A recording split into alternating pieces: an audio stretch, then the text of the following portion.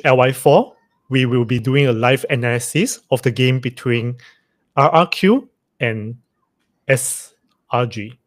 Hi, Coach. Who are you betting on winning for this game? Honestly, based on the recent performances of both teams in this MSC, I think I'm siding more towards RRQ. They seem to be more solid as compared to SRG. But definitely, as from the recent performance from SRG, you can see that they have some cheese picks hidden, such as the Dyrennn EXP lane. Definitely, RRQ has some cheese draft as well, such as the double fighter composition. So I think it's quite interesting to see which team has the better weapon to use to win this series. All right. Okay, guys, thanks for joining us. We're going to chill for a while, check that all our technical streaming are fine. Then when you see us appearing on camera again, that's when we will start talking about the draft. So see you soon. See you later.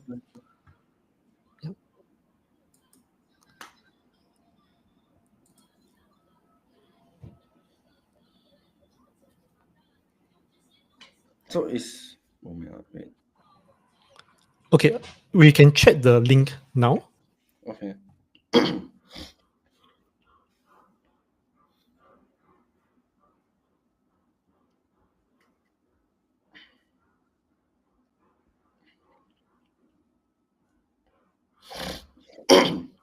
Yeah, the link is working well. One of my friends said that my mic is too soft.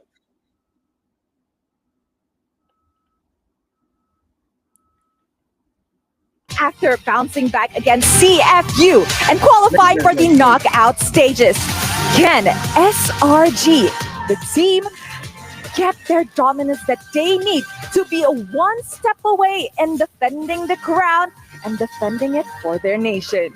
Rose, once again, we're getting an equivalent grand final match in the quarterfinals, and that is an absolute honor to be part of. So please, RRQ, please, SRG, you may place your tablets, your keys, take your seats. Our game is about to begin, Rose. Ooh.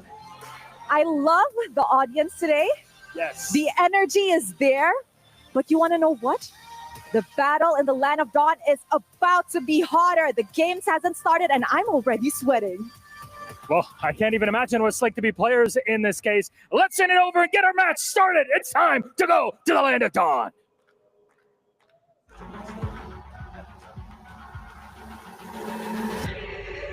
I'm feeling really excited to meet RRQ because they want to take revenge on us. So we are really excited to face them again. And that is one left, and that's a wipeout! Another unofficial savage for the beast! Kalau dibilang perasaan gua lawan SRG, kayak biasa aja. Apalagi kan ini juga pertama kalinya kan gua ketemu tim SRG. Terus juga sebelumnya gua sempat ketemu innocent di MPLI dan itu tim gua menang. Jadi buat lawan tim SRG, gua tetap confident sama diri gue sendiri. I think RRQ chose us because they want the revenge from last year, and I'm not mad about it. I'm happy. So is my team, so we can prove them wrong also. Lock that in. That is the term you use for a gold lane performance like that. Mungkin untuk perbedaan RRQ dengan SRG, untuk RRQ mungkin kita dari segi hero pool, strategi juga mungkin lebih siap, terus juga main untuk menangin setup turtle apapun terjadi, dan untuk tim SRG mungkin mereka untuk saat ini mengandalkan innocent untuk tim play mereka. The biggest deciding factor against RRQ will be the best disciplined team wins and the less mistakes going to win. Untuk kunci kemenangan kita melawan SRG mungkin pertama dari draft. Yang kedua mungkin dari team play kita untuk bagaimana cara kita dapetin turtle, terus objektif kita, mungkin itu sih. So to RRQ, I'm excited that you guys picked us and let's have a good match. Pesan-pesan gue untuk tim SRG, terutama Innocent, good luck, have fun. I like how the beats that we hit on the panel for this match all came true. Trex, you mentioned you cannot make a mistake. It was Stormy himself who acknowledged, yeah, the least mistakes lead to the biggest wins for the teams. And then we talked about the hero pool, the draft. So good to see that RQ is acknowledging that when you're going up against SRG, you really need a deep hero pool ready. It's not only that. I think they're hitting the major pain points for SRG's side. The draft, the read on the meta. What is priority and what is not? Because if we're talking about raw execution, both of these teams are good at what they do. It will stall out to the late game. Yeah, I think we could argue that almost all the teams are solid, but yeah. Don't forget, you have the MSC 2025 chest available from August 18th to, July 18th to August 11th for only 20 diamonds. You can draw the luxury reward, returning MSC Skin Atlas Rune Sentinel, plus your first 3 openings guarantee you Crystal of Aurora and Banner of Morale. That's not all. Up to 1,000 MSC coins could be yours too. Buy the MSC support chest now and cheer for MSC. Sorry, Trex, you were in the middle of a point there. What did you want to say? Like I said, I think draft has been crucial yesterday. Even whether you argue the skill level was different between the teams, I really think draft was huge. And I think this is one of my worries for SRG coming into this. They have been extremely diverse in their draft. They've picked a lot of different things from gold lane all around the map. They have a much deeper unique hero pool than RRQ. And I think what's going to keep a lot of teams together in this knockout stage is maybe just sticking by the book, honestly. Which is kind of interesting because last year during MSC 24, we saw a lot of the meta already figured out. It was pretty set in stone in how teams wanted to play. The question was skill expression and how to kind of attack specific players rather than a whole style of composition, which is very different to now where I think there's a lot more fluidity with the ways that you can kind of pivot on blue as well as red. Yeah, currently the draft is paused. We will be coming back into that once it's ready yet again, but we already saw a blue side Fanny rush ban actually by RRQ. Yeah, the funny thing about Fanny is like she's still an option, but yeah, she's gone right now in the meta. But if she does come up, it's more on the red side, if I'm not mistaken. So it just really goes to show how the priorities change. Now, this is a good respect ban by RRQ, taking away the Kimmy for Stormy, who was actually great for SRG OG. Fun is all that matters. That's not the only thing, right? Getting rid of the Kimmy is just one part of the puzzle. Red side, we've seen a consistent amount of bans going over to Yishin, Shin, sometimes even Lancelot, but most of the time it's always that Wanwa, which kind of opens up the utility pool for junglers.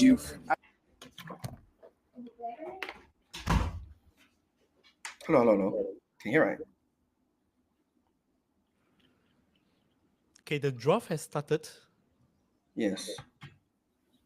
We are live already, right? I'm going to mute myself so I can hear Coach LY4 speak more. I'm going to check the technical aspects of it. Okay. Is my microphone better now?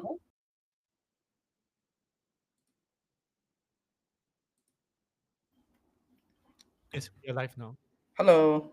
Yeah, is my microphone better now?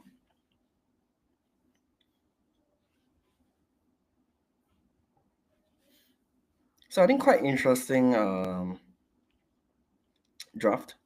RRQ is banning out the Granger Kimi, quite standard default draft team composition for most of the teams in this MSC. Long range artillery. Yes, it's very standard. Your sound is good, Coach. Okay, nice. So very standard first pick chosen here. I think most teams are doing that now.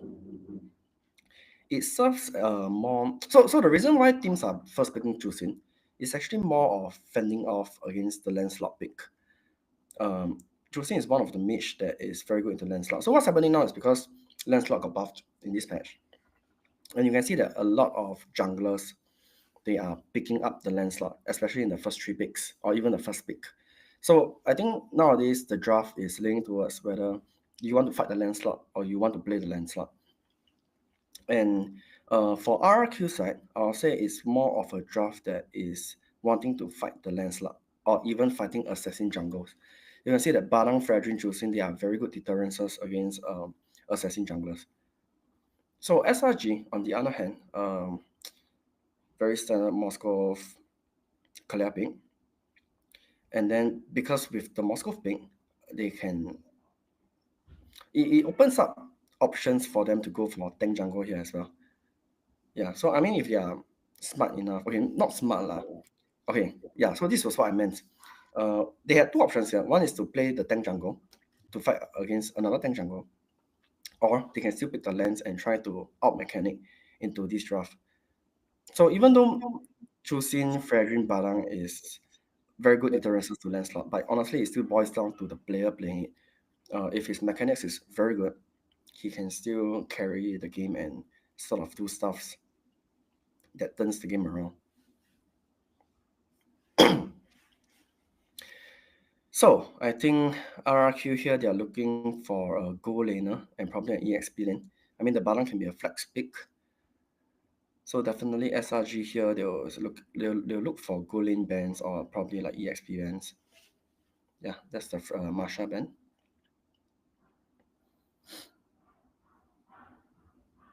Whereas on SRG side, they're looking for a mage and an EXP/roam as well.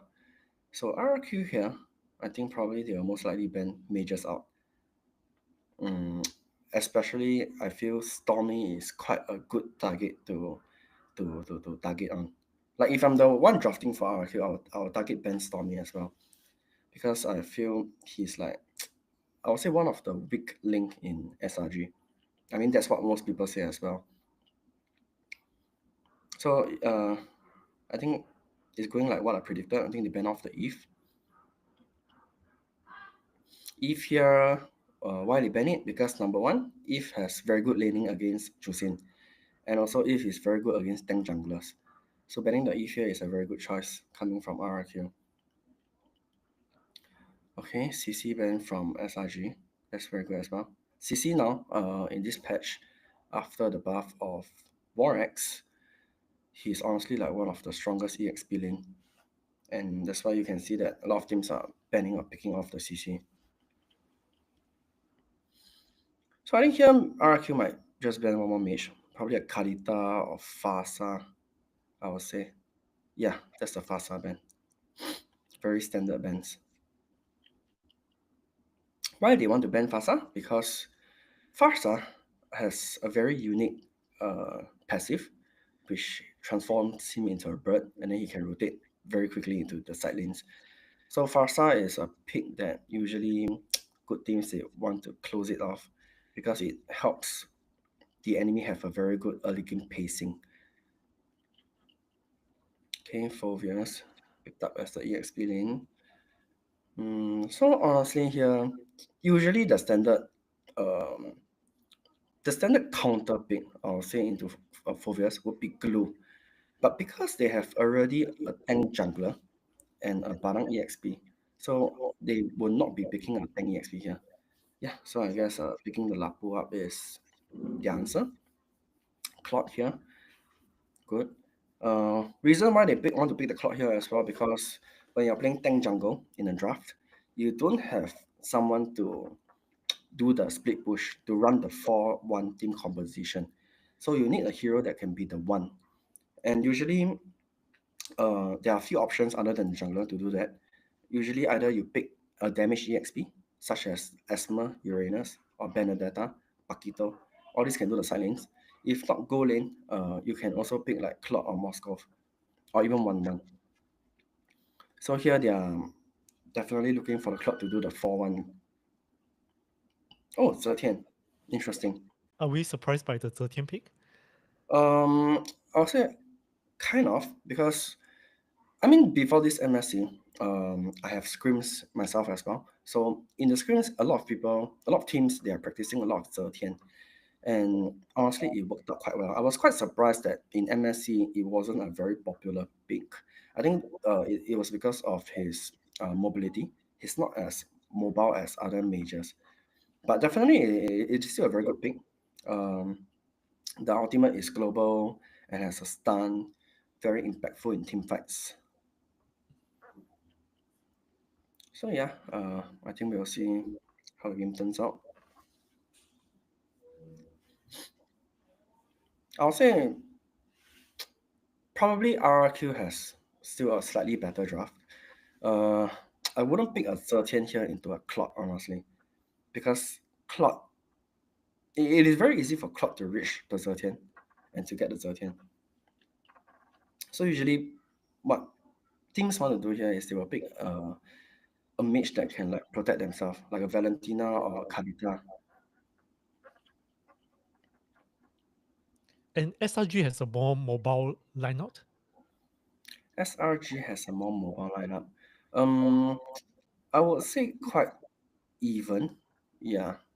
I mean, if you want to compare the jungler Lancelot and Fredrin, definitely Lancelot is more mobile. But in terms of team fighting, I would say RRQ has a better edge. Mm. Yeah.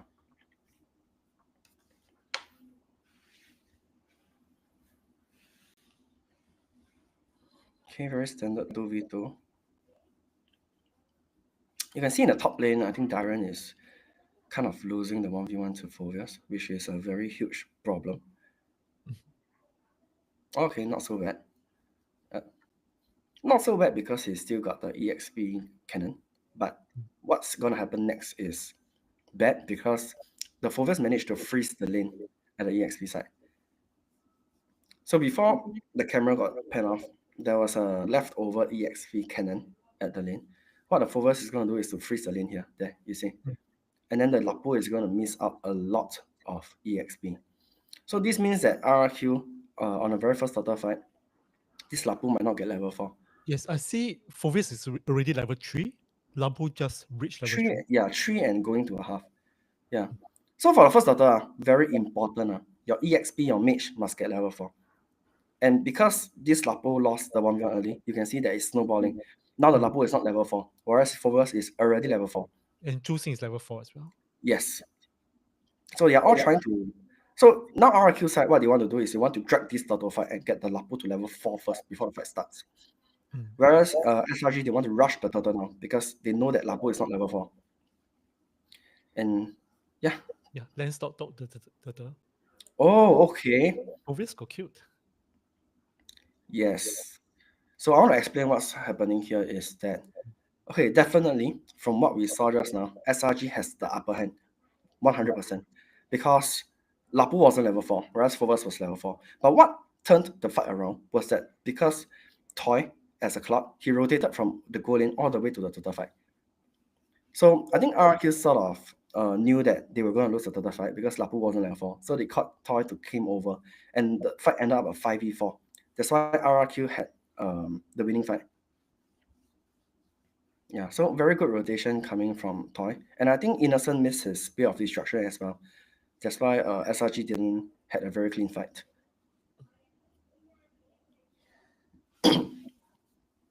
So I think this is something very good for amateur teams to pick up from. Like, they are very good at adapting into situations. So like in this situation, they know that their Lapu is not going to get level 4. Then they are like, hey, why not let's just get the Cloud to come over to the turtle to make up for the level 3 Lapu. And then boom, there goes a 5v4 fight.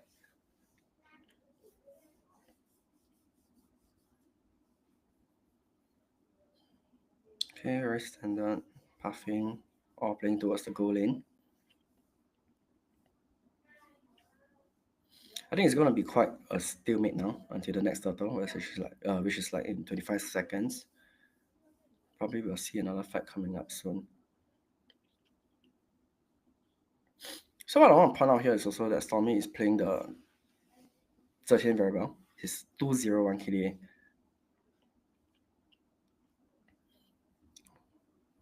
Very good first game, Zetian. Oh, okay, Sekyss, nice. Poking Juicing low before the turtle start. Okay, Cram going in. Trader 1-for-1. Sutsujin managed to secure the turtle with a retribution. Boskov's Spear of Death.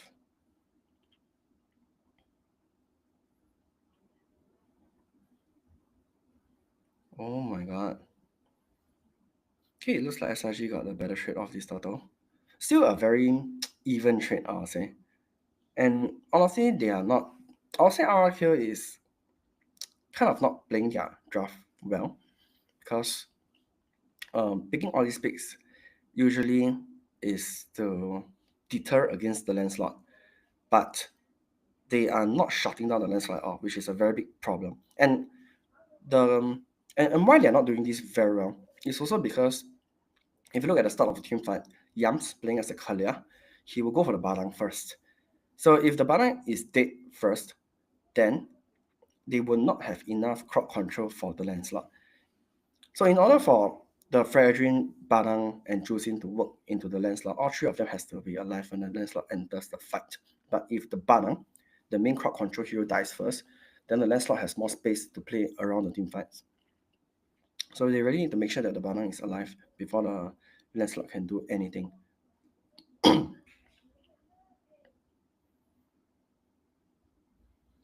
Hey Utah, yo. Who are you rooting for SRG?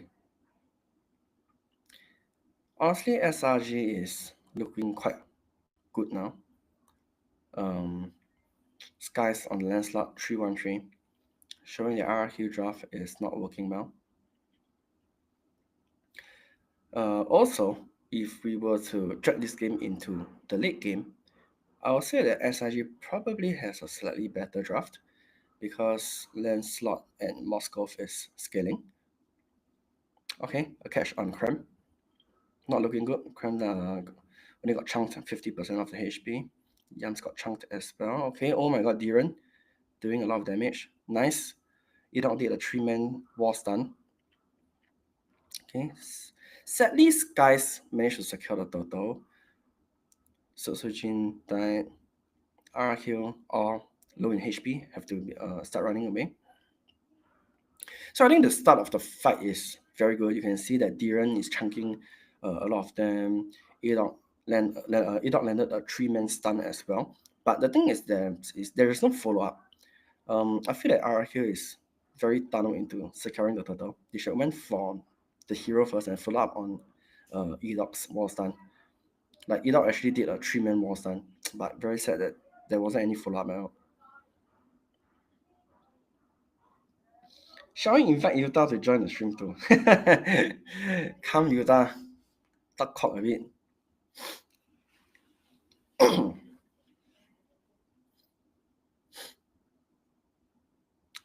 Honestly, at this rate, if RRQ is not gonna have good team fights, they really need to think of a way to shut down the Moskov or land slot. Because like I said, RRQ draft is supposed to win the early mid game. I wouldn't say total win, but they should have an edge in the early mid game. But you can see clearly that now they are losing by 2.6k goal, which is not looking very good for them. Because Moskov land slot is definitely scaling better than Fredrin and Clark. I mean, Clark and Moskov is quite even, but definitely Fredrin is not a scaling jungle. Okay, catch on Yams. Oh my god. So Yams counterplay by bringing Idok into the tower. Idok died. RRQ has to back off. Toyy? Oh, Toyy? Nice. So a lot of chain crop controls coming from the Fredrin. That's why that brought me back to my point where Fredrin and Banal is very good into the land slot. And you can see that Sutsujin there changed his crop control spells very perfectly, which made the lens unable to run. Okay, because lens is dead, RRQ managed to secure the lot. The trade-off definitely is that Moskov, innocent, he's split pushing bottom lane for quite some time. So not so bad for SRG. They managed to trade off the bottom tier 2 tower for the lot. I think now the most important thing is we need to see how RRQ can make use of this lot to take down some turrets in the game. Because if you look at the stats, RRQ has 0 turrets. They need some turrets. Whereas SRG, they have already gotten 2 turrets at the bottom lane.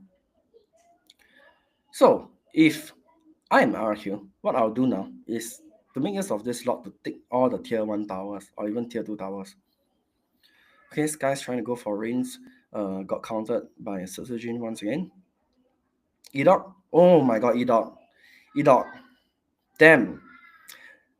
So Idok kind of misplayed that. He missed his S2 flicker. And then Sekyss managed to get the Jusin. Dyrennn, on the other hand, managed to come in and kill him off.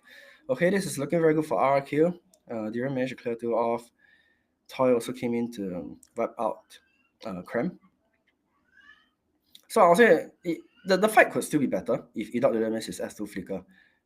So, okay, that's a replay. You can see that Sekyss That was the misplay by Idok. And it allowed Sekyss to go for Rinz, which killed Rinz.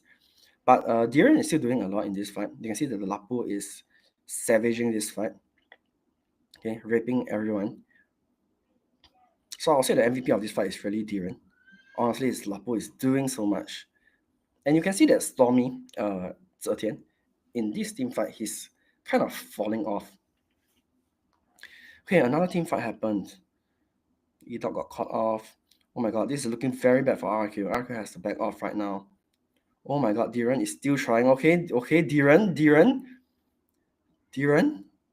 Damn, Dyrennn is doing so much. Oh my god, Sekyss. So I feel that Dyrennn is doing very well. And then I felt that they shouldn't, although Dyrennn is doing very well, they shouldn't have overextended the fight. I feel like Rinz and Toyy should have backed off earlier. So very good speed of destruction coming from Innocent as well. Managed to join the team fight and got himself some kills. And as you can see, Lancelot is still very OP. And this is why everyone is playing Lancelot or fighting Lancelot or banning Lancelot. It's just so lame. He has so many dashes. He has invulnerability. He can build tanky, he can build damage. Even if he build tanky, he has damage because of his passive. It's just a broken hero. Okay. I mean, Dyrennn is still doing very well. 506 on the Lapu.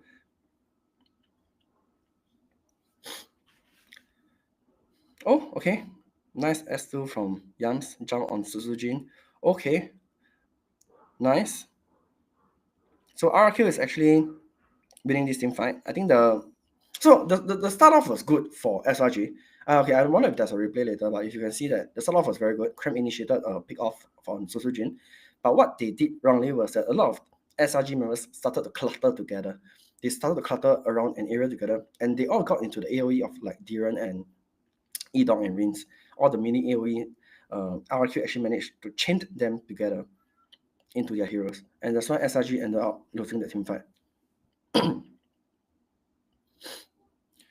Okay, definitely RRQ is going to pressure the lot now.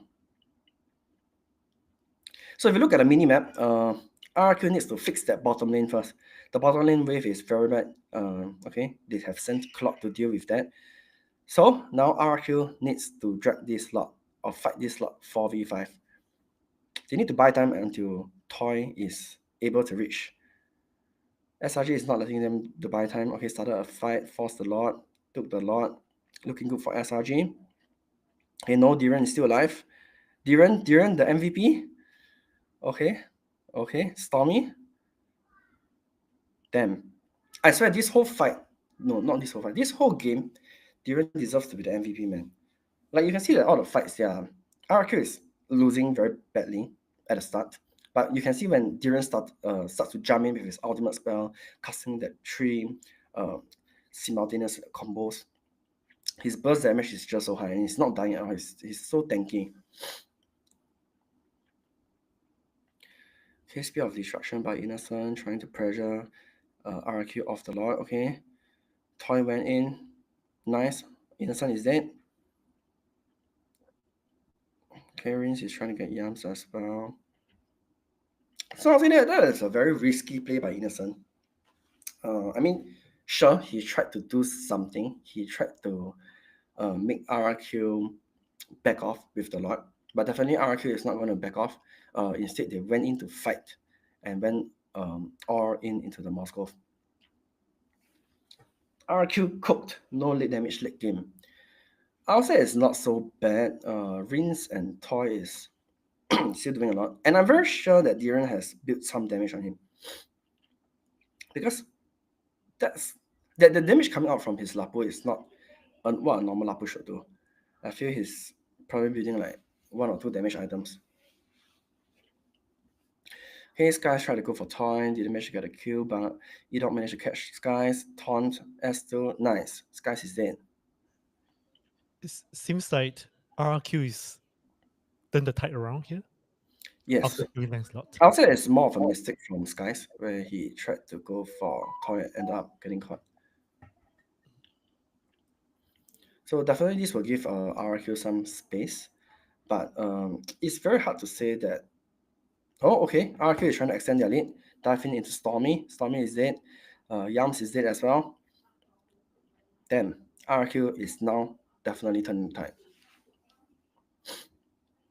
So Sekyss being dead alone is fine, but SRG shouldn't give RRQ the opportunity to continue to catch them. You know, like all of these deaths, I feel they are very unnecessary. And now SRG is still trying to fight the 3v5, or they are giving RRQ the chance to fight the 3v5. You know. So I was saying, if I'm their coach, I will score them. if I'm SRG coach, I will score them, because I feel they're not very disciplined, you know, and they are giving RRQ the chance to do this to them, which I feel they shouldn't. Like the moment Sekyss is dead, the other four should play very safe, not giving RRQ any chance to start a team fight. Then they just need to buy time until Sekyss is alive. Then they can start fighting a lot together with Sekyss. But apparently that wasn't the case. Okay, Idok managed to catch again. Onto Yams. Yams is dead. So this is looking very good for RRQ. Sekyss, on the other hand, trying to kill Rinz. Rinz is alive with 30% HP. Okay, I think this is looking very good for RRQ. What RRQ has to do now is to just back off and go for the lot. It's a 5v4 lot. Okay, so this is still very scary for RRQ because they are running on timer. You can see the Innocent is split pushing on the top side. Somebody has to deal with the top wave. Okay, Sekyss is dead. Nice catch. Okay, they have sent Rinz to deal with Innocent. Oh, Innocent. Okay. Oh, he managed to kill Rinz. Okay, got one kill there. Idok trying to get... Oh, Innocent! Damn, that was such a good play. So I feel like that was quite awesome. Like, really. Innocent tried to split push, and then RRQ had to send Rinz to answer that push. Realized that Rinz, one person is not enough. Innocent managed to solo kill off Rinz, and then Idok tried to help out. Idok ended up dying as well. Very good outplay from Innocent. With that being said, RRQ still has the lot, 3v4.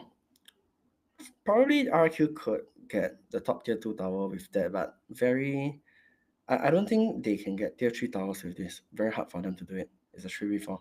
So what Innocent did that, he actually bought a lot of time for RRQ. And he also made RRQ not being able to push with this lot, which is a very good play.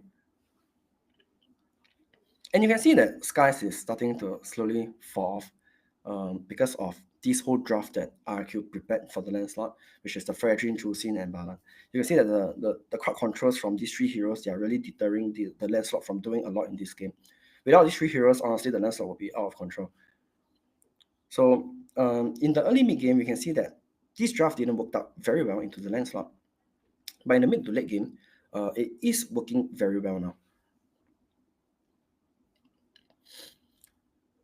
Okay, RRQ tried to do a conceal play, didn't work out. I think here is the part where they just need to chill, and then they need to set the side lanes. The lot is spawning in 70 seconds. So what the Cloud wants to do here, or what RRQ wants to do here, is to keep the top lane pushing out first, because in RRQ side, their tertiary tower is down, so they have to push out the top, set the top first. Then 30 seconds before lot, they need to set the bottom wave. And the best person to do that, would that be Cloud? Yes, definitely it'll be the Cloud. Only the Cloud can do that. So I think 30 seconds before lot, you will start seeing both teams rotating towards the bottom lane. Usually that's what they do. Always want to set the opposite lane of the lot, so that when you do lot, you have the opposite lane pressuring towards your enemy tier 3 tower, and then that gives you more map pressure for the lot. Okay, that being said, while setting the top, started a team fight. Oh, Idok died first, then Sutsujin next. Okay, Dyrennn is still doing a lot of Toyy. Dyrennn. Damn, Dyrennn is a beast. Man, this guy is one of the best Lapu I've seen, man, in this whole MSC. He has not even died once in this game. Yes, he's not even died once. He's playing it so flawlessly. Oh, Dyrennn, oh my god. Man, just give this guy the MVP medal, man. So you can see that the start it was looking very bad for RRQ, you know, like even Idok got caught off first. things weren't looking good. But what happened next was Dyrennn and Toyy, they entered the fight together. SRG, all of them got cluttered together, and then they got picked off by the AoE from Claude and Dyrennn, from Toyy and Dyrennn, and that actually helped RRQ to win the fight. And you can also see that their draft, I would say, end up working very well into Lancelot. At the very last fight, Sky's Lancelot died first, which just proved that they drafted with a plan into the Lancelot, and their plan worked out well. So yeah, I was saying, even though the early mid game, their draft didn't showcase very well into the Lancelot, Sekyss, I think he had a 414 KD in the early game. But going towards the mid to late game, they actually made that draft work. The Fredrin crowd control, the Banal crowd control, the Juicing crowd control. It stopped Sekyss from doing a lot for SRG. So yeah, I think very standard game one. Throughout this whole MSC I've been watching as well, it's really whether you want the team to fight the Lancelot or you want to be the team playing the Lancelot. And if you want to be the team fighting the Lancelot, definitely Fredrin, Badang, Juicing, Kalia, Phoveus, all these are very good picks into Lancelot that people are picking now. And then if you want to be the one playing the Lancelot into these team compositions, then your Lancelot needs to be prepared for all this. So the key counter to Lancelot, answer to that would be Badang and Fredrin. Badang, Fredrin, Juicing, Kalia. So usually if Badang is closed, there's a Kalia also. Kalia roam fights Lancelot very well as well. And also Phoveus EXP.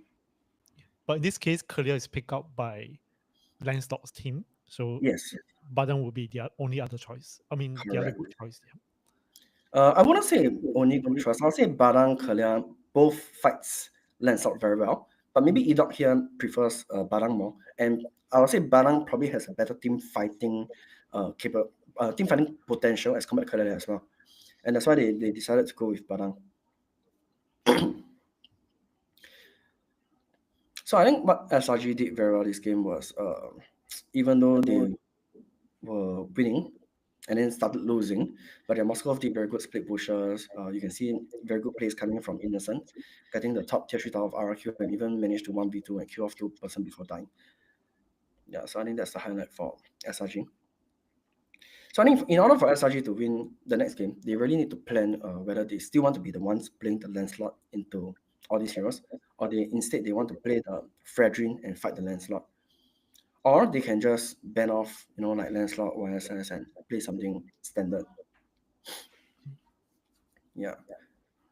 So I think it really needs a lot of brainstorming on the draft. All the drafts now are very important. They are very, very important to determine whether a team will win or lose, and how a team plays a draft. Their comfort level with the draft determines a lot as well.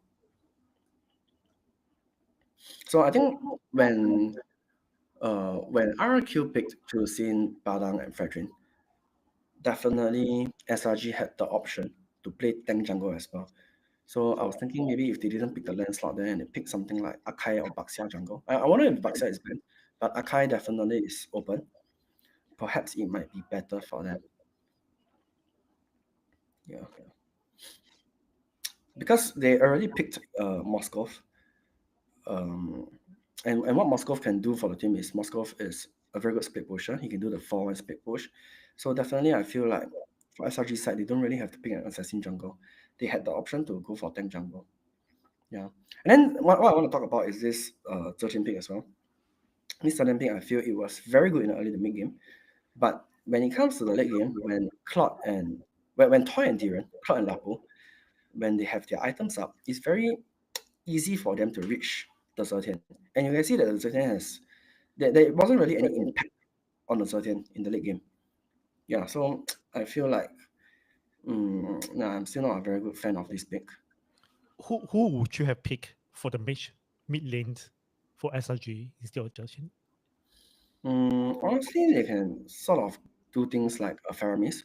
Recently, I see Faramis have been picked, I think by Onyx, PH or TRPH, one of them. Yeah, so Faramis them, honestly, not so bad. And then it sort of... Because, okay, what's happening now is when you pick a Lancelot, teams pick all these heroes to sort of counter the Lancelot. But if you pick a Faramis, I feel like if you give the Lancelot that Faramis ulti, the Lancelot could do more in the team fight. So I say Faramis would have been a pick that has more potential to bring out the Lancelot. Yeah. I mean, even if you don't pick Faramis, then I feel Kalita also not bad into the draft. Okay, so I think let's look at second game. Pretty sure the draft will change.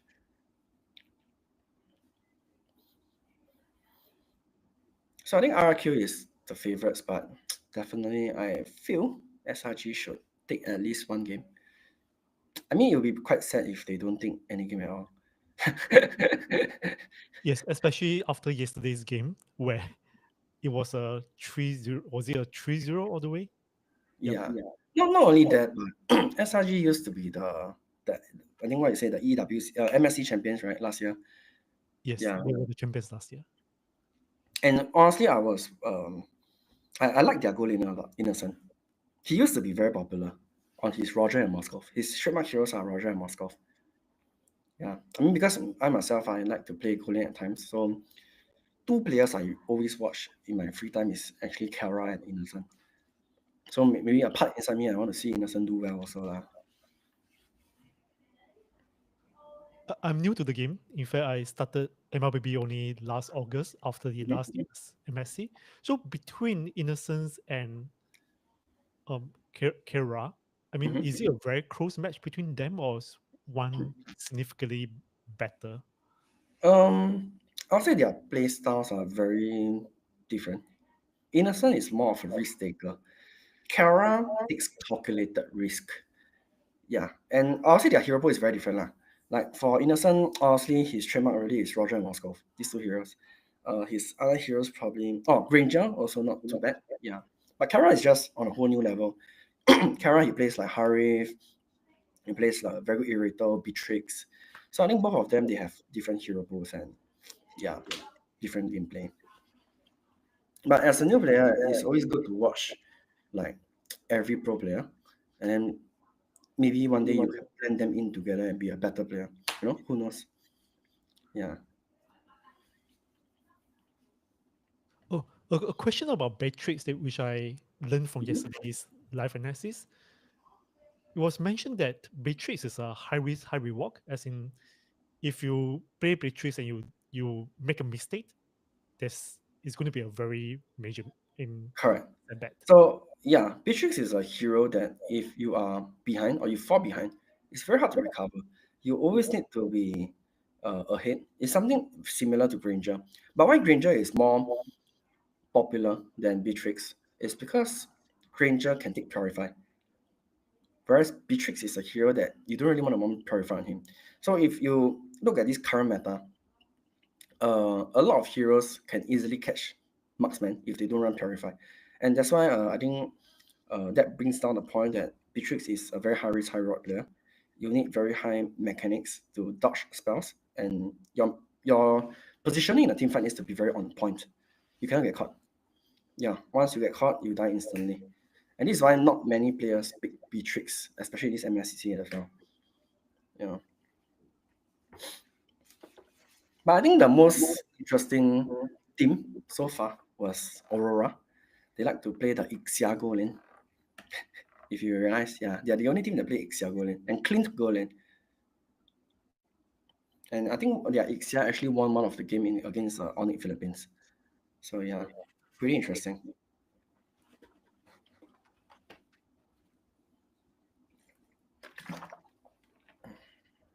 Okay, I think I'm coming back. Oh, do you have a chance to? I didn't have a chance to ask you, Coach, about the triple marksman. That is it Virtuous Pro they pull off in the early games? Correct. Is there something rank games? So what they did was YSS Kimi Moscow draft. Honestly, it makes sense, or maybe it doesn't, because if you usually I want to explain first. Usually, when you are drafting YSS, some of the teams they like to play double fighters. And when you're doing double fighters with YSS, then usually you want your mid lane to be something scaling, like a Kimi or a Lunox. So sometimes they actually play double fighters with Lunox. Sorry. Yeah. And why YSS play Double Fighter as well is also because YSS is not an assassin. He is one of the jungler that cannot do the side lane split push. So when you are drafting with a YSS jungler, you always want someone that can do the split push on the side lane. So I think VP, what they did was they drafted Moscow for the side lane. And then I think perhaps they gotten a bit greedy, they got the Kimi. I mean, Kimi is one of their comfort pick as well. I mean, maybe that's the reason why they picked it. Also, Kimi definitely is one of the stronger mage picks in this current meta. Very strong laning phase. So I wouldn't say Kimi is that scaling. And yeah, I mean, it worked out fine, I guess. So even though he has 3 marksmen, but I want to explain that only Moskov is the really scaling marksman. YSS now is not so scaling because his ultimate in the early game deals a lot of damage. Kimi also a very strong mid to early game hero. So this draft is definitely workable because only Moskov is scaling. Kimi and YSS is still strong in the early mid game. But if you're talking about like 3 marksman heroes that really require items to get damage, like let's say a 1-1 plus a Moskov plus a Clot, then definitely it will not work because these 3 heroes, they need a lot of items. Yeah, so I think heroes, drafting the same role heroes, drafting heroes of the same role together is fine, but you just need to have a balance to have a good early mid game and also to have a good late game. Yeah.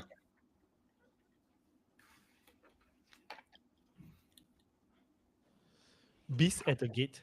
Can Toyy and RRQ Can Toyy and RRQ team the untameable? Yeah, they have some tricky lines sometimes. I think they call him the Beast because his trademark is Roger as well, I guess. Okay, second game starting soon.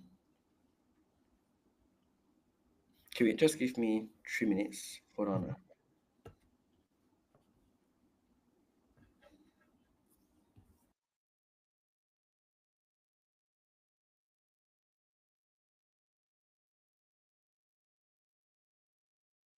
Yeah. And if you want to be a beast in game 2, similar to players, you can go ahead and grab the MSC 2025 pass. Again, it's only available up until August 7th. It's 20% off for the entire period. Don't forget to get Nathan's new Archon of Knowledge skin, one of my favorite MSC skins that we've ever released.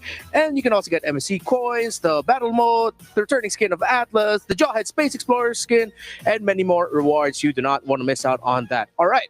So drafts for game number 2. We were unanimous that RRQ drafted a much easier lineup to pull off. SRG kept up with them mechanically, but I think now the focus shifts away from the center of the map. You're really gonna have to look now at what Dyrennn ends up with and how well Cram with his pick can stop Dyrennn from doing what Dyrennn does. I want to agree with you, but at the same time, what it really boils down to is whether or not the mid is going to get affected because of Dyrennn on the other side. Like, I mean, look at this quote from Rinz. Yeah, he did mention that during M6 that he wasn't like completely in the zone. There were a few things that was sort of like bothering him, but now that game number 1, it really didn't look like it. He was very confident on that Juicin. Cut to Innocent, taking him out right to the pace. Fair enough, but that's Innocent things, man. Innocent can do no wrong right now. But I want to touch on what you said, Renmar. You know, in terms of draft, honestly, SRG's draft won me over halfway through that game. I don't think their draft was any worse than RQ's, but I will agree that I think RQ's draft was a bit harder to pull off. There was a bit more things that they had to do in sense of hit certain skill shots. The timing of that Fury of the Phoenix had to always be perfect, whereas RQ's draft was just a bit more straightforward for me. Everyone had a very easy objective. I agree they had a very easy objective, but then it's really your coin flipping every single time for SRG, right? It's like I have to mechanically outplay you, and Sutsujin's only worry is, am I going to get tsunami slammed, and can I lock down Sekyss? Well, as we head into the draft for game number 2, surprise, surprise, what I have been telling everyone should be the pick of MSC 2025, the Akai, is banned in the first phase by SRG. So do we see a Fredrin ban as the last one from SRG? Pure target onto Sutsujin, because it's true. All we've seen from RQ. So SRG. Okay, now they are very interesting. You can see that they're actually starting to ban out all the tank jungles. Probably a third ban Fredrin. I think this is their answer. to fighting RRQ because they know that RRQ has an answer to fight off their Lancelot or YSS. So they are trying to ban off all the tank jungles that can deter against the YSS Lancelot. Or, very interesting that they didn't ban off the Fredrin, they banned off the Moa instead, which means that they could be looking for the first pick Fredrin. And they could be the ones playing the anti-assassin team composition.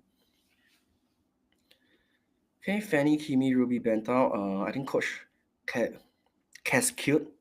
Okay, I think here what he's trying to ban off is YSS setup, because when you're drafting against YSS, like I mentioned, usually you want to go for double fighters, and Ruby is a very good fighter to be placed at the goal lane when you're drafting with the YSS.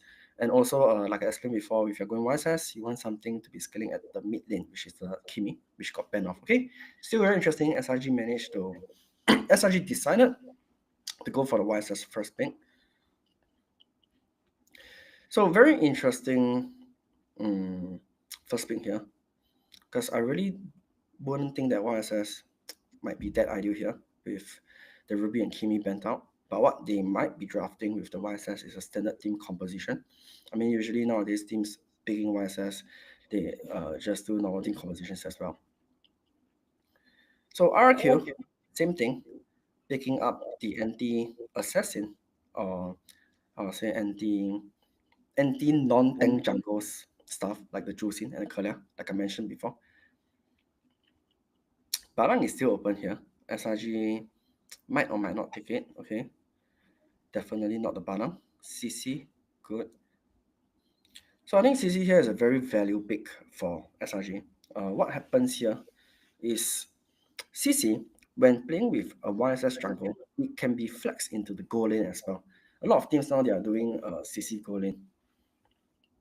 So this CC definitely is not 100% EXP pick yet. It can be the goal lane pick. Fasa, very standard. Okay. Arlet, nice. So when you're drafting an Arlet, usually what you want to ban off is the Phoveus. You don't want to fight the Phoveus, which gives him a lot of dashes. But because RRQ has Jusin, which fights Phoveus well, so they might not need to ban the Phoveus. If CC happens to be the goal laner, then who will be their late game damage dealer? So a lot of these double fighter lineup now, usually their EXP, I wouldn't say their EXP will scale very well to the late game, but they'll pick something that can scale, like an Esmeralda, a Uranus, or even like Marsha, Benedetta. You know, things that have damage and can scale quite a little bit.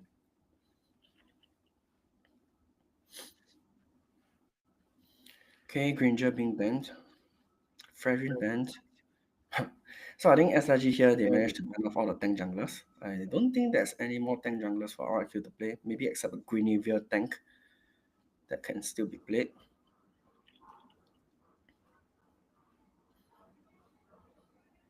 Here RRQ might want to ban off 4 more marksmen or maybe a fighter. Because I think what they are thinking also is that the CC might be a flex pick. The CC might go in, and they probably will ban a fighter here.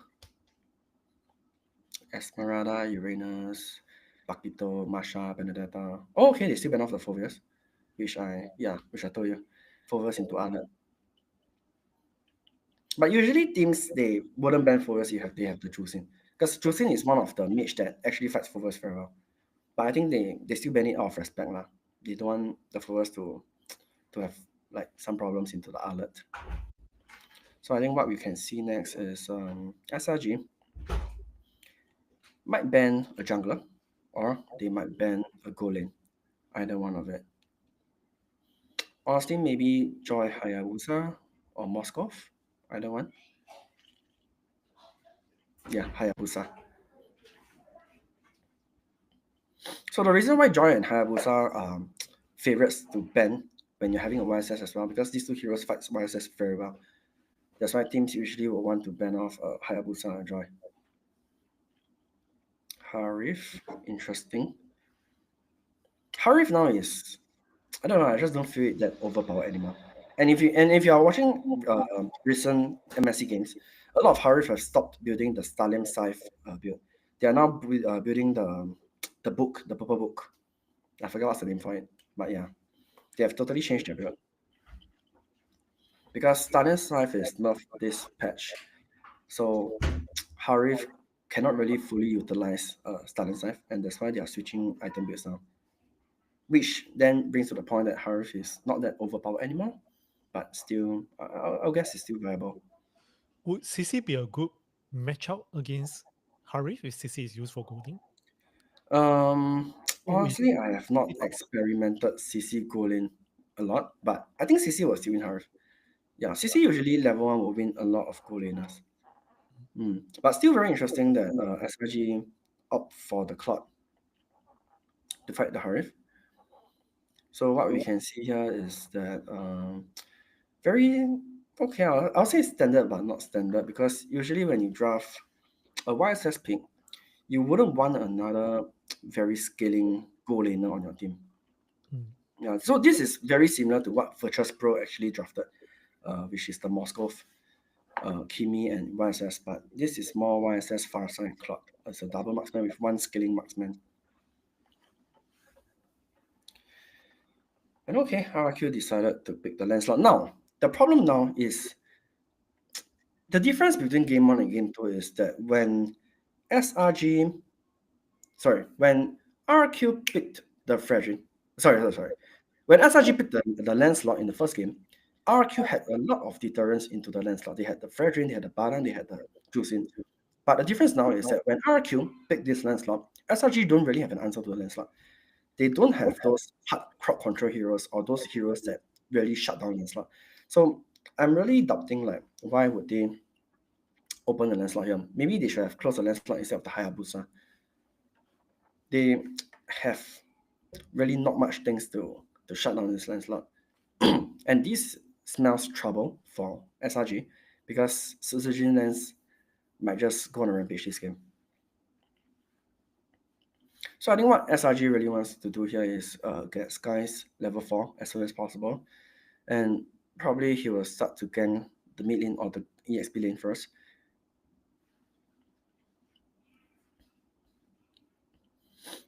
So first game we can see that Dyrennn was losing the 1v1 to Cram. Not sure if this game he will lose, but honestly, if I'm not wrong, CC usually wins the 1v1. Okay, very interesting. So what they are doing now is they actually send Idok to go to the EXP lane to help Dyrennn a bit, because they recognize that the Alert is having a very hard time into the 1v1 CC. Good. Also managed to secure Dyrennn the EXP crab, which matters a lot to get the to getting the level 4 for the first total. R4 Xin Chao, are you at Buivin? I'm at Vietnam. I'm at Ho Chi Minh, District 7. And some fun fact is later tonight I'll be meeting Adamir. Coach Adamir is at Ho Chi Minh as well. So he's dropping a visit.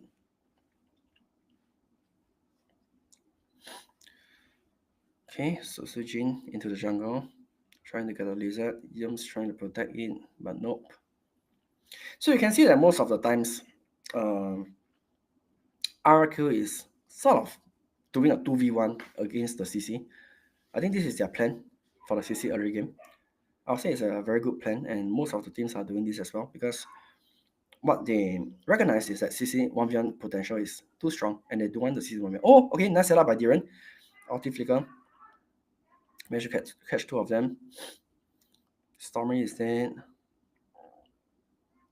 Okay. Follow-up is very bad though. When it gets to the extended fight, SRG has the upper hand here because of the Gato and the CC pick. Sutsujin. Oh, okay, that was close. Nice escape.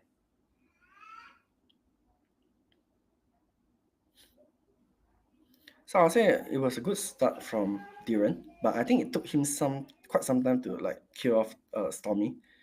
And then the fight just went very badly because Sekyss got his level 4 as well. Used the YSS outing, bursted down Rinz. And CC is just a beast in the early game. Okay, goal is still quite even.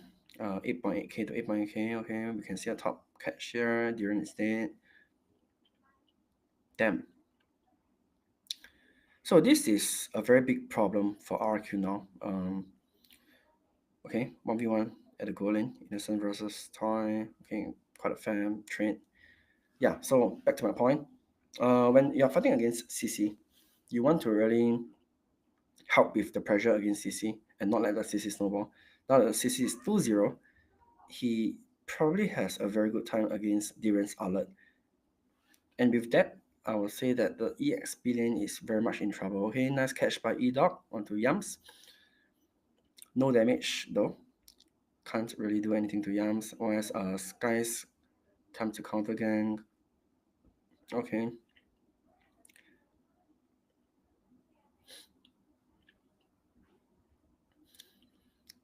So I think this is why teams pick up Gatot into Kalia as well. Because if you ulti a Gatot with Kalia, it's very hard to burst him off in the early game. Oh, nice Gatot ulti by Yams. Damn. So this is what I was talking about. So very big difference as compared to the first game. First game, it was more of fighting the lane slot and picking things to fight the lane slot. Now this game is a whole new type of gameplay because SRG pick CC, and you can see that teams, they are all trying to play around the CC. So Rinz and Sutsujin got cut off. Oh, Dyrennn, nice.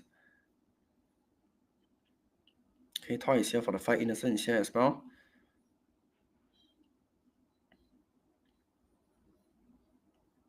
Will Cram finally die? Damn, he's still not dead. Oh, okay, nice. Toyy got a shot on Cram.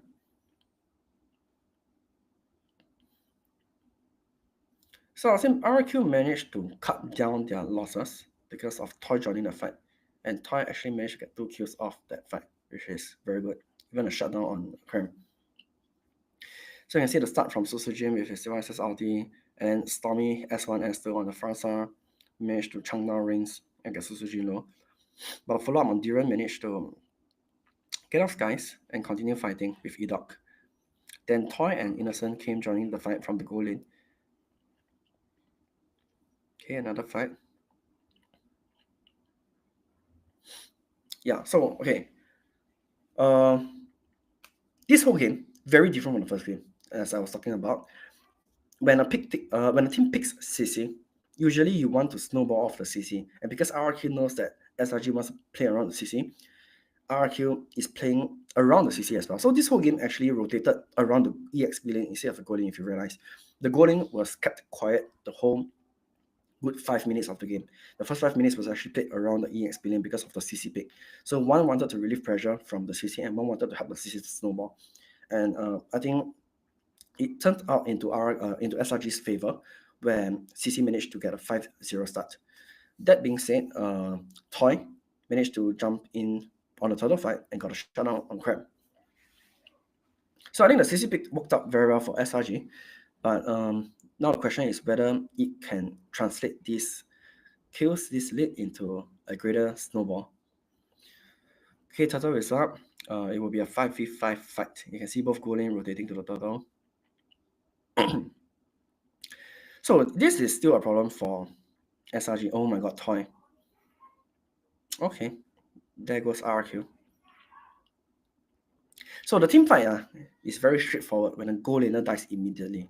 At this point of time, the goal laner is sort of like your main damage or maybe your secondary damage. If your goal laner dies immediately in a team fight, just tell your team to back off. It's a clear-cut loss. Goal laner can never die first. If your goal laner dies first, your team fight is 100% loss. Okay, maybe not 100%, but like a 75 to 90% loss. And this is why the moment Toyy got caught off and died first, you can see that the whole RRQ team is just backing off. So very good catch from Cram and Yams on the Harif. What I want to point out also is that they are playing CC Gatot.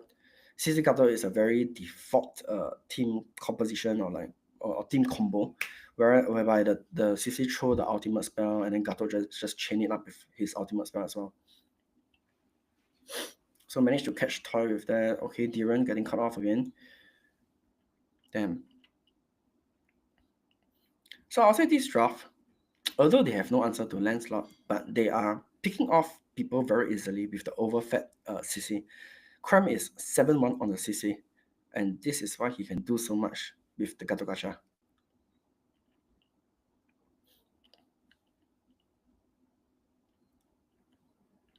Okay, Sutsujin. Honestly, this game really boils down to whether Sutsujin can carry this. So SRG, first game, pick the lands, fight against things that counter lands. This game, they'll be like, hey, let's just don't care the lands. We pick things that we are comfortable with.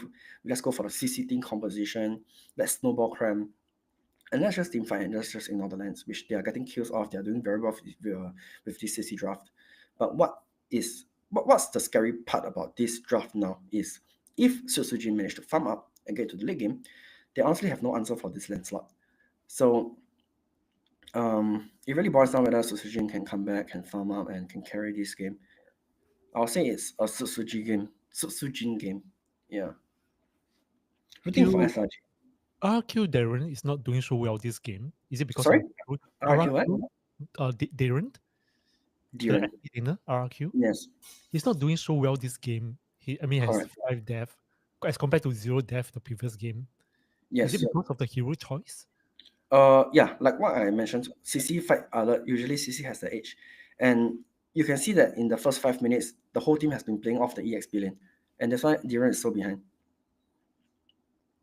This team fight is looking towards SRG. So Sutsujin didn't manage to do much. Okay. Still a very close team fight.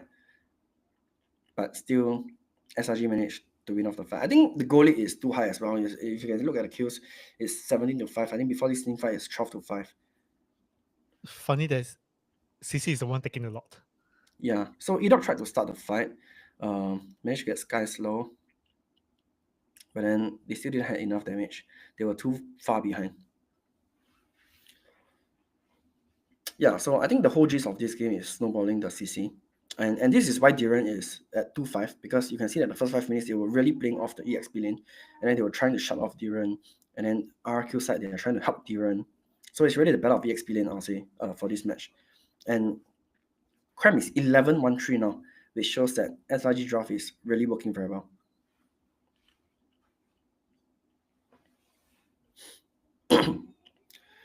With that being said, CC is not a late game hero.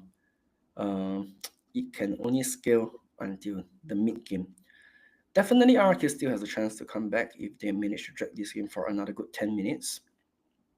But if SRG manage to close out the game before another 10 minutes, then it's very hard for RRQ to have a comeback.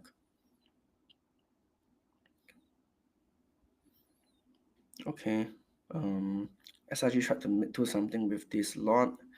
I think so far we cannot go for the tier 3 tower, but they do get all the tier 2 towers. And now if you look at the goal, they are having a 7.3k goal lead, which is a very high goal lead for SRG. Okay, Idok tried to start engage on Cram. Cram jumps off with the Vengeance. Sekyss died immediately. Okay, this is looking good for RRQ. Okay, maybe not. So Sutsujin died next. Jungle for jungle. Rinz died. Idok next. Then. So I think the start off was going for CC, the 11-1-3. But they couldn't get Cramp because he had Vengeance on.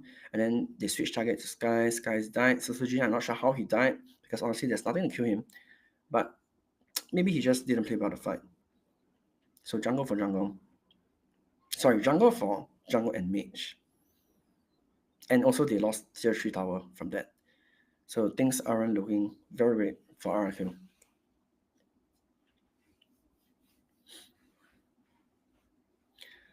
The only chance for RRQ to come back now is if they can use Idok to make a catch on someone before the lot spawns, and then they force a 5v4 like 5v4 fight on the lot. That's how they can win the next lot fight.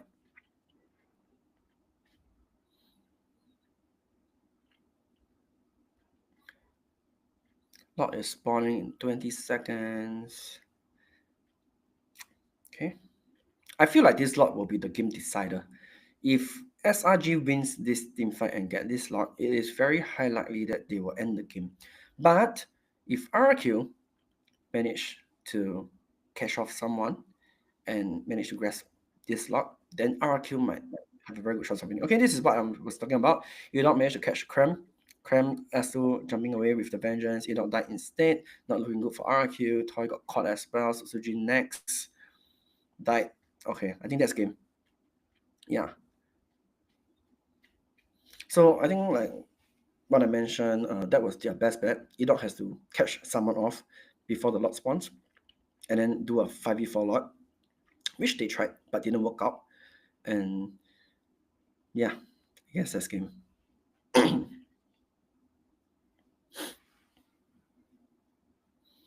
Dyrennn trying to defend with his ultimate spell. Rinz. Okay, maybe the game isn't over yet. Idok is out. Okay, maybe it's over. Idok is dead. Yes, it's over. GG's. So very interesting game 2 compared to game 1. Game 1 was more of fighting the land slot and playing the land slot. Game 2, on the other hand, is more of fighting the CC and playing around the CC.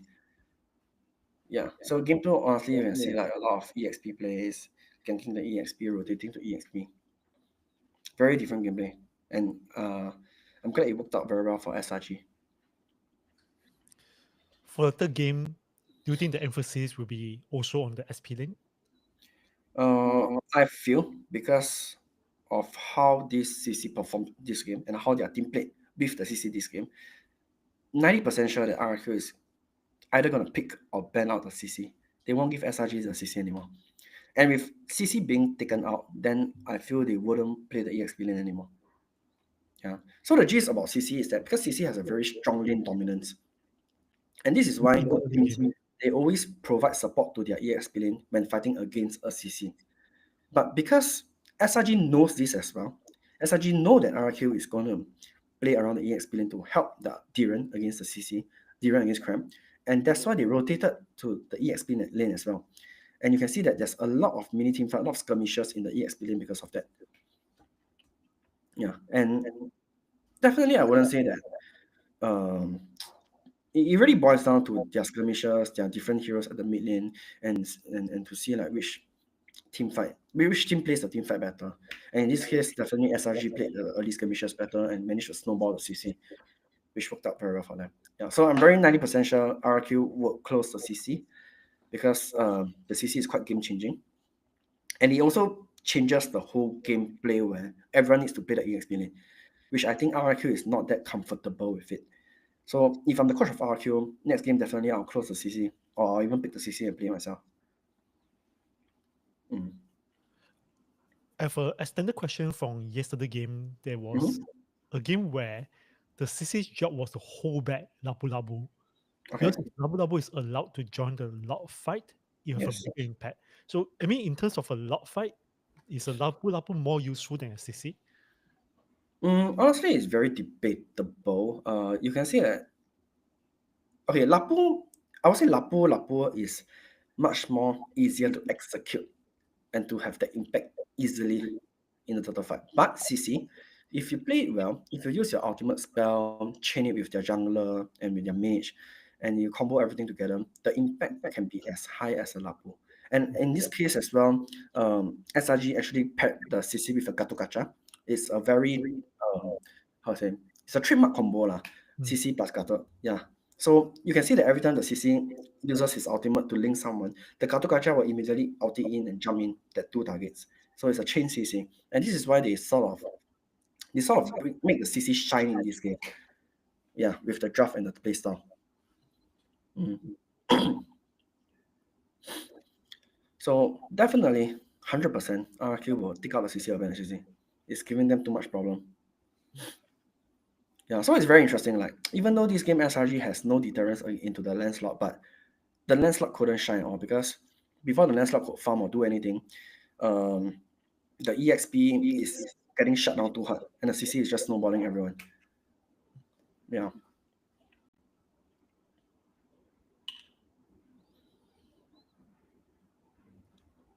Dyrennn has taken the most damage this game.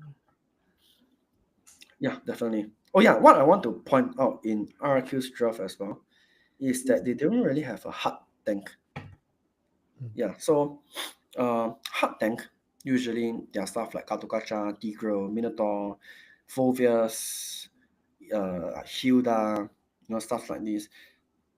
What they were drafting just now was two pseudo tanks, the Alert and the Kalea. So how teams want to play with Alert and Kalea is usually you want to pick off someone with Kalea's ultimate and then start running backwards. Wait for the Kalea's ultimate to get on the cooldown again, and then start catching someone again.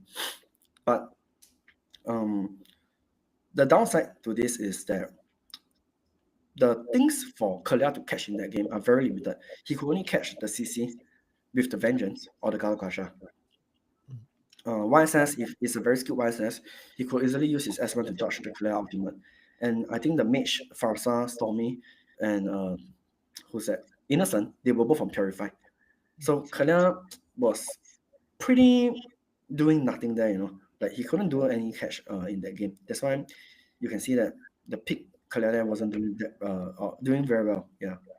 So for the second game which RRQ lost, they were doing a draft that is for pick-off strategy. Yes, it's more of a pick-off strategy. Work out well. Correct. I think there was only one team that really executed this kind of draft very well, which is I think Onyx Indonesia.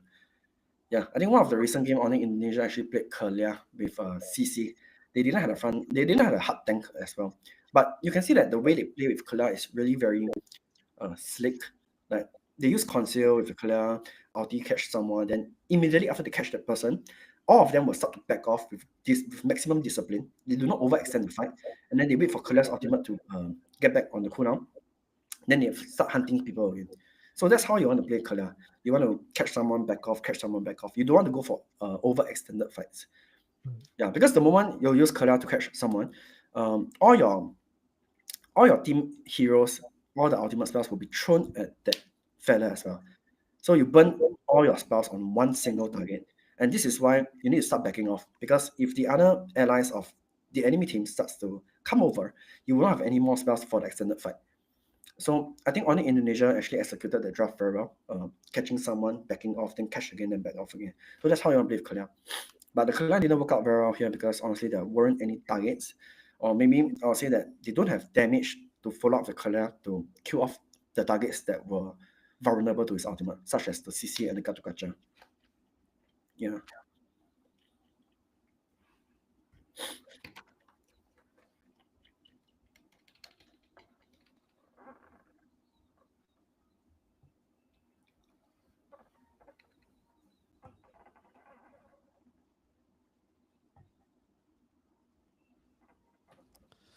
Adam was asking a very off-topic question about what was he asking? About Fresh SG's draft. There was quite a few games back. Can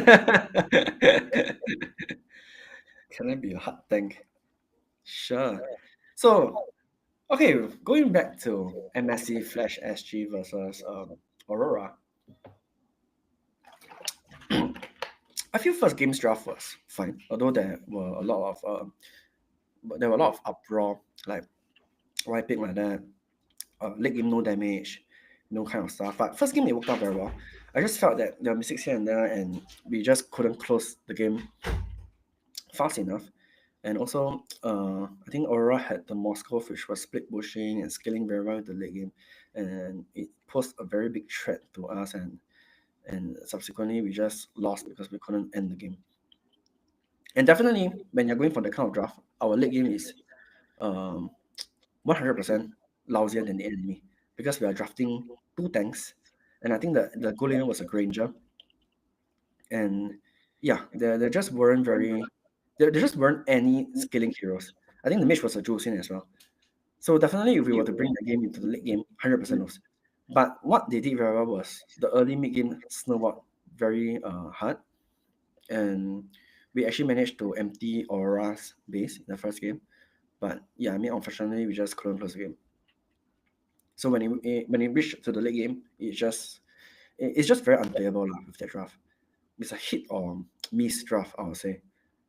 I mean, what can be better really is either don't draft the jungle or the EXP both tanks lah. Maybe change one of them to a damage.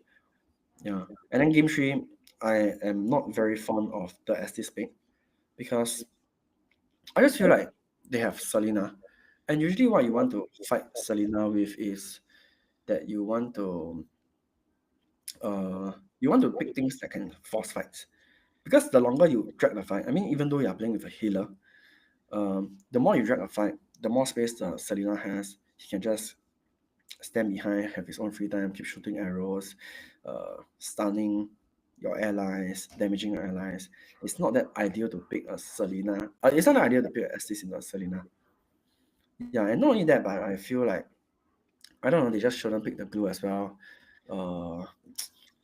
Wait, what was the reason? I remember I had this very conversation with my friend as well. Okay, wait, let me go and see again. Flash versus Aurora game 3.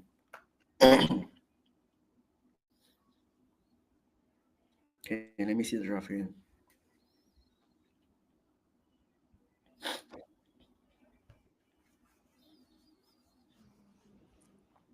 What do you think was the core problem if Flash SG runs this MSC? I feel the first series against Homeboys was honestly not bad, but I mean the idea was there, the draft was there, Leomord worked out. Okay. Very big throw from Ken Masha. I think everyone flamed him as well, so let's not talk much about that. But I think because of that game where Ken threw the game with his Masha, diving in from the mid lane instead of the side lane, then it slowly, I think it kind of destroyed Flash. Wait, am I muted? Okay, I'm not. Yeah. So We can I hear think you. because of that game where Ken's Marsha dived in the mid tier 3 tower instead of the side. I mean, what he should have done there is should have pushed the top tier 3 tower and then enter from the top instead of the mid lane.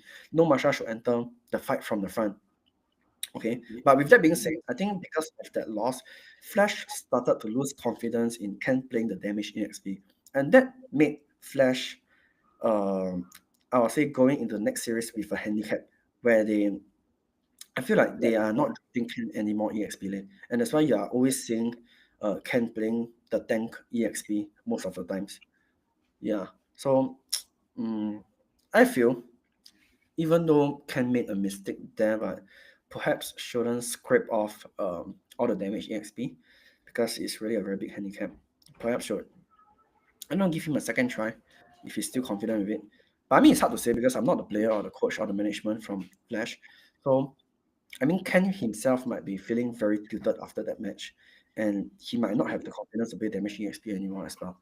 So, yeah. Talking about ESP. Yeah. Second question, why do you know why Diablo is not playing so much this season? I think Diablo, maybe, just maybe, I feel sometimes he's not as consistent as other EXP laners. So perhaps that's the reason why they didn't bring Diablo in. Yeah, and I think Flash made a choice to go through Ken all the way with the roster. And then it was very hard to sub in Diablo because they have already committed all the scrims, all the trainings, all the practices with Ken. Yeah.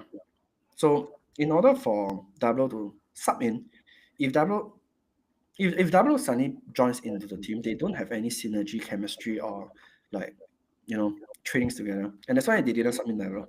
They stuck to Ken throughout the whole series. Yeah. Oh yeah, and then I was saying the game where they played I think game 3 where they did the SDS glue into the Aura, Guinevere, Kalia, Selena. I mean, if it was me, I would pick Esmeralda there, I feel. Esmeralda there is so good with Purify.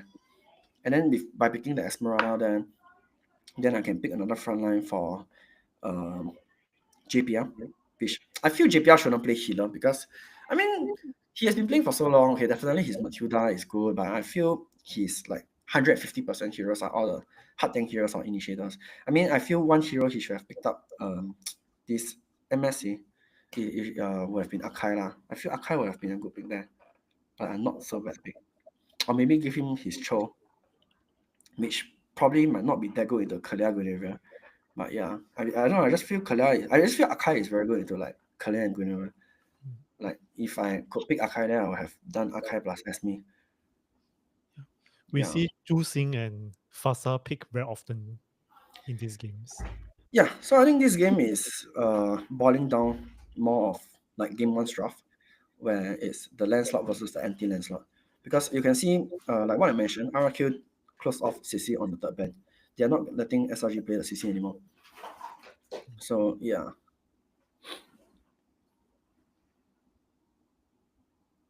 I think don't have element, that's why they lose. Hurt management got no say cause this motion.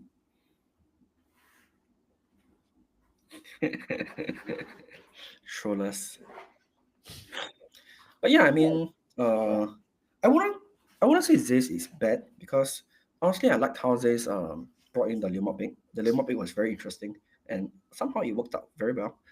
So I think you need to give Zay some credits as well. I mean, everyone in this world is a human being. Everyone is not perfect.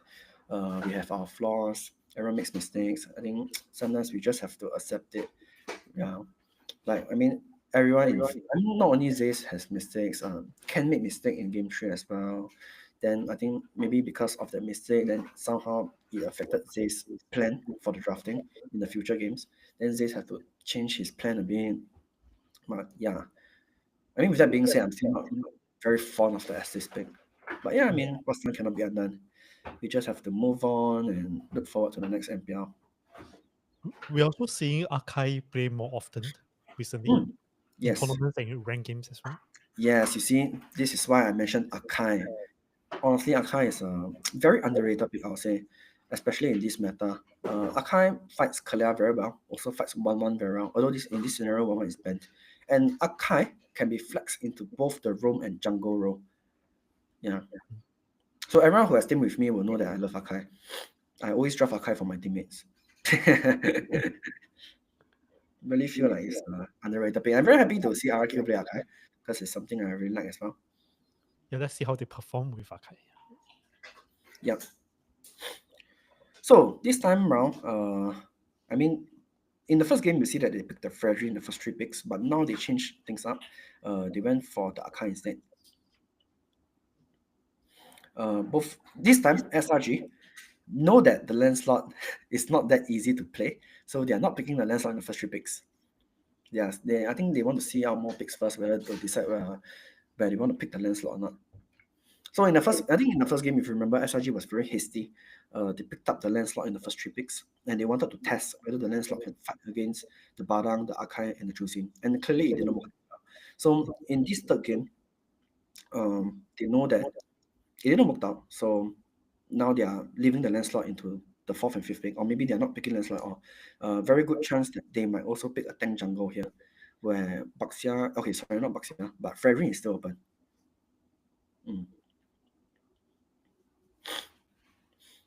So honestly, here what I'll do if I'm RRQ is to ban off the Fredrin.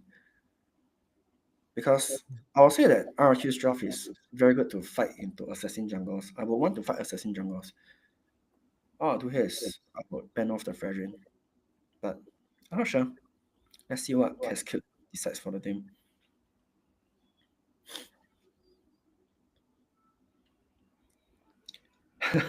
Leomord, good pick, bro. Just I mean, the Leomord did very well in the games, right? Like, Vanix actually played the Leomord and snowballed it off very well.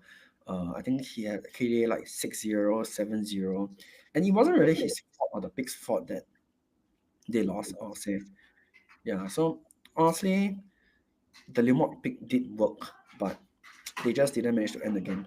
The downside to the Leomord is it doesn't scale very well into the late game, so the game has to be close in the early mid game. And I think that's the whole style of Flash in this MSC.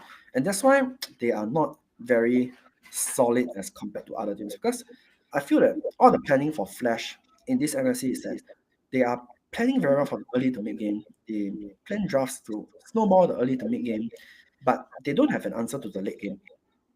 Yeah, so their drafts are always very committed to the early mid game, but their late game is always lacking. And that's why you can always see that Flash is winning the early to mid game, but one small mistake and the late game is lost, the game is lost.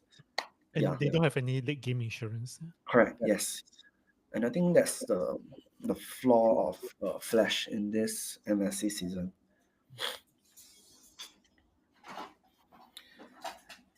Okay, SRG denying the Lapu off. I think they don't want to fight Dyrenn's scary Lapu. That's Murada. Cool. So what's going on here is Akai flex into the jungle role, and then Esme is being picked up. Why? Because Esme actually has a very good laning matchup into Lapu. So Esme and Lapu is a very interesting matchup. Esme has the upper hand. Esme can cut the Lapu lane, and what Esme can do is he can make Lapu suffer a wave. Like he can make Lapu lose out a minion wave if the Lapu wants to rotate for the team fight. So it's a very what would you pick as a jungler for SRG? That's the last pick with the jungler. Hayabusa is still open, if not Fredrin. Either one. Oh, okay. Interesting. So this is the cheese picks that I mentioned before. Like every team they have a secret weapon. And SRG here, honestly not a very bad pick. Because Xbox, what you want to pick this into tank jungles, into tanky frontliners. And in this case, fighting the Akai jungle, I guess they decided to give it a try. And I recall, Coach, you play Xbox in one of the games that you won. Yeah, Xbox is one of my favorites as well. So I think the Xbox here is very good also because usually when you play Xbox, you don't want to fight things that can burst you to destroy your armor. And in this scenario where he's fighting a Moskov and a Trusina, it's very hard to actually break the Xbox shield. So I think very good pick, very good draft, very good last pick coming from the coach of SRG. Interesting. When you want to fight Xbox, usually you want to destroy his shield as soon as possible. At level 4, during the total fight, you want to burst his shield as well. But you can see that in RRQ's draft, there's no burst damage. RRQ is more of sustained damage over time. And this is why Xbox is such a good pick here.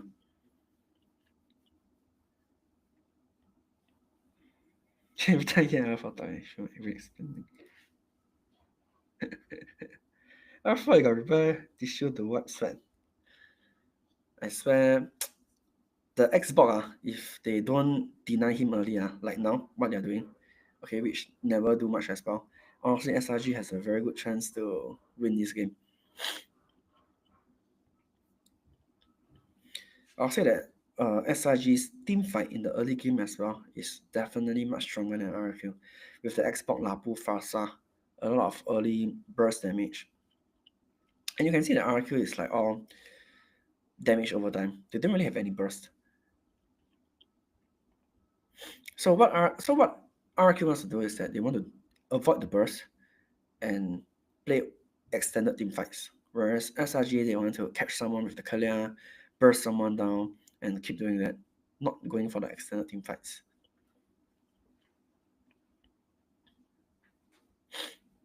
Can be Flash SG secret weapon. Flash SG already have a lot of secret weapon, don't need me. Okay, a lot of skirmishes at the EXP lane once again. Sekyss is here. Okay, look at this Xbox. Look at this Xbox. Because if they do not burst this Xbox shield, it will look very bad for them for this first turtle. So you can see the Rinz is trying very hard to melt his shield. And I feel Sekyss here just okay, not too shabby. Managed to cast an ultimate on Asma, melted Asma. Sutsujin got the turtle. Uses heavy spin. Is it called heavy spin? I don't know. But yeah, didn't really manage to spin anyone. Oh, okay, nice click by Idok. Sekyss is down. Dyrennn is here. So this is why, like I mentioned, SRG, they shouldn't be playing extended team fights. The moment they fight and the fight is over, they shouldn't be over chasing.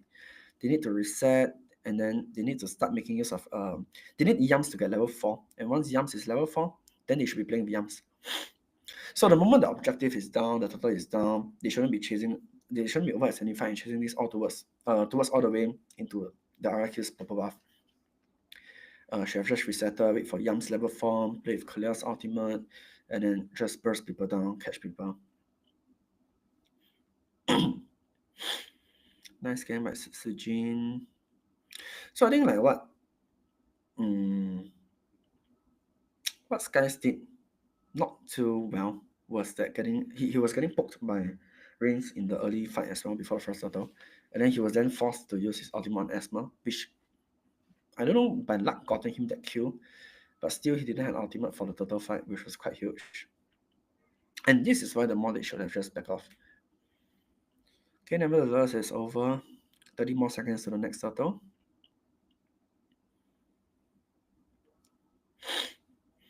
Yam's trying to catch people. Okay, Sutsujin spin. Man, look at that Xbox damage.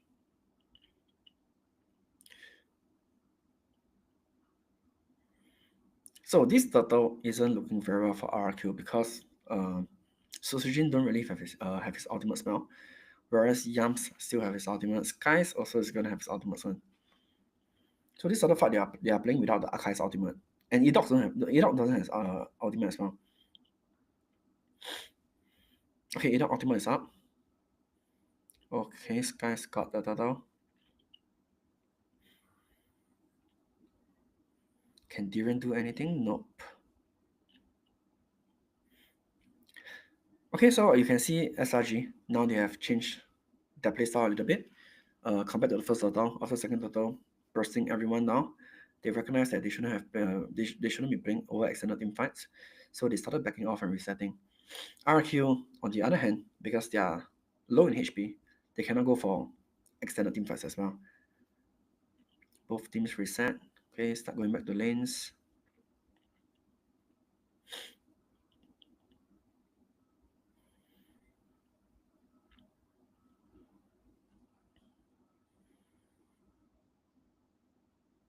When RRQ leading this caster, I'll be more happy.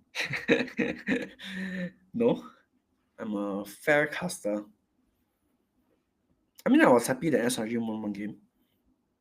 I personally like Innocent quite a bit.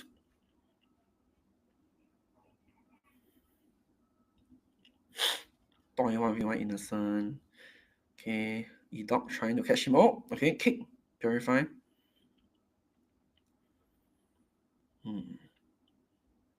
Well, this is not looking that good for RRQ. Because of this wasted gank and both Idok and Toyy got chunked a bit. Now SRG is making use of this to try and dive Toyy. Okay, Sutsujin is here and Rinz is here to help off. Okay, stalemate. Don't think anything will happen here. Turtle is up in 15 seconds.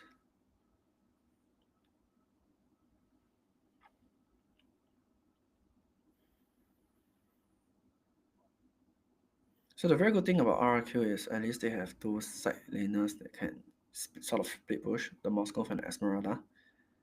They have something different to play as compared to SRG. Oh, Idok stopped Stormy's ultimate. Okay, RRQ is not fighting this. RRQ is going to let Toyy continue the split push at the bottom side. Traded the tier 1 bottom tower for Turtle. Not too bad. SRG side, they didn't really have a person to do the split push except for the club. And because RRQ recognizes this, you can see that Idok is always babysitting Toyy, so that Innocent cannot really do the side push. So this has actually gotten RRQ 2 towers at the bottom lane. Game is still very even.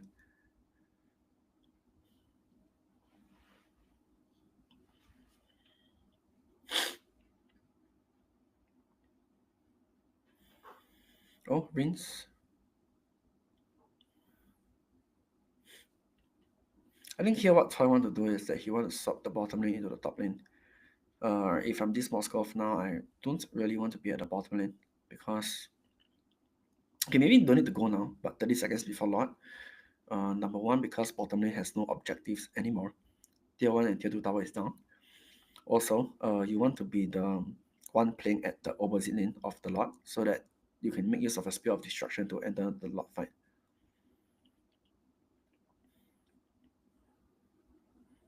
Okay, 4v4 at the top side. Not really 4v4, 4v3. Oh my god. You can see the burst coming out from SRG.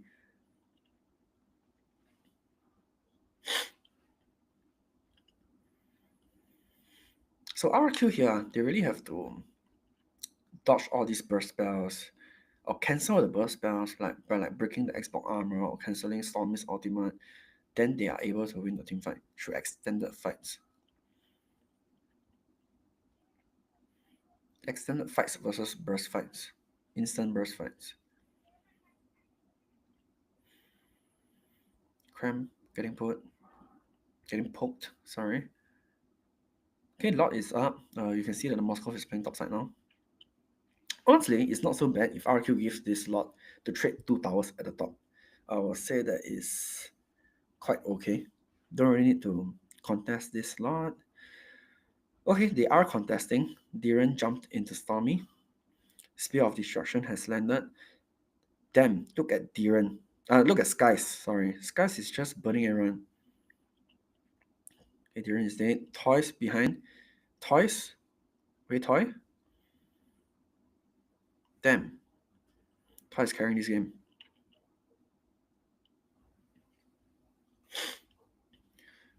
I feel like Sekyss probably burnt his ultimate too early. Then I'll say that he kind of self-destructed. Like because he used that ultimate early and then he didn't have the passive. Then you can see that Sutsujin managed to land a spin, an Nakai spin on him. And then he started dying off.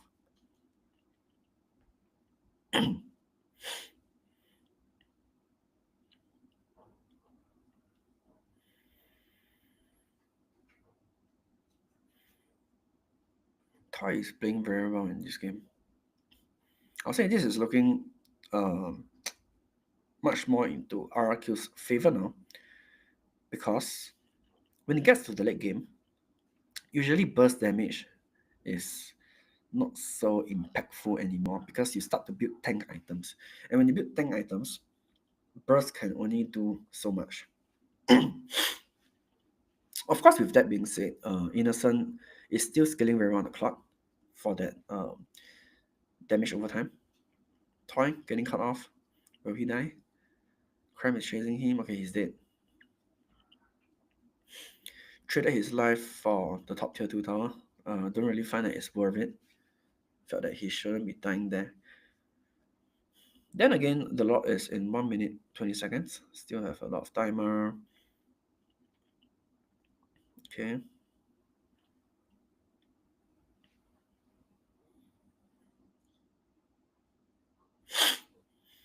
I feel RRQ here should not do anything.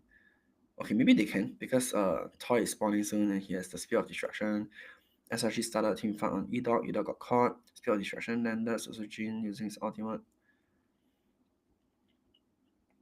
Okay, not so bad. I just felt like Idok shouldn't give them the frame to be cycling, to be catching them. Like he should have waited a few more seconds when Toy was going to spawn, then baited them. Man, SRG is also low in HP. Okay, I don't think anything is gonna happen. I'm gonna reset. You can see that Toy is puffing towards the bottom lane 30 seconds before lot. Gonna set that long lane.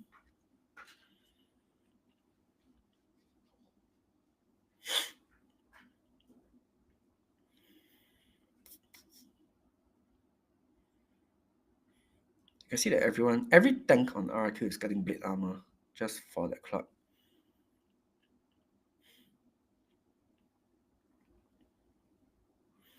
Oh, okay, nice catch on Sekyss. Break his armor. Damn.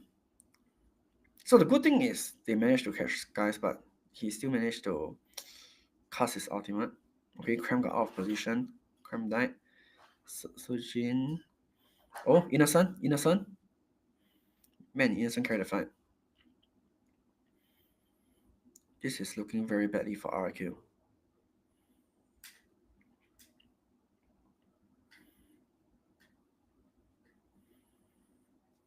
Okay.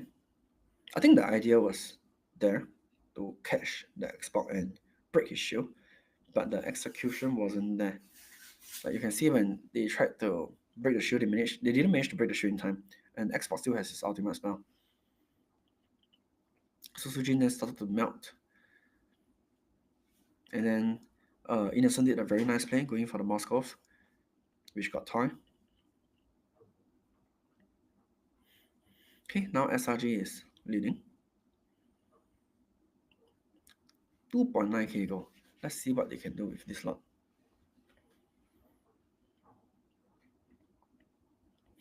Rinz buying Sky Piercer on Chusin. Favorite. Oh my god, okay, Sutsujin nearly getting caught there. Burns his ultimate spell.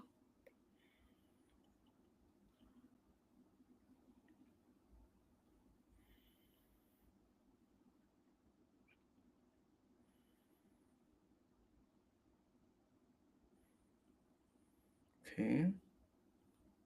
Oh, Stormy. Stormy is getting caught. Stormy is dead. This is an opening for RRQ. Will they continue chasing? Toyy still have the Spear of Destruction. Okay, no.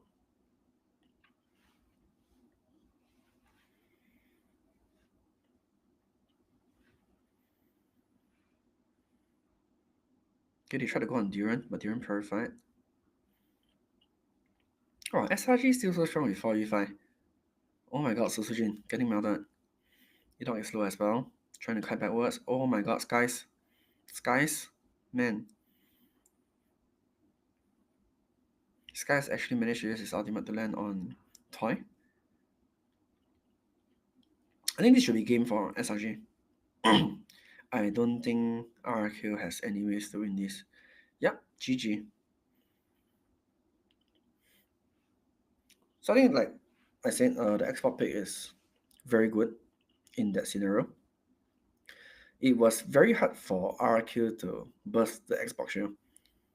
They don't really have heroes to burst his shield now. And that actually gave RRQ a whole big problem into fighting the Xbox pick. And then, yeah. What is this? This is casual shopcasting, watching MSC together, live party.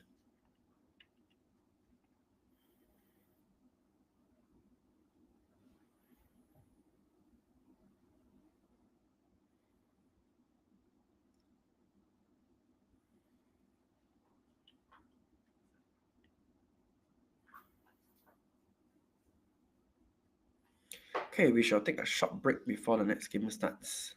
Be right back.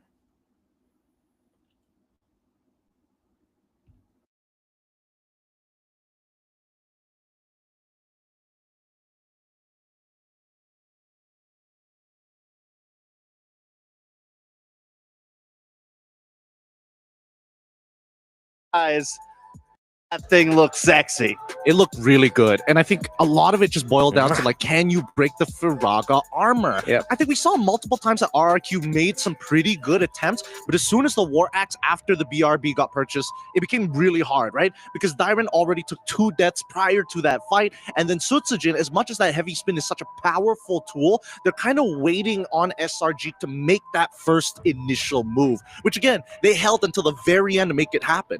And even when they did burst the Fraga armor, all of their kits were used up at that point, and you still got a Feathered Airstrike coming soon. You still have so many things that you have to worry about. And I think just Seky's timing, even when he didn't use it for a Lord or a Turtle, he always made sure he got a kill. Overall on the map, just played an amazing job. The biggest worry that I had in this game, it was mainly because every single time we saw a fight actually break out, towers, tier 1 and as well as tier 2 collapsing off of the second turtle in the game. You usually only see one tower go down because tier 2s still have its, like, quote-unquote armor and magic resist still in play.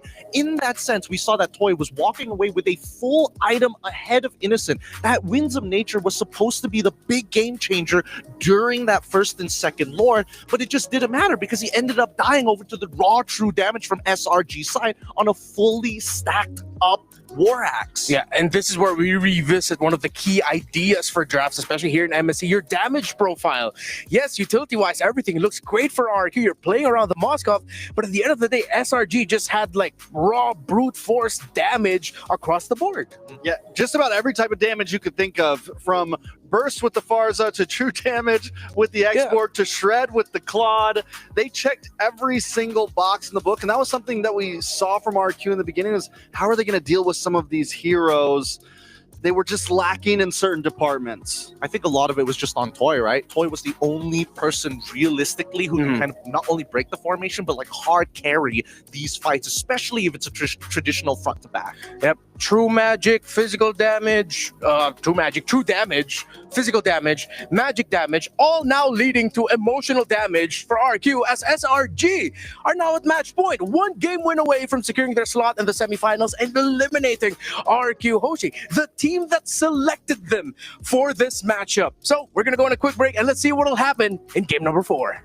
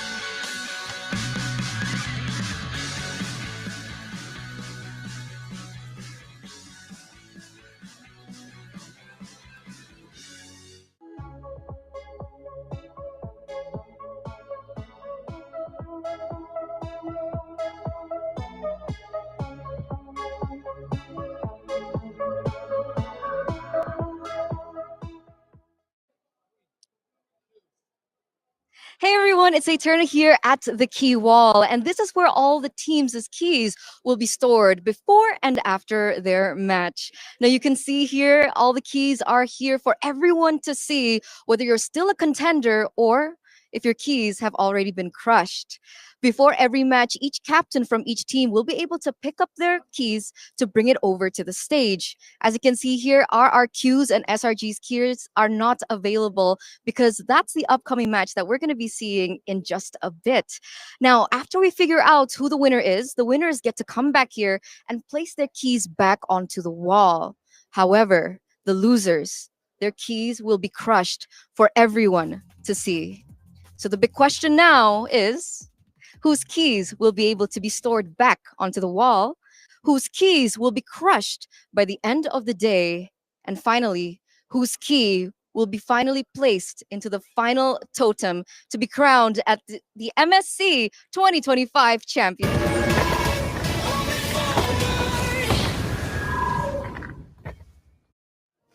Just a bit, we're going to be heading into game number 4, where Selangor Red Giants OG Esports, the defending champions of MSC, could potentially just end this series and secure their slot in the semifinals against a team that has been hungry for redemption against them, RRQ, the team that selected them. Selections is the name of the game. It was acknowledged earlier by these two teams that it's all going to be about the draft. So what now do we expect for RRQ as the clapback? Where do they focus on? Is it the mid? Is it the jungle? Where? I'm personally scared because I don't know which side it's going to be on, right? Because blue side, it seems like SRG has a much better read on the situation. But then red side, you're able to get those big power picks like we saw in game number 2 for RRQ, right? It really is hard to say because I feel like if I'm in RRQ's position, I think we might have to take red side one more time just to kind of see what we are allowing SRG to do and respond with our own sweet synergies. Yeah, I think as RRQ, there's nothing wrong with having first pick there. I'm no longer... I don't think I was ever really on board with the Jushin up front first pick. I think unless they ban out the Farza first, I'm still a strong believer that the Farza outranges it. I think it just kind of outplays it overall. It also gives you burst damage, something that the Jushin doesn't, and it just makes your drafting phase a little bit easier. So I think that RQ can take whatever side they want. They just need to maybe not be too stuck in one direction, because we've seen SRG be very willing to flex around and find answers. I personally think that could change, right? Because so far we've seen other teams get away with the Jushin in these 2v2s. And how do they do it? They punish their opponents by letting them push first and then using the Jushin to really tax their HP as they are leaving the lane. But were those top 8 teams? They were top 8 teams. TLPH did that. Okay. Against who? Against another top 8 team? I mean, at this point of the knockout stage, they're all on top 8. Exactly, but my point is you can no longer slide through the cracks just first picking Jushin. You know, that's my point. Is you can't just do this. You're not in group stages against, for lack of a better term, but slightly weaker teams. You have to really be ready for what SRG is going to bring to you.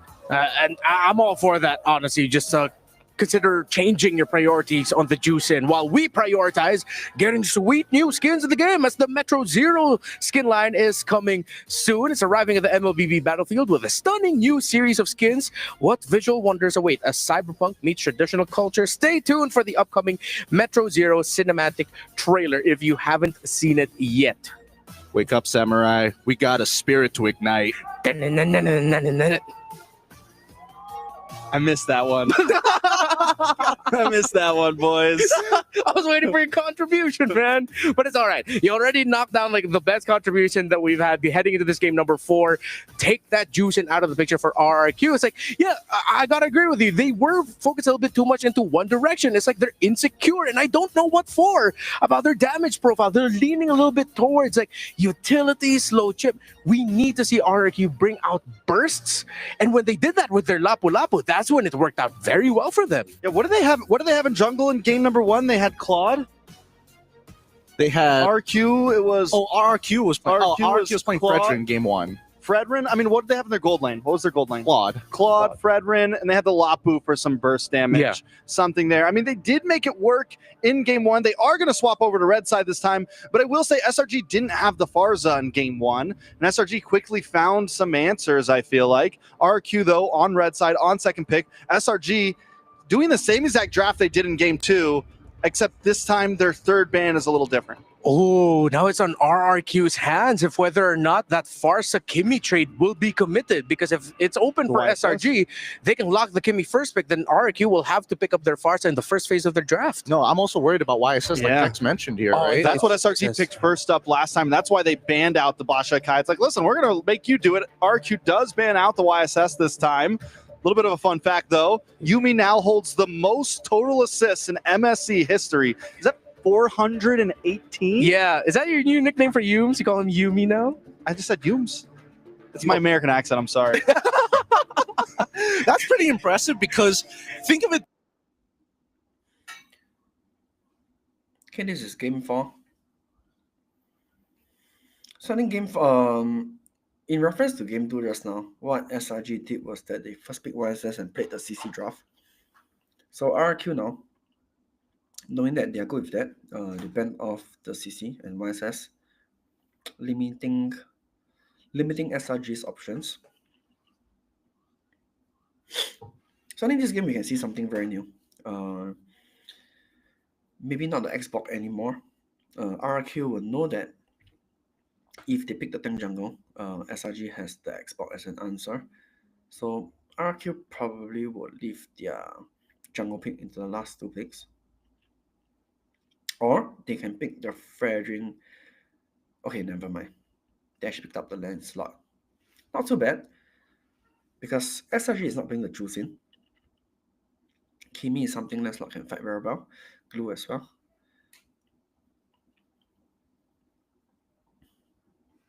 So I think I mentioned earlier that if you want to fight Lancelot, heroes that you want to pick is like the Kelia, Jusin, Badang, Fredrin, Phoveus. Most of it is getting picked or banned. I think perhaps what RRQ wants to watch out for now is the Fredrin pick, which they might potentially play in SRG side. They can still go for like a Fredrin Moscow, Fredrin Clark.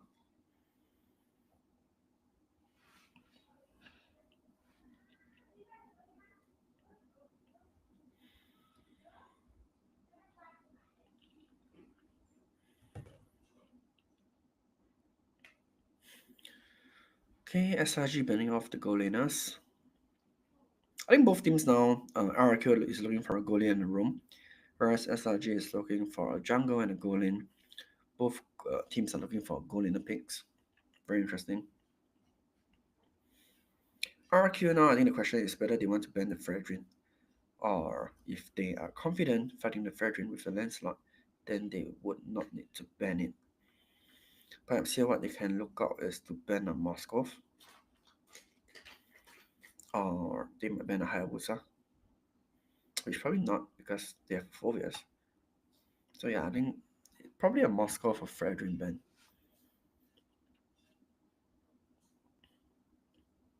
Yep, that's correct. Fredrin ban. Okay, SRG now.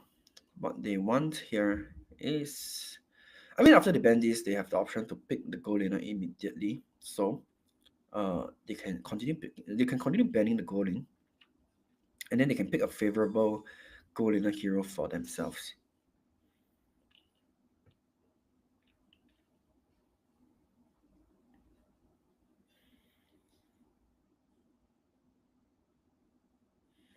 Oh no, they banned the Cho instead. So I'll say it's quite a good ban. It's something the Indonesians like to play a lot because of what I think Indonesia likes to play as well, which is the Cho Frostline in the mid lane, usually played by Keyboy and Sons. It allows them to have a very good early game pacing, which explains why they chose to ban the Cho. Okay, interesting pick, Tigro. I think more of like it's a hero that can walk in front of Kelia and Glue and take space. So when you're picking a room, you really want to pick something that can walk into their rooms or even their mage, so that your front line can take space in like turtle fights or lord fights. So I think the problem when they picked the Phoveus into the Kelia Glue is that the Phoveus can't really go in front, might have the potential to get melted down or to get ultimate by the Glue. The split. And Toyy is looking fine. Okay, Hayabusa, can't expect a big.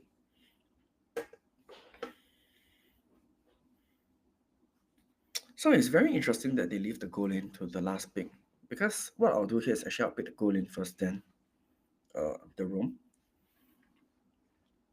But I think the gist also is that because they are afraid that SRG might pick something different for the jungle pick, and then they want the marksman to be able to sort of answer the jungle pick. Like referring to the previous game where SRG played Xbox, and then they didn't really have an answer to the Xbox. So I think they realized that and they're like, okay, why not we leave the goal into the last pick? we give them pick the jungle first, and then we can then answer the jungle pick with the gold laner pick.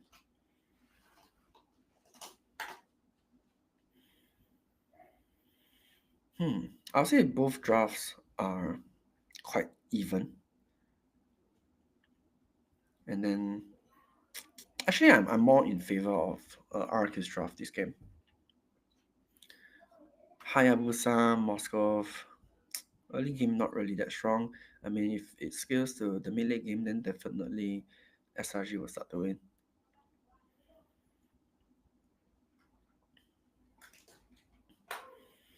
Okay, game has started. Both junglers starting the blue buff, purple buff.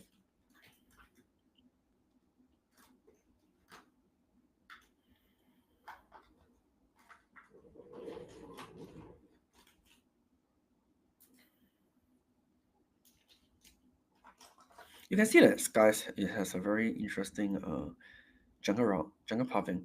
Is that after he does his purple buff, he starts to do the lizard first. And then I think what he wants to do here is go for this Little Wanderer. Yep, he got it.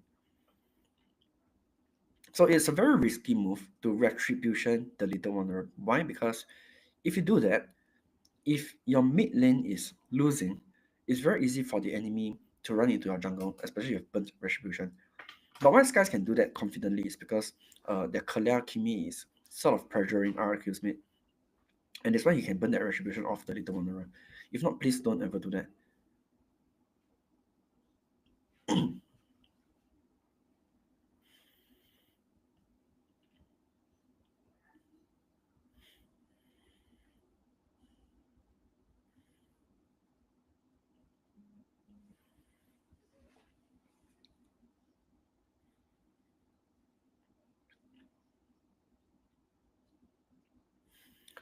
Okay, Sekyss trying to land off again onto Rinz. Not getting the kill, but chunking him low. Cram, on the other hand. Will he die? Nope. Oh my god, Dyrennn. Dyrennn is a monster. Landed 3 jumps on Stormy. Now Yams. Oh, Dyrennn? Man. I feel like Dyrennn is like really one of the best EXP laners I've seen so far in this whole MSC series. He's been performing so well in every hero. Almost every game. Oh my god, look at what he just did. So beautiful. If only Singapore has such an EXP laner. I feel like the problem about Singapore EXP laners is that they are not as consistent as Filipinos or Indonesians. Like some games they do perform well, but others maybe they don't. Okay, SRG managed to trade off with a gold laner kill.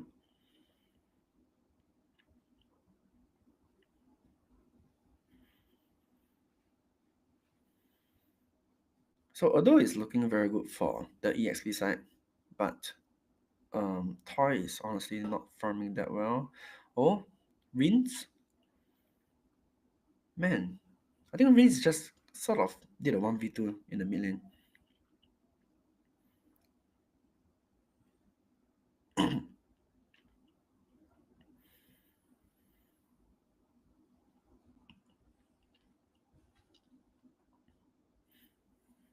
So I think both team compositions are very clear cut. Like, okay, maybe not, but RQ now has the burst composition, I'll say.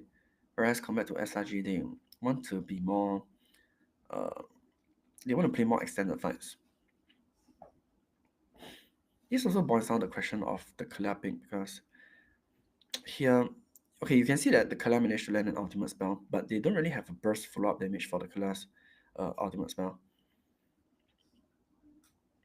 And this is why you can see that Yums isn't really performing on the Kalea. Like, whoever Yums casts his ultimate on, there isn't really any follow-up damage, or burst damage, I'll say. And usually when you play with Kalea, you want more burst damage on your team, so that when the Kalea catches off someone, you can like instantly kill that fella.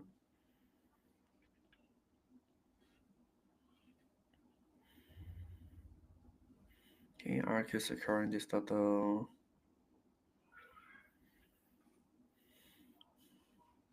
I think SRG now is really, I don't know, maybe they're quite nervous as well because it's their match point. And RRQ is trying to get the game, get a series into the game 5.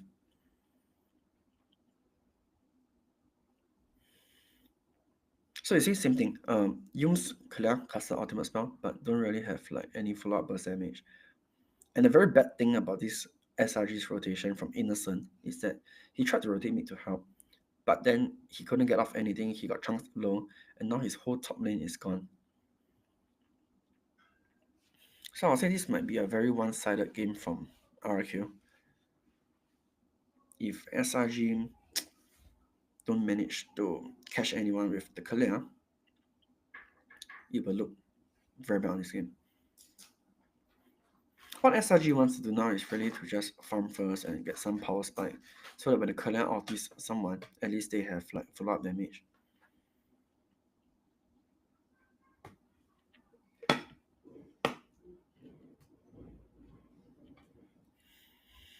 Okay, Idok. Nope, not getting anyone.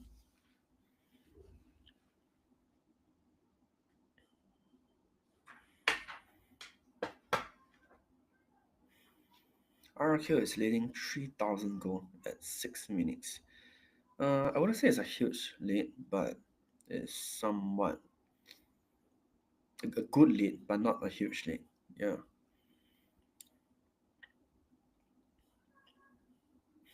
Turtle is up in 10 seconds. Toyy is getting the bottom tier 1 tower as well.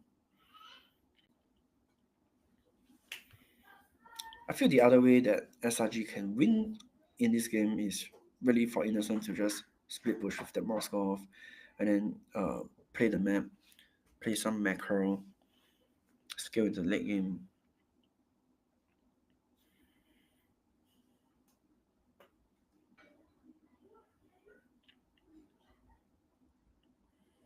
Okay, RK trying to go for the mid tier 1 tower. Managed to get mid tier 1 tower.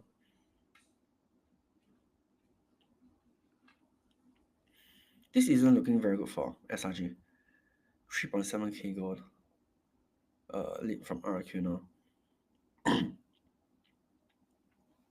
So what SRG wants to do now is really they want to scale and they want to drag this into the mid-late game. But not sure if they can hold off RRQ's aggressiveness. Very nice setup from RRQ, sending Rinz and Sutsujin to deal with Innocent. Oh, they managed to catch Innocent. This just doesn't look good for SRG. So I think maybe RRQ perhaps identified that the win con for SRG's draft now is to allow Innocent to do the split push, farm up, and for him to get more turrets. So RRQ is trying to deny that win condition, identifying it, and then now they are playing towards the Moscow with the far side and land slot to deny RRQ from to deny SRG from scaling the Moscow.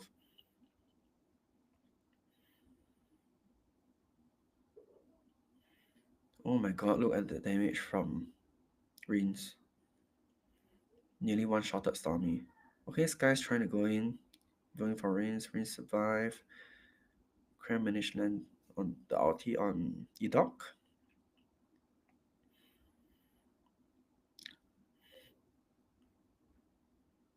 Okay, very one-sided fight from RQ.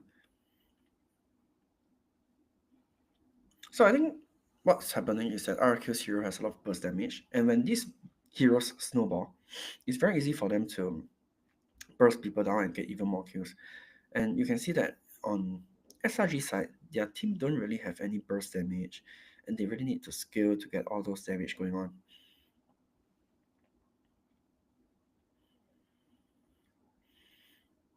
So you can see that for RQ, their frontliners have 0 left, Foveus 0.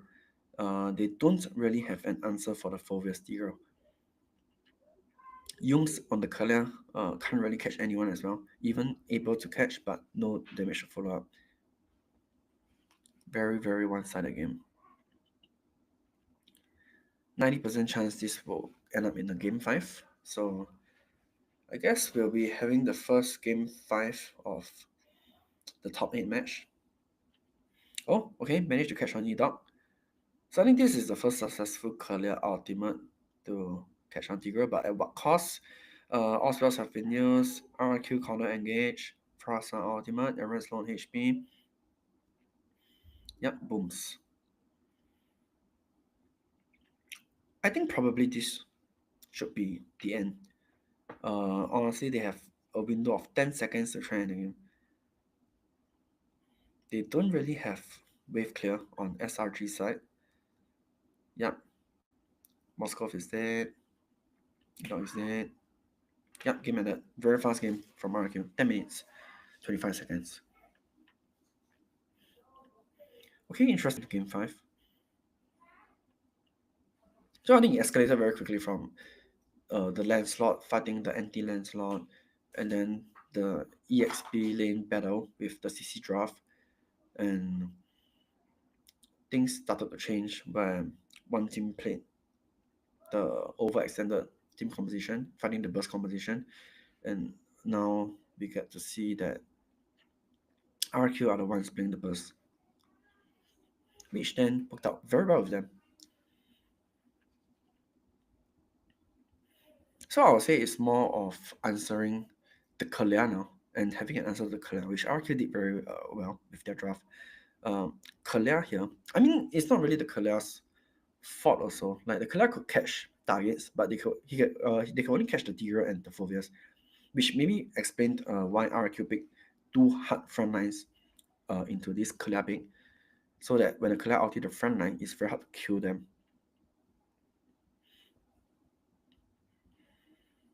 Just felt they needed more burst on their draft. Maybe change the higher pick or change the Kimi pick.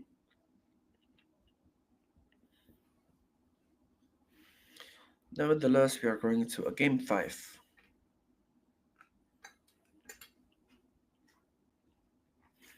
Okay, we will have a short break before game 5 starts. See y'all in a while. Be right back.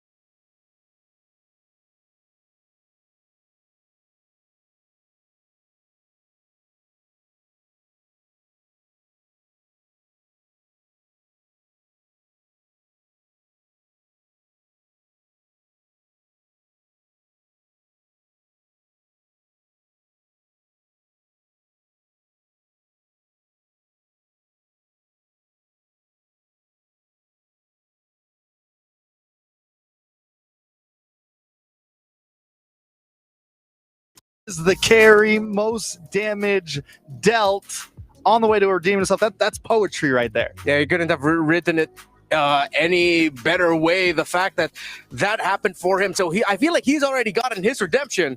But for him, redemption doesn't come until they get that win over SRG. And now I think moving forward, SRG are going to be looking at Rinz and what he ends up with in the mid lane, and most importantly, what Cram ends up with. As good as the glue was on paper, it just didn't give the presence that they needed. Again, you also have to credit RRQ for what you mentioned, to be that really great rotation early on.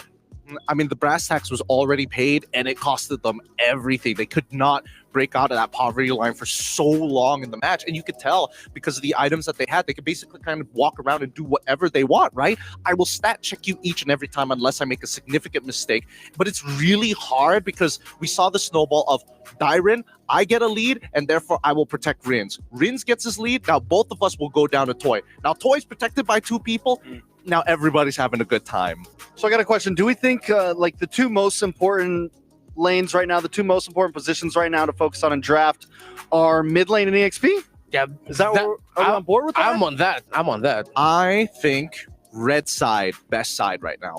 Red side, best side, because it's tied though. It's tied 2-2, but keep in mind about what the opening picks were, right? The Kalia gets shown on that blue side, or even the Zhu Xin gets showed up, both of which has a very clean line for the both drafters, Arcadian as well as Kesku, to kind of run it down on their opponents. Yeah, so I was wondering, because that was going through my mind, do we think SRG will pick red side? They were able to win that one blue side game with kind of the cheeky draft that they pulled off, those 2 bans, kind of really catching RRQ off guard. Is that plan spent now? And are they forced back to, because normally it's not so even. Normally it's not a 50-50 on red or blue side. And that makes this last game even harder in terms of draft. Yeah, I think this is where we can marry your 2 opinions here, where yes, for me, it's XP lane, mid lane trade as your prio, but definitely SRG needs to pick red side here, heading into this game number 5. They do have that choice. Hopefully they do pick up that choice, because if they go for the same priorities again, similar to game number 4, there's not a lot of wiggle room in what you could adjust. Even let's say hypothetically you put the Fredrin first phase instead of the glue, so it's paired up with the Kimikaleya. Yeah, you have a solid connection already at the center of the map, but then what does Cram end up with? And RRQ haven't been shy with making sure that Cram ends up with a hero that does much better things for RRQ than it does for SRG. I have to agree with that, which is why the pocket picks need to start coming out, right? I think that Terizla needs to be a serious consideration now that both, again, we've seen the Phobias happen a couple of times, but more importantly, the CC has been banned out consistently in the first phase. I would say also for SRG, one of their, so far we've seen some of their greatest pocket picks is in their jungle. We saw that export come out, and I think if they slot up, I'm wondering if maybe the pocket pick should be elsewhere other than EXP, and maybe make sure they get a decent EXP and Mage in early on, and then let your flexibility be around Marngol, be elsewhere on the map. Because after that export game, it feels like Sekyss can literally pretty much pick about whatever they want and be able to win a game.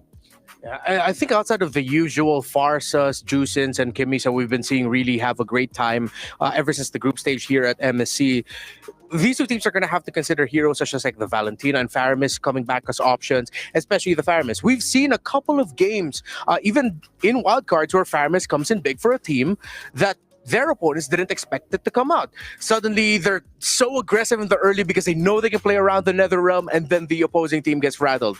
Maybe that's something these 2 teams might want to consider and lean into heading into game number 5. Are there any picks that you're looking for? You said you're looking for the Terizla. Is there a specific pick that you're looking for here, Trex? Let me see that Lu Yi. Oh, I mean, it's always a possibility, right? Yeah. Like just because of the utility you get from it. But I think in current meta, stationary mages are hard to pull off. ZTN gets the pass mainly because of the passive, because of the ability to kite with her skills a little bit. But overall, a lot of mages that don't have flickers, don't have big movement, are a danger to their team, I mean, let's look back at the picks that we know notably for both of these sides have proven to work. Lancelot, still a huge problem for either side, no matter who picks it up. I mean, we've seen that the Hayabusa is kind of meh, but Yishin Shin, also a very large problem. We've seen that within the first phase of both sides, Wan consistently gets banned out. We've seen, I would say arguably, the Farsa should be considered a part of that ban as well, if not at least the Kalia, one or the other. Oh, okay, a lot of potential trades can come out here. We've mentioned some of the surprise picks to come out. Now, it's all momentum is on the side of RRQ that SRG really needs to dig deep and pull something out here. Do they go for assassins? I know we consider the Lancelot, but should they try to find a way to force RRQ to play back into just playing utility, playing a slower game, that there are times where we've seen SRG do play well around that as well, because Sekyss can afford to be aggressive while at the same time not dying as much. Well, let's start making the comparisons, right? What are the strong points of both of these teams? And I think the one thing that SRG knows that they are slightly better at compared to RRQ is when it comes to 5v5 team fights. In terms of raw macro, I think that RRQ is very good at kind of, well, not really simulating, but forcing SRG into forks, right? No matter what decision, you're going to lose something. For me, I don't know. I think both teams bring it into the land of Dawn. I think a lot of it's going to come down to draft. I think it's going to happen before the game. I think SRG, one of their strand points is their versatility, their ability to kind of play a little outside of the box, be willing to draft things that other teams might not risk and make it work.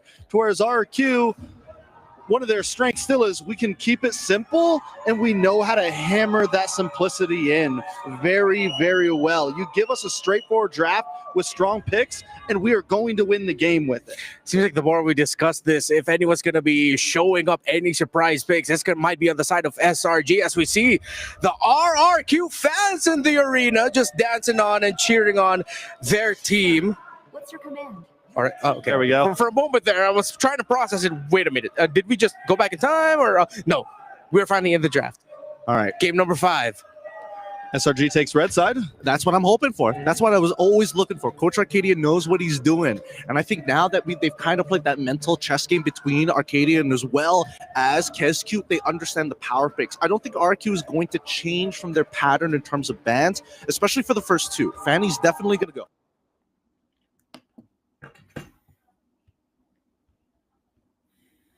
Game number 5, finally. Okay, so very interesting. Game 5, we have RQ on the blue side, which means that RQ is on the first pick now. So I think there's more success when RQ is on the second pick, I'll say.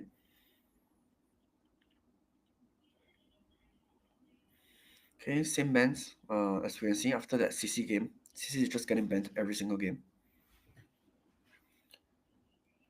SRG not giving RQ the YSS.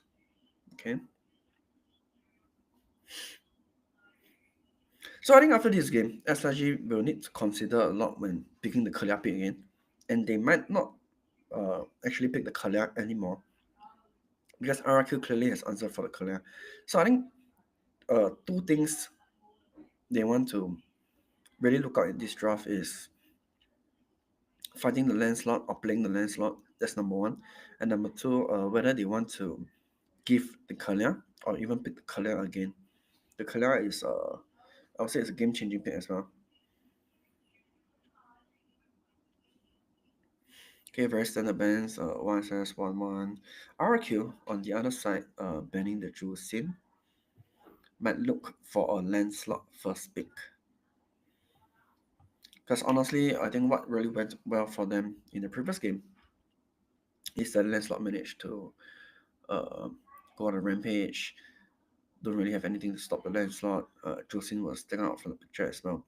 So they might want to stick to that, and they might want to go for the Lancelot first pick.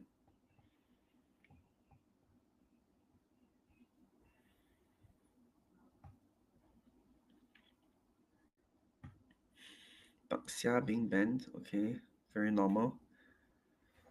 Okay, interesting. RQ actually first picked the Farsa, which did pretty well on Rinz as well. Heavy burst damage, fast rotation in the mid lane. Now, the trade-off is that Kalia and Badang, and Fovias, as well as the land slot is still open. SRG here, very high chance, might look for the land slot Fovias pick, or even the Fovias Kalia pick. Okay, yep, got 2 out of 3 Kalia lands. So, SRG, when they picked the land slot in the previous game, RQ answered with 2 hard tanks, the Fovias and the T-Girl, which made not really answer, but I feel like SRG didn't draft it very well with the Kalia as well because they didn't have any burst damage. So what changed here is number one, they have the Lancelot. Lancelot has burst. So SRG now, what they really want to avoid is RRQ's double hard tank into the Kalia again, and they want to pick some burst damage for themselves to synchronize with this Kalia.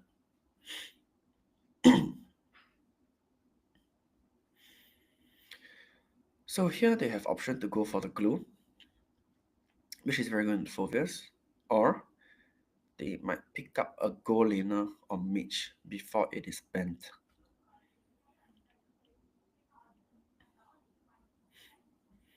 A mage with burst. Okay, never mind. Yeah, they picked the glue. So glue is a very standard answer to Phoveus. Because Phoveus usually, if you get chained crop control, it's very hard to play. And glue serves glue does that very well into Phoveus. This is why you see teams picking glue in the Phoveus very frequently, especially in this EWC.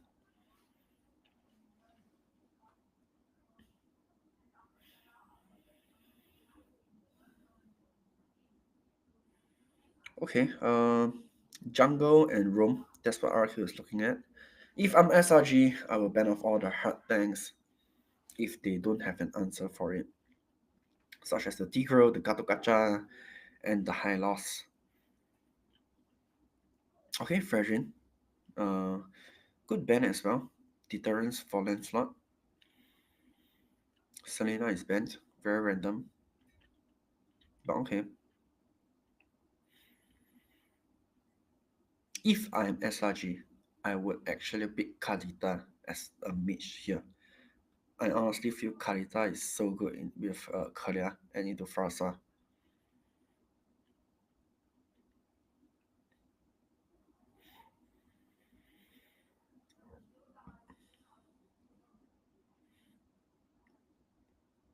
Okay, I think here they should ban a gold laner or a mage.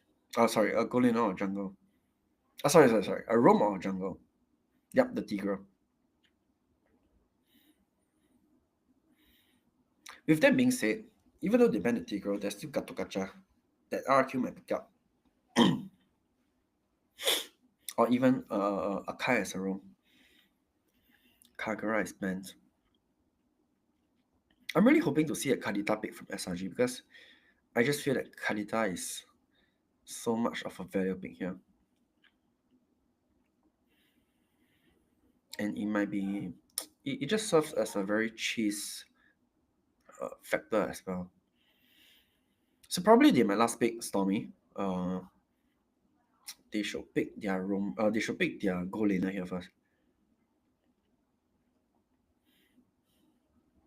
Beatrix, interesting. So SRG totally switched their game up. Okay, in the first game, you can see that not in the first game, in the previous game, you can see that the Kalia was picked with Kimi, Moskov, and Hayabusa, which the three heroes do not have any burst damage to play with the Kalia. But at this game, you can see that they recognize that and they pick the Beatrix with the Lancelot alongside with the Kalia, which then provides burst damage for Kalia to ulti anyone and burst anyone. And RRQ, same thing, like I said, even there's no Tigro, they'll pick up the Gato Gacha. That's the answer to the Kalia. The double frontline, the double hard tank. Joy, okay, very standard pick into Lancelot as well. I'll say some players did mention before that Joy Hayabusa can fight Lancelot.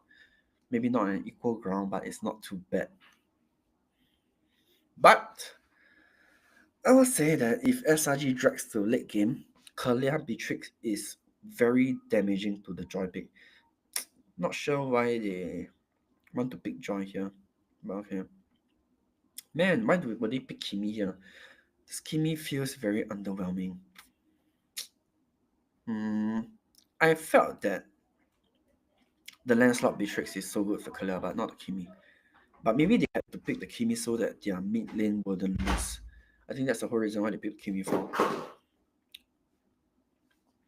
But if it was me, honestly, I would have went Kadita there. Just felt like Kadita is so good here. But of course, with that being said, Kadita and Kalia might lose the lane matchup to Gato Gacha and Fasa. and probably that's what they consider and why they picked the Kimi over the Kadita.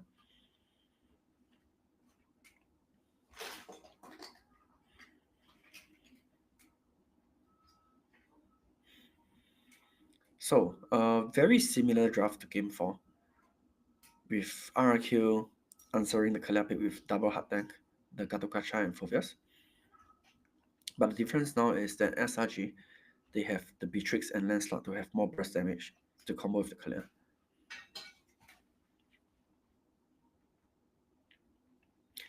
Draft, I will say that if it drags to the late game, honestly, SRG have the better upper hand.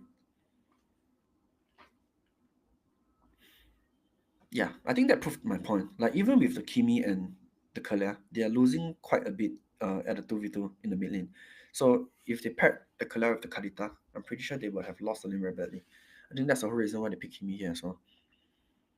Just to not lose so badly in the mid lane. If not, their jungle might get compromised.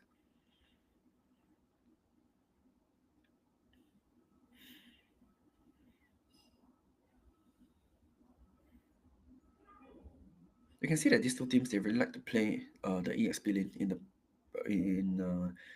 the first 2 minutes. I think that's something very good that teams should do as well, because by helping the EXP lane or ganking the EXP lane, it helps a lot in the first turtle.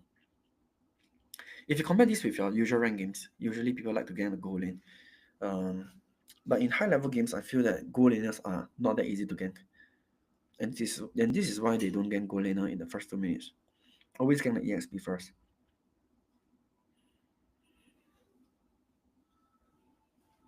Okay, small skirmish. Idok, Cram, low on HP. Okay, poking here and there. So you can see that SRG with the Lancelot really is quite different from the 4th game. Like, they actually have an answer to the hard tanks. Oh, Sutsujin, okay. Very, very even skirmish. Rinz got his level 4, Dyrennn got his level 4, Stormy, Cram all have their ultimate spells as well. Cram is half HP, trying to force the turtle. Okay. SRG secured the first turtle. Toyy, Innocent both rotated the mid lane. Very close fight. Very close game.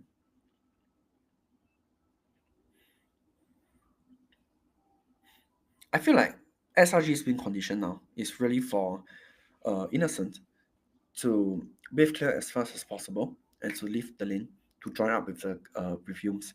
They need to make use of Yumes plus Innocent to start catching people with the Beatrix grenade launcher and to start picking people off. Snowball the Beatrix, get the Beatrix to the late game, and the Beatrix can easily melt the Joy.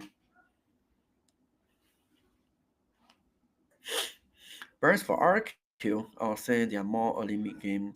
They want to shove lanes fast as well, rotate to a side lane faster, burst people, poke people with their long artillery range with the Granger and faster ultimate. That's what this draft is all about. And then go for objectives.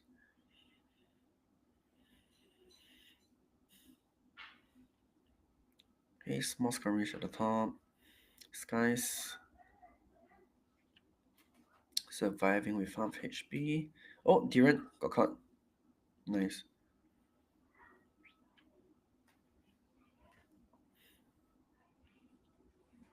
So I really like how both teams draft this game. It's like the glue counters the Phoveus, but the Phoveus counters the Lancelot. And then Lancelot, I feel like Lancelot Kalia here is honestly quite good into Frasa, Granger. So I think RRQ, although they have the answer to the Kalia, which is the double tank, double hard tank, but their backlines are very squishy targets for the Lancelot. I feel this game, it really boils down whether Sekyss can carry them. It's a game for Sekyss.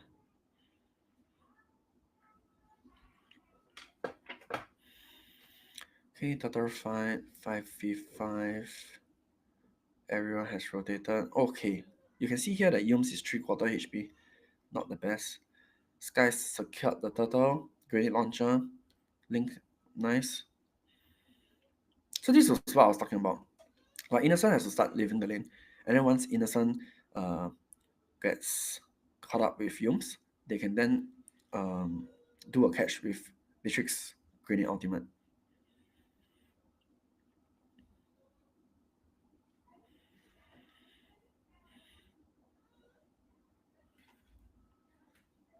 Oh my god. That was a very nice ultimate from Rinz. Stormy unfortunately got caught. Small mistake. This is quite bad for SRG because now that RRQ has the mid prior, they can rotate to the goal lane first. And you can see that no one is there to really help Innocent fend off that rotation. So RRQ managed to get the first tower of the game, if I'm not wrong. Yes.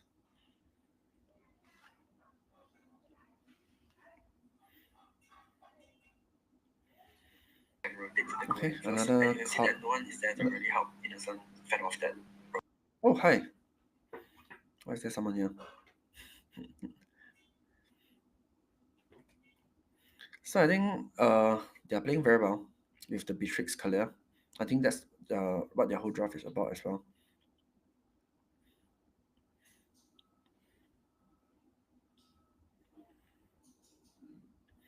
I feel like Mobile Legends is really very draft dependent now. And this is why coaches are so important. Oh my god, Idok trying to go in with half HP. That's crazy. Got sniper shot down by Innocent. Honestly, this isn't looking good for RQL because the longer this game drags on, the more Innocent get his kills. He's actually very easily able to melt down the front line, and especially the Joy as well. Beatrix just has a very good matchup against the Joy in the mid to late game. Few SMG shots and then the Joy will die.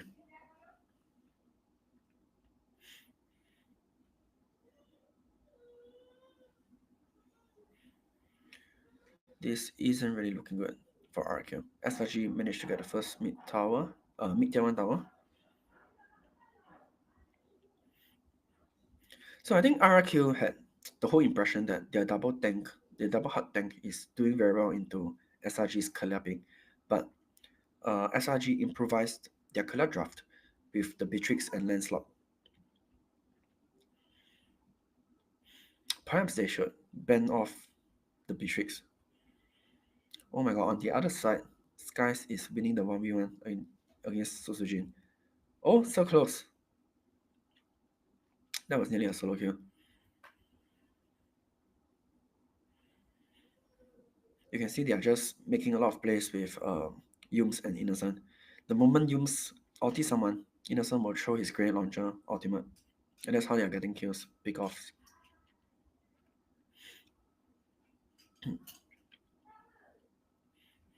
What RRQ need to do now to come back into this game is they really first need to avoid dying into the initial Yums ultimate, and then they need to jump onto Innocent. They need to kill off Innocent. If Innocent doesn't die, RRQ cannot win. Sekyss. Man, that's the Lancelot.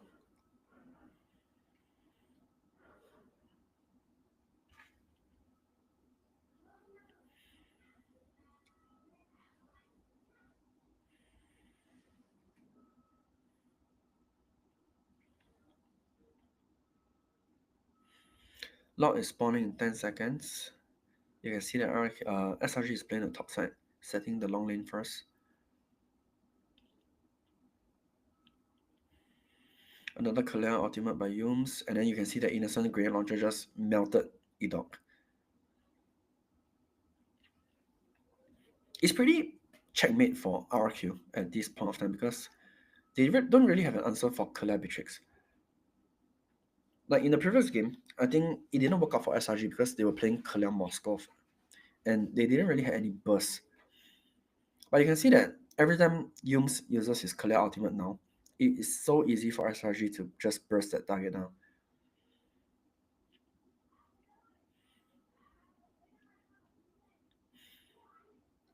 Okay, I think Sekyss kind of misplayed and died, which gave RRQ some window to play. Oh my god, this is not looking good for SRG. Innocent is clearing the bottom lane, and Krem suddenly got caught. Okay, Innocent is walking over now.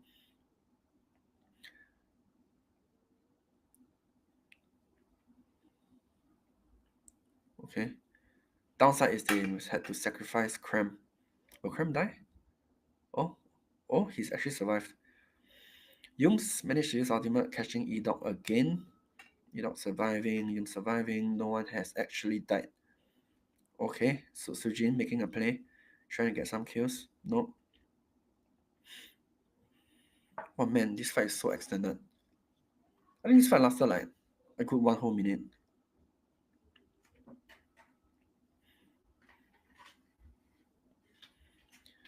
Same problem for RRQ.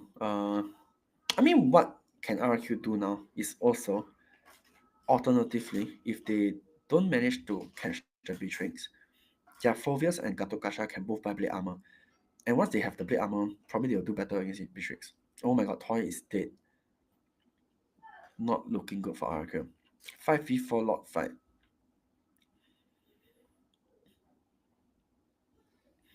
Innocent has still 0 death, 5 kills.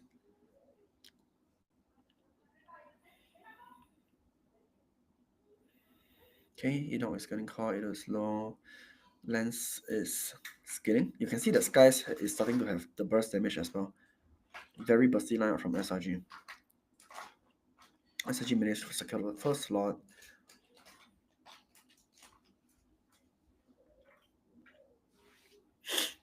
So Dyrennn this game compared to the previous game, honestly not doing very well on the Phoveus. Number 1, getting shut down by the glue. Number 2, Beatrix is bursting him. So I think a lot of things can be done to prevent this from happening. Is that RRQ really needed to play the goal lane, which they tried. They tried to shut down Innocent. They got the tier 1 tower on the goal lane, but they couldn't kill off Innocent. And I think it just came to a point where Innocent managed to skill. And once Innocent has his items up, he can just keep rotating to the mid lane to connect with Yums. And then they are able to keep picking off people with their ultimate spells. So I'll say the Beatrix pick here is really a very good pick. 3,000 gold lead on SRG side. Innocent, BOD, Malefic Gun, Sea Halberd, completing rose gold.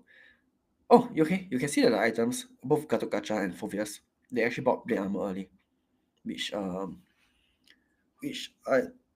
actually pointed out that it was a solution for the Beatrix.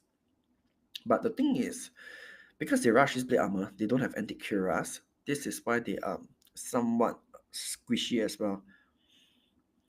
So unless they can get their anti-cuirass, I think it might be better for them. With that being said, still the Joy pick isn't looking good as well, because Joy in the late game, if it's fighting into a Beatrix, it gets melted very easily.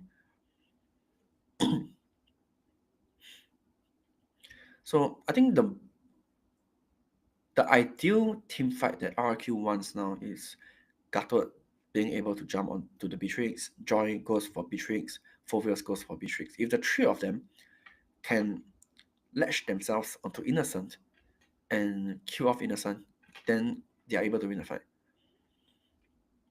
It sounds easy, but it's hard because definitely on Innocent's side, there's the Kalia, there's the glue to protect him as well. And there's also the Kimi. The Kimi might be an underwhelming pick this game, but he still has his crowd control spells with his S2 and ultimate spell. So I'll say the Kimi in this game really served the purpose for just not losing the mid rotation. Not a hard carry of the game, but it's there to hold off the early game from RRQ. Toyy is dead. Innocent managed to get 2 kills. 1 for 3. Not looking good for RRQ.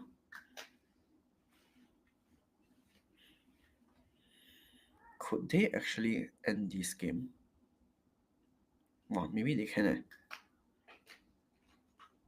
Oh my god, they actually ended. Man.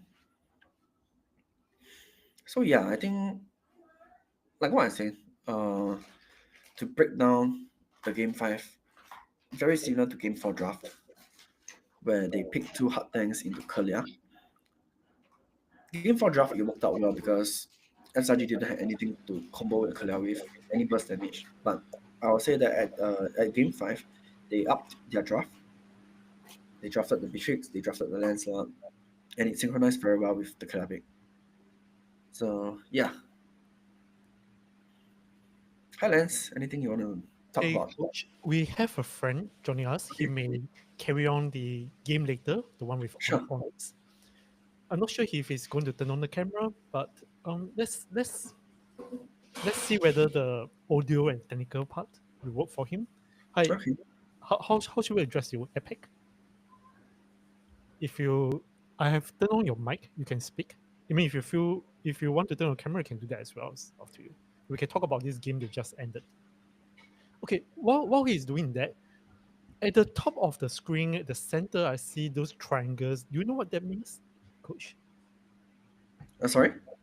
In the screen that we're seeing now, at the 3 and the 10, at the top there's triangles, like there's 2 triangles. It's the number of games they have won in the series. I see. Yeah, so like now it's a 2-2, right? That's why there's 2 triangles lighten up. Yeah. It's a very interesting series.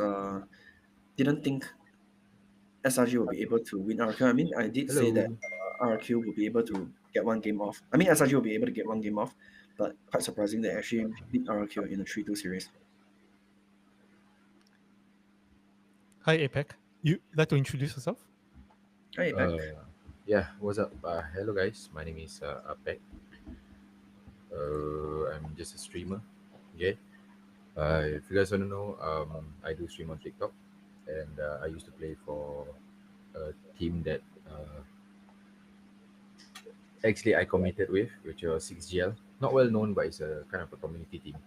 Okay. Yeah. Okay. Currently, I'm just currently I'm just hang on. I cannot hear you for some reason. Is it my headphones? Test. You able to hear? Okay. Yeah, there we go. Okay. Testing 1, 2, 3. Yep. Yes, well, yep. Good. I think Lance, your mic is a bit soft. You know. Oh, it was intentional because I'm in the living room. There's a kitchen behind, so if I make it too loud, you guys will hear the cooking. Oh, I see. Okay. So yeah, I think enjoy the stream. We'll start to make a move first, like. Yep. Yeah. Okay. Thanks, Lance, for the opportunity. I'll see you guys around. Thanks, Coach, for helping us with the analysis today. Yeah. Okay. Thank you. Have a great night ahead. Good night. Okay. Bye. Bye. Okay. Yep. Do we call you APEC or? Yeah. You can call me APEC or APEC. Either way is fine. Yep. Yeah. I mean, you're welcome to invite your friends as well, because this is the second day that we are doing this. Okay. Co-streaming, as in like yesterday I got RL19. Mm-hmm. Yep. He was the coach for Team Reef last season before they rebranded it into Kimden Esports. I mean, for now, I am a coach of one of the teams that is playing under your Dark 21. Yep, Dark 21. So I'm just a coach there. I heard that they are sending in 3. They plan to send in 3 teams. This coming We're still in discussion. To see because there's a couple of people that actually want to play and join, and maybe they want to go competitive. Maybe they don't have a chance to shine. Maybe like those who actually want to be in the big stages. So this is actually a good start for them to actually begin off their pro phase. You know. Yeah. I think it's going to take a while before the next game starts. No you can kind of like chit chat, and I mean, and you're welcome to invite your friends, your mentees, your teammates in as well, because this is usually I'll stream using OBS, which you're familiar with, OBS. Yeah, I'm familiar with OBS. But today I'm doing something different called for the past 2-3 days I'm using this Riverside. Yep. Which is actually more of a podcast platform. Yep. But they can do live streaming as well, except that it's not as, you don't have as much control as OBS. But the advantage is that we can record the process, and it's easy to edit shorter videos and present it Which is good differently lah. from live stream. Yep, which And is one key feature is that it uses AI to transcribe what is being recorded into text. So we can just simply delete the paragraphs that we don't want, and it will edit the video at the same time. So it saves a lot of time. Oh, I'm nice. not sure it will work out, but I'm giving it a try. Yeah, good. I mean, that's a good platform to begin with. To even if just natural podcasts about whatever team is gonna play or whatever match is coming up, So it's a good start, It's a good start. And if you can get more, and just now, yesterday and today, yesterday was Coach RL19, today is Coach LY4. Yep. Coach LY4 mentioned that when he's speaking alone, is he thinks that it will be more interactive if you have like two casters like what we have in MPL SG. So likewise, if you are open to me getting another caster to actually join, I mean, I do have a few. Yeah, I do have a few that actually reach out to me and maybe wanted to be a caster for my screams. So I will ask them whether they are okay with doing it on this Riverside FM. And while we are on this topic, it's actually a good point to talk about it. The bond tournaments, this is going to be the third month. We started in July. Now coming to August, we have 3 events. One on novice on 16th, and open category on 17th. Both are 8 days. I mean 8 teams, one day each. Then followed by 30th and 31st 2 days, and this 16 team event. Our sponsors are, which is Mouton esports team. I'm asking if they are keen to sponsor a caster tournament, no more like casters competition, to run in parallel with our bond tournament. Because I so far been managing by myself as I use my phone to control the camera, open the lobby, control the OBS, etc. I try to shortcast at the same time, but it's difficult for me for 2 reasons.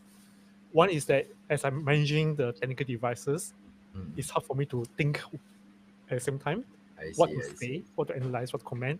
And secondly, I only started Mobile Legends last August, so this is coming to 1 year. It's quite new. It's new to me. I have played less than 1,000 games. I see. Whereas I was speaking to a couple of my other coaches, and they say they have played 24,000 games. Yeah, so there's a lot more. Yeah, so mechanically I'm very bad. I got to learn macro, but if you could, so that's why I wasn't able to do casting in the previous game bond tournaments. So if you can do a short caster or a game caster competition in parallel of the bond tournament, then it will make both events interesting. Yep. So I think that's one big area that your team, your organizations can help us with that. So yeah, by all means, I believe the link that I sent you could use that with the others. I'm not sure if I have to generate new links, but we can give that a try. Yeah, I'm trying to send a different link, see whether it's the same. Can no worries. Oh, the RRQ and SRG was actually a tough fight. It was a tough fight. Yeah, for both teams, it's quite a fight, basically. It's good to see them being matched that way, because in yesterday's games it was pretty much one-sided. So the audience were not as entertained. As amused, or entertained. Yeah, that's the word. Yes, I mean they hope to see a good fight, not a one-sided fight, and learn from it. Especially for us who, players who wants to improve, watching the best of the best play. Yep. Because for me, I have went to a couple of stages actually in the past. I played since the early stages of ML, but I can frankly say that it's really hard to go out to the big stages. Yeah. So for those who actually is interested in joining the bond tournament, which is a good start to actually stack up your portfolio. Yeah. It's a good start, basically. Your teammates, are they all like in Singapore, or do you have Yeah. some teammates from outside of Singapore? No, we are solely based on Singaporeans, and the best part is we don't really have a strong requirement, I should say. Mhm. Yeah. So this gives the opportunity for those who actually has the ability to go pro, but maybe didn't reach their utmost potential just yet. So it gives us the opportunity to actually coach, or personally me, I will coach them. Even for the past few days, I've been coaching and drafting and doing some analysis on their games as well. So it works both ways. It's like a win-win. You do it for the team while you got portfolio for yourself. Yeah. So that's how our team works. Are you going to try to invite some of your mentees and your teammates to join, or we're going to keep it between us two for now? Wait, what do you mean by that? Oh, okay. I sent you a link. It turns Oh, out to yeah, be the yeah, same yeah. as the previous one that I sent you. So it seems that the same link can be used by different participants. Oh, I see. If you would like to invite your teammates or your mentees to join this stream, so that more interactive than the two of us speaking, yeah, you're welcome to invite them. I mean, I have texted them. Yeah. Yeah. So it's up to them if they like Yeah, to it's join. up to them if they would like to join lah. Okay. But personally for me, I anything within our team, I will keep it within us first. Mm. Let me. I do have a response actually already. Okay, let me just respond to him for him to actually join in. Hmm. Okay.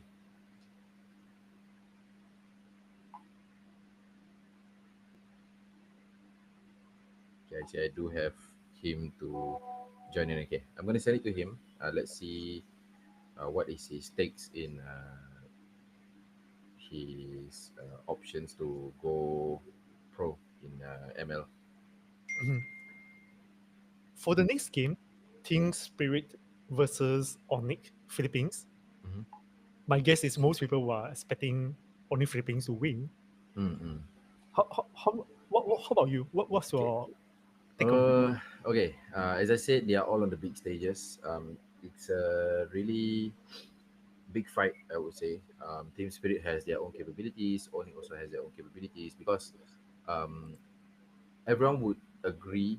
I mean, most of you all will agree that actually Onyx is a one of the top teams. Okay, one of the top teams in Mobile Legend itself. So for Team Spirit wise, they have gone up from um, not well known. Okay, because they had a long history of going for smaller tournaments and what so until they have reached the M6 stage. But the fact that most of the tournaments that they were in, they actually dominated the, the what you call it, the competitions, or even the tournaments that has like big prize pool. They actually won smoothly, like with a 4-0 stat, with a 3-0 stat win over a certain team. I shall not name lah. Those who know will know lah. Okay, but for Onyx as well, I mean both team have their own mistakes and what so. But I would say, must I pick a side? You don't have to. Okay, but for me, the results might be um, minimally both will at least have won one already. Yeah, because for Onyx, they actually analyze their enemies' gameplay, while Team Spirit mostly would play for base of comfort and meta, which is something that I watch actually. And both teams have their own way of playing. Like for example, just now for what was it? RRQ, right? RRQ and SRG. Yeah. So RRQ and SRG, SRG's team play is quite similar to Homeboys. Okay, because those actually Homeboys and SRG are Yep, the they are two both close teams Malaysian that I teams. bring into. Yep, Malaysian team. So it kind of brings like my spirit because I'm a Singaporean Malay. But then they have like it brings us the pride where they what you call it? They have the same play style. So the playstyle is those like you want to pick off heroes or you want to pick off a certain hero. Then after that, they will go and commit for the team fight, and they will 100% commit to the team fight. That is actually a team gameplay that actually most of you can read. Okay, for Onyx wise, Onyx will play for setups, if you see, because certain heroes and certain gameplays are actually limited to only, not only lah, mostly is team fights. Yeah, like for example, if you see, y'all would definitely know, for example, keyboard. Okay, Yeah. for the keyboard, y'all would know his moment will always be with Tigreal, with Cho, or all these, you know. So he has the capability to pick off or actually control the team for the team. They control the enemy for the team. So because some, how do I phrase this? Some of the teams actually have different aspects on who should control the team. But I mean, most of them would try to have map control and maybe a little bit of a different play style here and there just to mix around. But I would say that, I mean, for Onyx, Onyx has a very, very strong chemistry. Okay, because I have watched Onyx for the past, I guess, over 1 year. Mhm. But I couldn't fully analyze what they were doing because they have a mixed play style. Yeah, so it's based on the heroes that based on the hero pool that they provide, based on the gameplay that they give out to different teams actually. So they were based on the different teams that they were playing against. Yeah, even for SRG as well. For Team Spirit, it's not saying that I haven't heard much, but the game that they play, when they are extremely good, they are extremely good. But then the moment they have like a few counters coming straight at them, like for example the game that they had against RSG in M6, yeah, so it was a 3-0, and it was really devastating for Team Spirit. Um, I was actually shocked. I was expecting Team Spirit to actually move up as well. Although yes, I don't know whether I should say supporter of SRG and Homeboys, but they are the ones that's close to my heart lah. Yeah, because they bring up that spirit, you know. Yeah, so Team Spirit itself is a Russian team, so they did mix with, what was it? They did mix with one German player, which is Kid Bomba. So yeah, for me, what would be your takes on who would win? Personally, for you. For this upcoming game, Yeah, this upcoming game, yeah. I'll Because if go you see SRG got 3-2 over RRQ, right? yes. So for you, what would be your scoreboard? You mean for the game that's upcoming between There's upcoming, yeah. Onyx and Yeah, Onyx and I- Team Spirit. I'm Onyx very PH. I'm very confident that Onyx Philippines will win. I mean, given their track record, Mm-hmm. but I do not know enough that. I mean, what are the chances that Team Spirit as an underdog may have a chance to surprise us. But I'm fairly confident. I would say very confident that, I mean, Yeah. Because they are kind of consistent that there was a because when they played for MSC at the start, they were playing against Rora. So Rora actually has a 2-1 win over Onyx, and then this is just a recap for you guys. It's a 2-1 win over Onyx, and then it's a 2-0 up against LY77, and then A77 basically, and then there is 2-0 Homeboys. So they actually defeated Homeboys. So yeah. Zach, hello Idol. Who? Are you talking about Lens or me? There was a live stream chat that actually popped up. So wait, the live stream chat, is it a link to YouTube or? it's linked to YouTube. Oh, it's linked to YouTube. Okay, I see. Yeah, Because it's I probably- didn't realize the Yeah, chat. probably he's either. I'm such a noob. I'm nobody's either. I don't think it's me. I've never heard of Zach before. So Yeah. I find that in Mobile Legends, people like to use different names. So sometimes one person with this name that you're familiar with in Telegram or MLBB, the in-game name, will be a different name that he uses for YouTube. Yeah. For like even myself, my TikTok, my Instagram is everywhere. It's just Upper Gaming SG. But for in-game, there previously I was known as Frost. Frost. And then Frost. Frost. Yeah, F-R-O-S-T. F-R-O-S-D, yeah, Frost. And then now I've just changed to Knuckles. So it has been my name ever since. Uh-huh. Knuckles, as in the popular Netflix show? Knuckles, no, Knuckles as in Sonic's best friend. Oh, right. Yeah, Knuckles, yeah. Or even like literal Knuckles, yeah. Good. So I started to play professionally because of the team that I was with. But basically, we were just playing for fun. But then we decided to maybe try to go pro. So big shout out to 6GL. I really love my team. And then now I'm helping and I'm coaching Duck 21 to actually be together with your what do you call it? With your bond tournaments. Yes. Yep. In the MPL SG, the next season ought to be starting around late September. Sorry, September. What was coming? MPL SG, MPL Oh Singapore. yeah, MPL SG, yeah, September, yeah. They're likely to start end of September or early October with your team. I mean, I believe you guys are still planning for it, but is there a good likelihood that you guys will try for that? Will go for that as well? We will have our discussions because we are expanding rapidly from the first time that actually we played with y'all. The recent matches that we played, like the screams and whatsoever in your YouTube, there were already a couple of players that actually play against the screams in your live.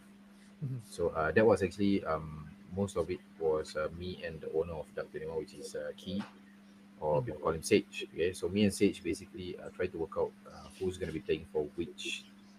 I would say division. Yeah. So basically, you have. Have you guys started Scream? Okay, there's this group. We don't know whether it's based in Philippines or Indonesia. Okay. Where there's like 500 plus teams in there. It's a WhatsApp group. Oh, it's a WhatsApp group with 500 plus teams or players. Yes. So some of the MPL teams, I mean the past seasons, Okay. and the current one, they will arrange for Scream every night. Scream, SCRIM. Yeah, scream every night against like each other, is it? Not against players from other countries. Oh, okay. Yep. And so that would be a good way to expand our Singapore, because if we just keep playing among ourselves, then we are familiar with our own meta. But when we start playing against, I mean, once you guys go regional, international, I mean, it's the sooner a team gets to be familiar playing against a foreign team, against them, I mean, in a different meta or encounter different strategies and techniques, the sooner Singapore esports in the MLBB will flourish. Yep. I mean, for us, I would vision that far for the team as well, to actually go maybe international or even global. But I would see how the team expansion would go first, because currently I would see how my team would be based on which tournaments. So like they can actually, it helps us to expand in terms of name wise, not only for the team name, but it's also for their own name, like as I said, how Keyboy is well known for his setups, and then we got Kyrie with his burst, and then we got Innocent with his Savage and all this, So yeah, actually I'm looking at the chat right now. Who is this? I'm wondering who this is. Yeah, obviously from your. Yeah, probably from. I guess. But just a little background of myself. I actually do stream once again. So if you need any help from my side, I can actually help you. Lens.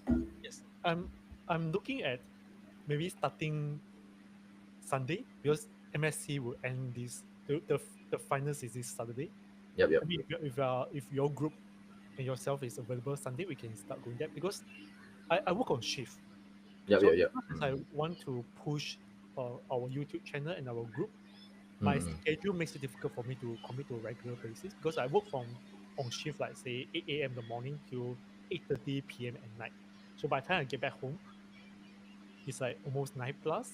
I could probably play 10 p.m. to 11 p.m. So that's usually where previously I organized what we call the Razor Gold Challenge, where the Oh, team Razor Gold, yeah. Razor Gold credits. After a while, I got a bit burned out because if I were to do every night, okay, once I get back home at 9 plus, 10, I ought to be sleeping soon at 11 plus. Otherwise, the next day for my shift that starts again, my 12 to 13 hour shift, I'll be exhausted and I'll be like a zombie. And I work on alternate weekends. Like for example, this weekend, I'm not working, but next Saturday, Sunday, I'll be working. Then the weekend after that, I'll be off again, which is why bond tournaments tends to be bi-weekly on alternate weekends. I see. So but in order for China to grow by streaming, it needs to commit to a more regular schedule so that audience knows that, okay, every night, 10 to 11, for example, there'll be someone streaming, then that can become my routine as well as the audience to watch it. And that's one. Secondly is I'm trying to monetize this YouTube channel. Firstly, this YouTube channel started just in late May, so it's barely 2 months. For the YouTube channel to monetize, it needs 4,000 watch hours. Watch hours, now yeah. we have managed to hit 1,300 watch hours, mostly due to bond tournaments, which each bond tournament will chalk out about a couple of hundred watch hours.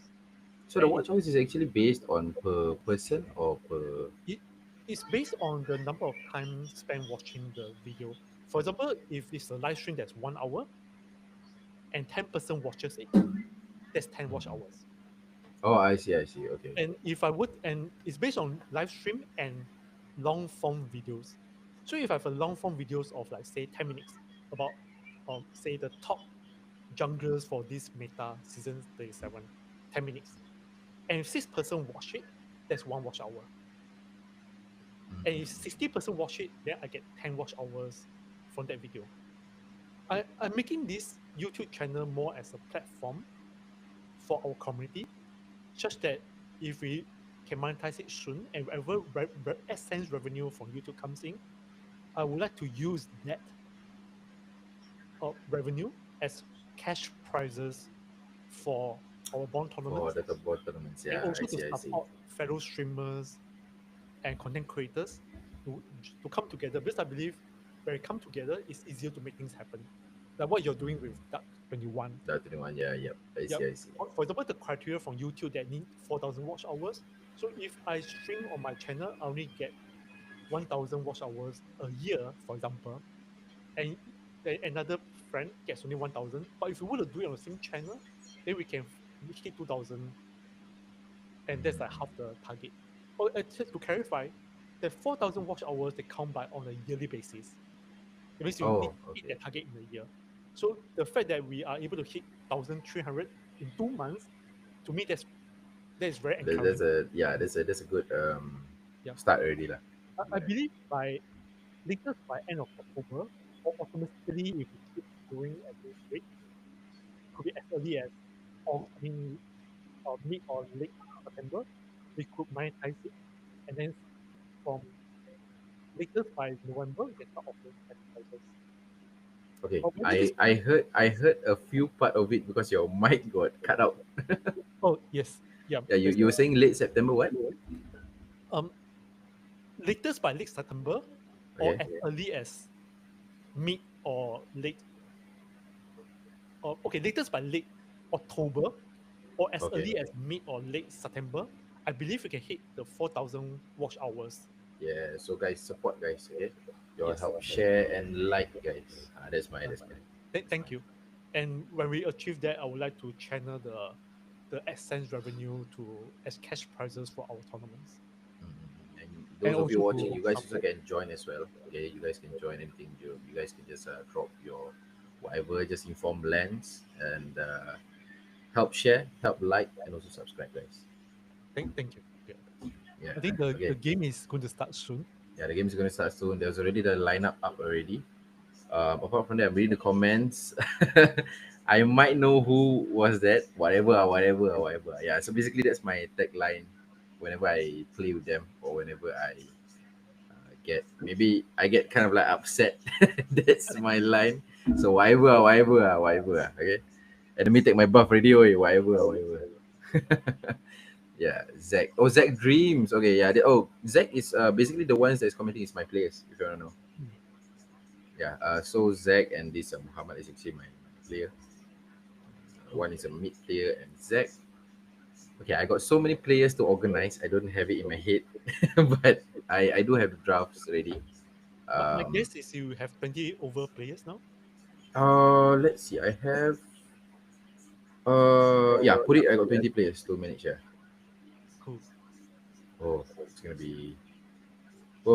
be a headache. Yes, very much. 20, and I mean I've got help from Sage and Zenzu as well. Zenzu is helping me out with recruiting people. So yeah. At the same time, for a team to grow, Mm. it'll be good to get support from sponsors, etc.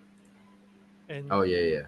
and in a way, by doing live streaming, if we can, I mean, if the players are willing to appear on camera, we can increase the profile of the players. Then it'll be easier to ask for sponsorship, which I would love to support. Not just your team, but any team that they are willing to do our local esports community proud. Mm-hmm. Okay, wait. I don't think they saw. Kira versus Hiko. Oh, Kelra and Hiko. My goodness. So Hiko is a yeah. As you can see, Kelra actually is one of the masters of Beatrix, which is what got me to play Beatrix in the first place. And then Kelra mostly has burst heroes, while for Hiko is a DPS hero. DPS hero is damage per second hero, where they actually use Trinity builds, where More like Moscow. Moskov, Iritel. I mean, Iritel is more of crit, but then Hiko actually plays more on the attack speed. Mm. While for Kelra, it's actually for burst, or even to burst. I mean, it's to burst them down, basically.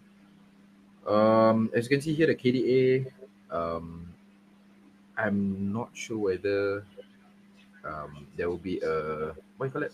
There will be a difference in goal laning for this game because for both teams, their goal lanes are very very strong and they have their unique capabilities to actually pick each other off. They have the good discipline to actually sustain in their goal lanings. So I can't advise much on goal lanes because my gameplay is actually a EXP roam type of gameplay. Yeah. So maybe if they show the EXP or their roam, maybe I can give a take on that. But apart from that, I'm seeing 2-3 Onyx probably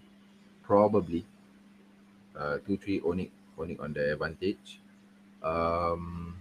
Yeah. Apart from that, I guess that's about it. But guys, remember help to share, guys. Okay. Yes. There's gonna be a huge difference if you guys just help us share. Don't care. Share to me also can. So it will be even more better if you can get some of your guys to join the stream. Okay, So that let me it let becomes like me a meeting, a webinar, or a better way to break a watch party. I see. Okay, wait. Let me try and get my management to I come mean, in. I think right now people are maybe not prepared yet. Right? Yeah, but I think slowly we can get more people to come forward. Yeah, I'm bringing the one that you actually talked to, which is Sage. Okay, the owner of VIG. Let me see if he's gonna join, because most of the things we can actually share head together lah. Basically, we can share our thoughts together. Me and Sage have a very good rapport to bring up the Dark 21 team. So I want to see whether he's coming. Let me. I don't know whether he's at home even in the first place because he was working. That's what I remember. Let me drop him a phone call. Meanwhile, for the comments, for those watching, what do you think would be the scoreboard for Team Spirit and Onyx Philippines? Let's see what would the comments give up.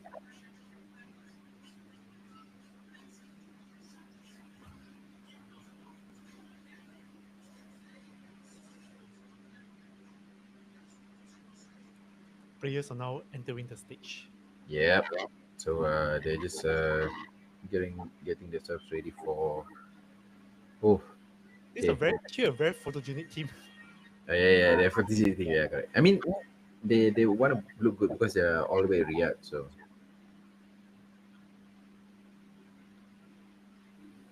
Oh, okay. He's actually outside right now, so I won't be able to bring him in. Let me see if.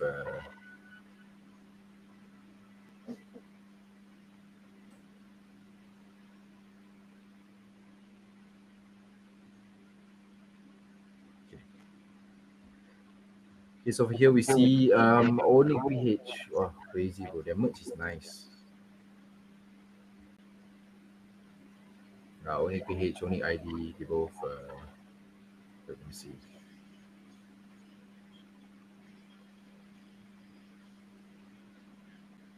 Yeah, the gold standard is sitting in Onyx PH.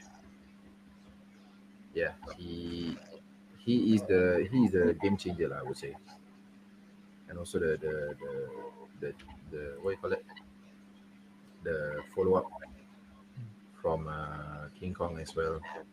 King Kong is also well known for his jungling as well.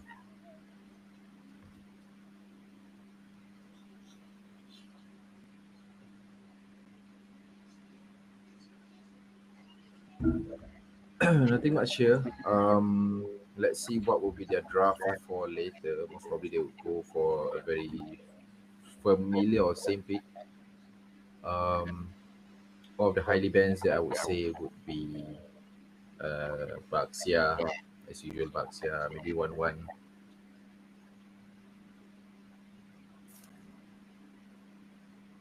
So we got the Russian team and we got the Philippines team to go against each other. Like you can see the size of them. They're like a big difference in size. Like Asians are a bit more smaller, you know.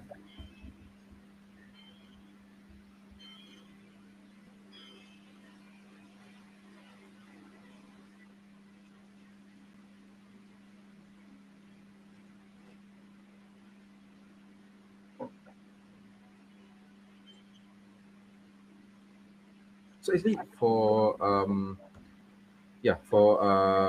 Oni, actually they love to have early game control over the map. Okay, so if you guys want to know, actually map awareness and map visioning the map for the team is actually very very very important.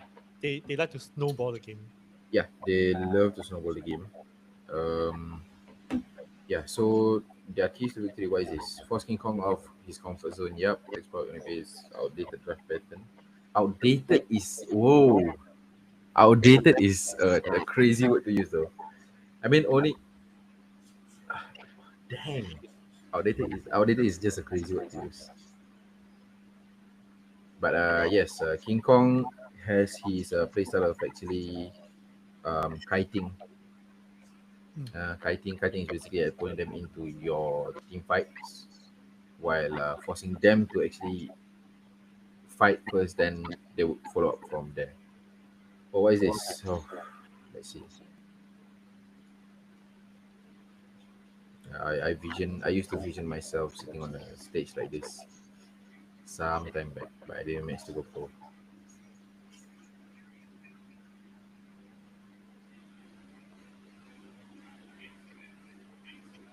Okay. Meanwhile, I'm gonna go grab water. Okay. Just hang in there. I will be right back. Okay. Definitely.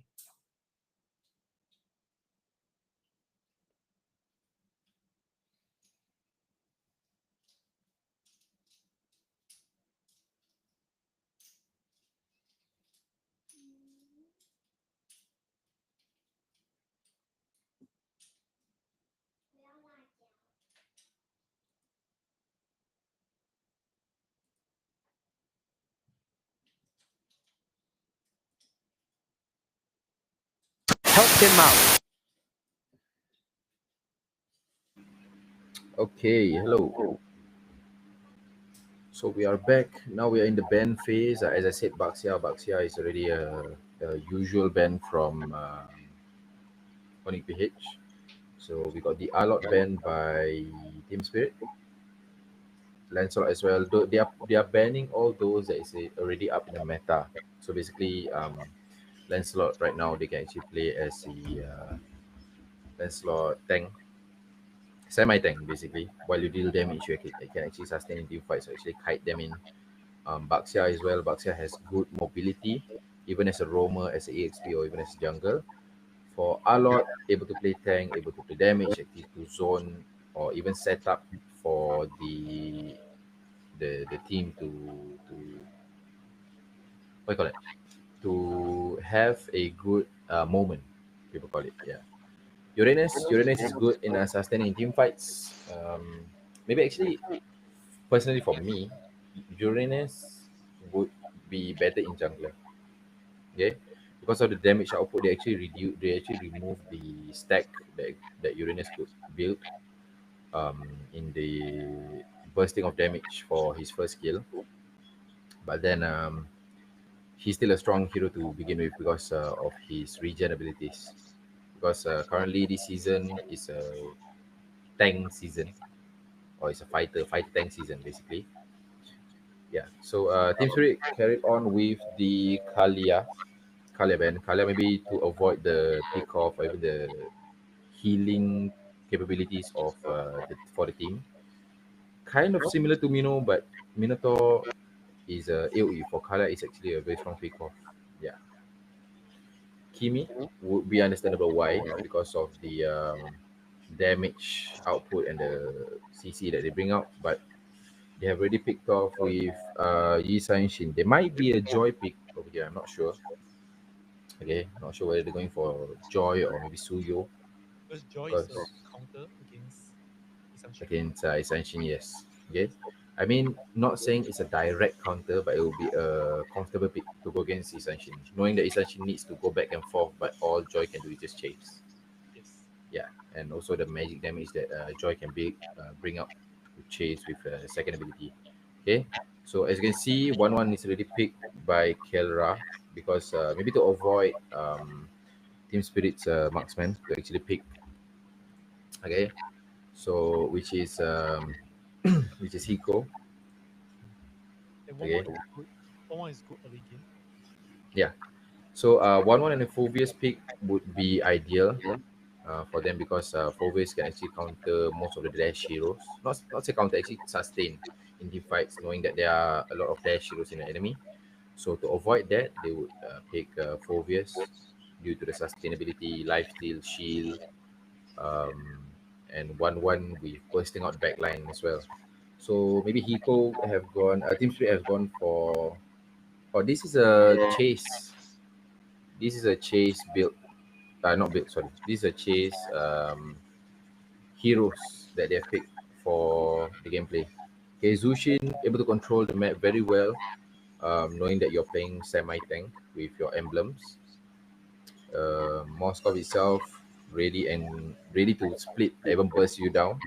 So yeah, let's see what Super Prince is gonna pick first. Onyx basically. See what Onyx is gonna pick for. Maybe they might come up with the mage as well. Yeef maybe. If not Yeef, maybe you can go with oh my days. Wow. Okay. So Fanny Fanny to of course it's King Kong. So yeah, Fanny. Maybe to chase the the mage down, I'm not sure. But Fanny, although despite the nerf on Fanny, they actually it's still a good mobility hero lah, basically. Yeah. So this is the Roma, as you can see. Most used heroes Badang, Cho, Gatot, and Kalia. So as you can see, these type of heroes are to set up for the team. Yeah, except for Sawo using Cho. Because Cho is to actually just gank on team fights and pick off a certain hero that they wouldn't want to fight against. Okay, so as you can see, they already banned Cho because the the way that they play are going to be very fast for Team Spirit in the early games for mid and roam rotation. But maybe for Onyx PH, early game aggression should be for Fanny. Okay, because Fanny is a strong early game hero to go against. Able to fight for the team. So not much of a scaling hero. Scaling hero is more on Team Spirit right now. Okay, Moskov and Isanshin. Yeah. So yeah, there you go. Yif has been banned because I was thinking of a Yif pick for Onyx. What is it? Okay. Yeah. So I was actually expecting Onyx to get Yif first, since there are better options of hyper to pick. But maybe King Kong would be focusing on split pushing, probably.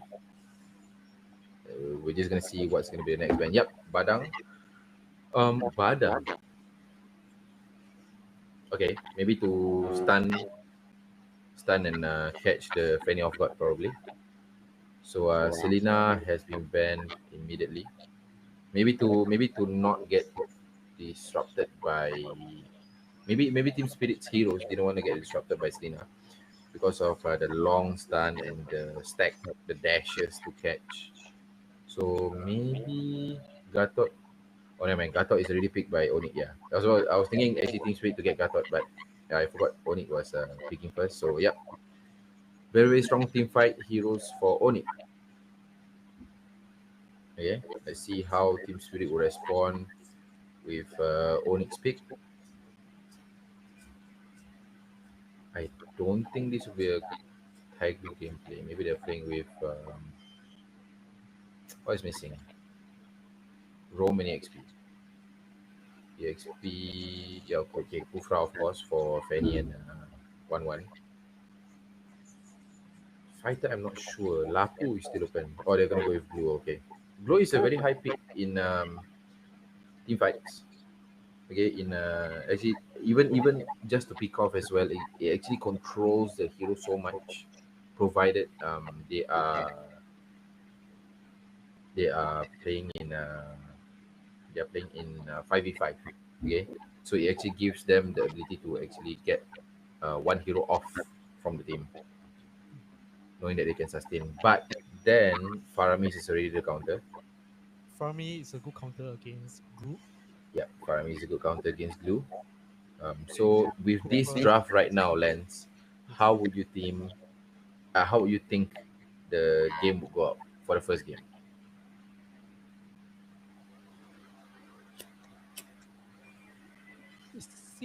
It seems that Team Spirit has a better counter against their heroes.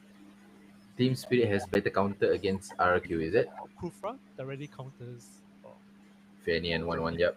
and Moscow has a good. I mean, it's one of the few majors. It's one of the few marksmen that can hold himself against Fanny because of his skill too. So, yep, correct. But in terms of, his Glue is got countered by Onyx or Faramis. Correct. But with Team Spirit's DPS, it can actually help in bursting down Onyx game plan, basically. With my limited knowledge about drafting, because I'm still very inexperienced and No worries. I think that Team Spirit has a slightly better draft, but I would say Onyx will execute better. So I'm still thinking that Onyx is very likely to win this game. I see. Okay, so King Kong didn't go that aggressive in the early game with EXP holding on their own minions. Gold lane, of course, not much aggression. Just leave the gold lane for the jungles to actually drop by. Team Spirit with the aggression. Onyx to drop in, but retreat since they are disengaging the team fight. Emblems. Let's see. I want to see Zushin's emblem. I'm curious. Yeah, so Zushin's emblem is for rotation, which is good. I mean, I'm not saying it's good. I mean, they know what they're doing. I'm just saying that that's what you guys would be able to do if you're playing in a 5-man. Yeah, one of the key emblems that I would say would be Wilderness Blessing, which is the one with the white boots. The white boot this way. Yeah. It's easy for your team to rotate because if you can see, for Onyx, early game they don't play for team fights, but they just play aggression to actually secure the what you call it, the objective, which is the turtle right now. So Fanny is already getting distracted by the Kufra. So Fanny actually got the kill on Kufra, but then they have secured the turtle. Team Spirit manages to secure the turtle with Kirk trying to sustain in the team fight. Moskov with the ulti. Will Fovius sustain? No. That was what I was talking about. Basically, the burst from Essential is already very strong. From early game, especially when he gets to scale until the 10th minute. Okay, not sure how fast it's going to be the power spike. But at this pace, both teams are still very balanced. It's a good trade. It's a 1-for-1. Yeah, nothing much for now. Yeah, if you can see, actually, Team Spirit is trying to get map control for actually map vision to control.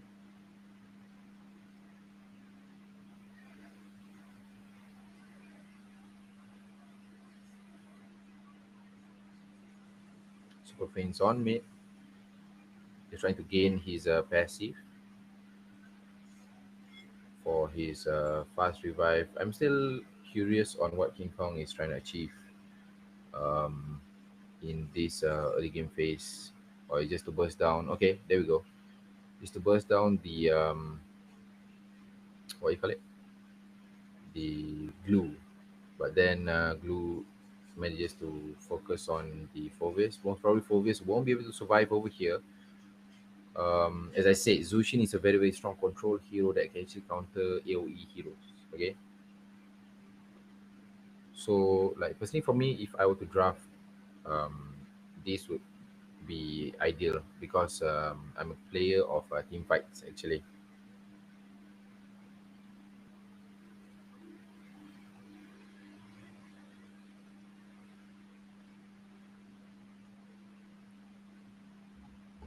Okay. Nothing much here. Just want to see how they will be able to secure with, as I said, the Kufra and sorry, not Kufra, Zushin and EXP actually zoning them out. Once again, the chase from Kid Bomba. We have a very good secure on the EXP. And then let's see whether Fennec would be able to do a trade. But then, hello, Mr. Bat, hello. The chase from Fanny just was not enough. Okay. As long as Fanny has the blue buff, it's going to be easy for him to play with the cables. Okay. Yeah. For goal wise, currently Team Spirit has the advantage because of the turtle they had early on. So they actually have secured, how many turtles is that? 1, 2. It's going for second turtle, is it? Oh, it's a third turtle. Sorry, third turtle. Yeah. Hiko with early game advantage, aggression over 1-1, but let's see whether 1-1 will be able to respond to Hiko's range attacks. I mean, hello.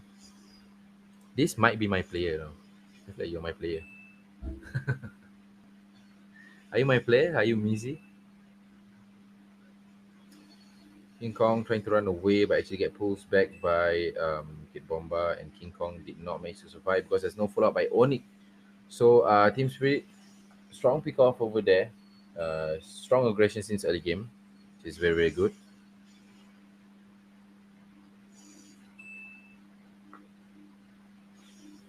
Kirk trying to sustain in the mid lane. They don't want the mid lane to drop, but then unfortunately, Isanchi was there to actually just get the last hit. As mentioned, they were trying to secure the blue buff, but then the blue buff was already stolen by what you call it? Essential, probably. Yep. So Essential with another turtle down, giving them level advantage and also goal advantage. They already have one tower down with Oni. Most probably Oni is gonna play for very very late game because Faramis for early game make wouldn't be ideal because their tanks are not tanky just yet. Okay. With Busco rotating all over the map just to secure with the mid lane itself. And if you can see that one lesson that actually I taught my one lesson that I taught my team to play is that wherever mid lane goes, your roamer must be there. If you don't see them, you're in the wrong lane. Okay, which is what both teams are actually playing with right now. Wherever the roam is, they're gonna be there. The mix is gonna be there. So Hiko securing their third turtle probably. Onyx trying to pick off the glue, I guess, but I don't think he manages to.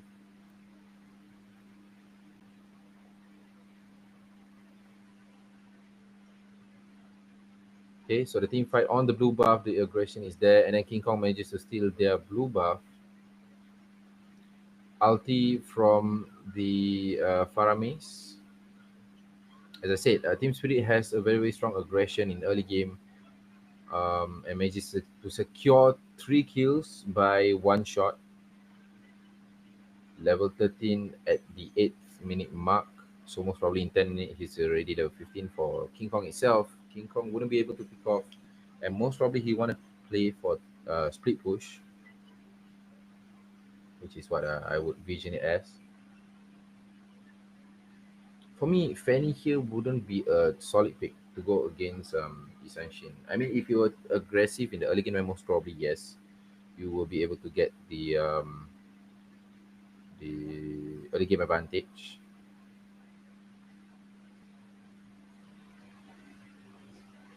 Yeah, so Fanny just has to farm again. They have to let go of the Lord and the Team Spirit will be able to get the first Lord of the game. As I said, King Kong's objective is to secure the split push.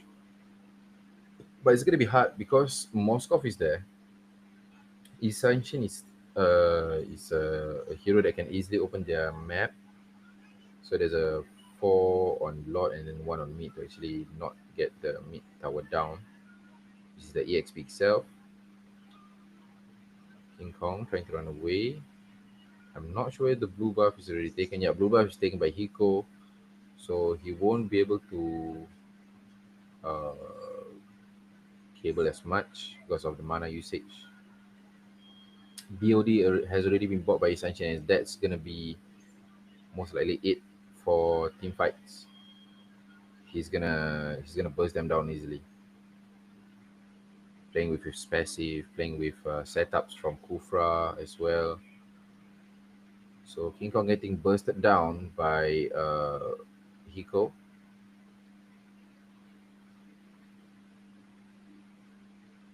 So if you see, Team Spirit has been playing very, very aggressive, which was actually by right.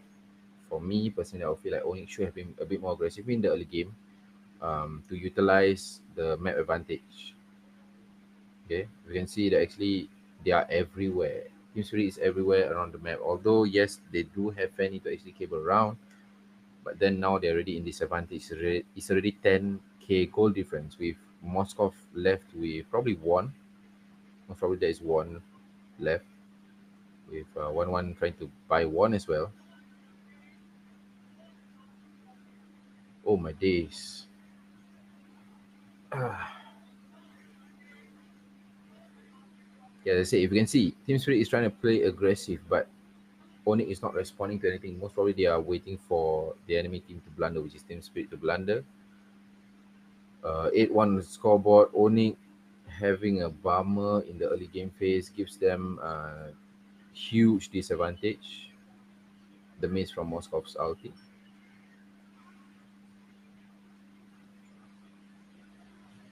KDA wise, I guess the only one that has been trying to sustain is Kurt, but then the follow up was a little bit difficult because the MM and Fanny has been at goal disadvantage. So there goes the ulti by Sao, but only catching one guy. Most probably they're still gonna jump in. Yep, they're still gonna jump in all the way because they already have goal disadvantage. So every setup matters. Okay, Kufra, as long as he manages to get the tanker, because they know that the hyper and the marksman has little to no damage just yet. But King Kong actually manages to secure that kill surprisingly, without the what you call it, without the buff, and that was another 1-for-3 trade, which was really bad. Okay, they're trying to secure up for Lord while King Kong is just gonna get his blue buff.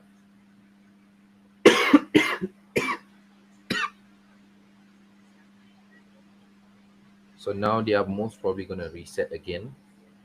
Lord is gonna go off at bottom lane, and Fanny might be split pushing at top, and then he goes for the recall. Okay, yeah, as I said, so King Kong is gonna fast clear the wave. Hiko with probability to play aggressive, but Kera is there to support. But then there's already 4 men controlling the left side of the map.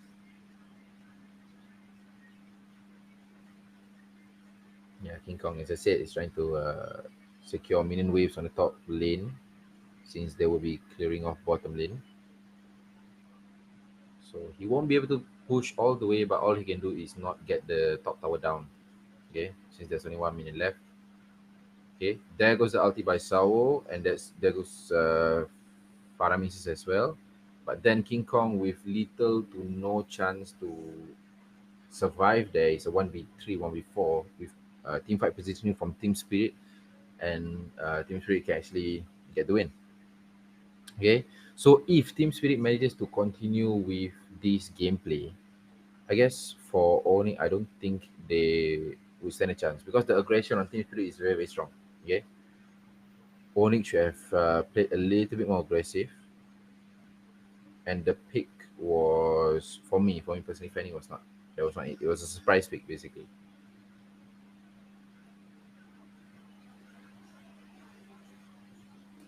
Okay, currently I'm alone, guys. Does anyone want to join up with me in the call?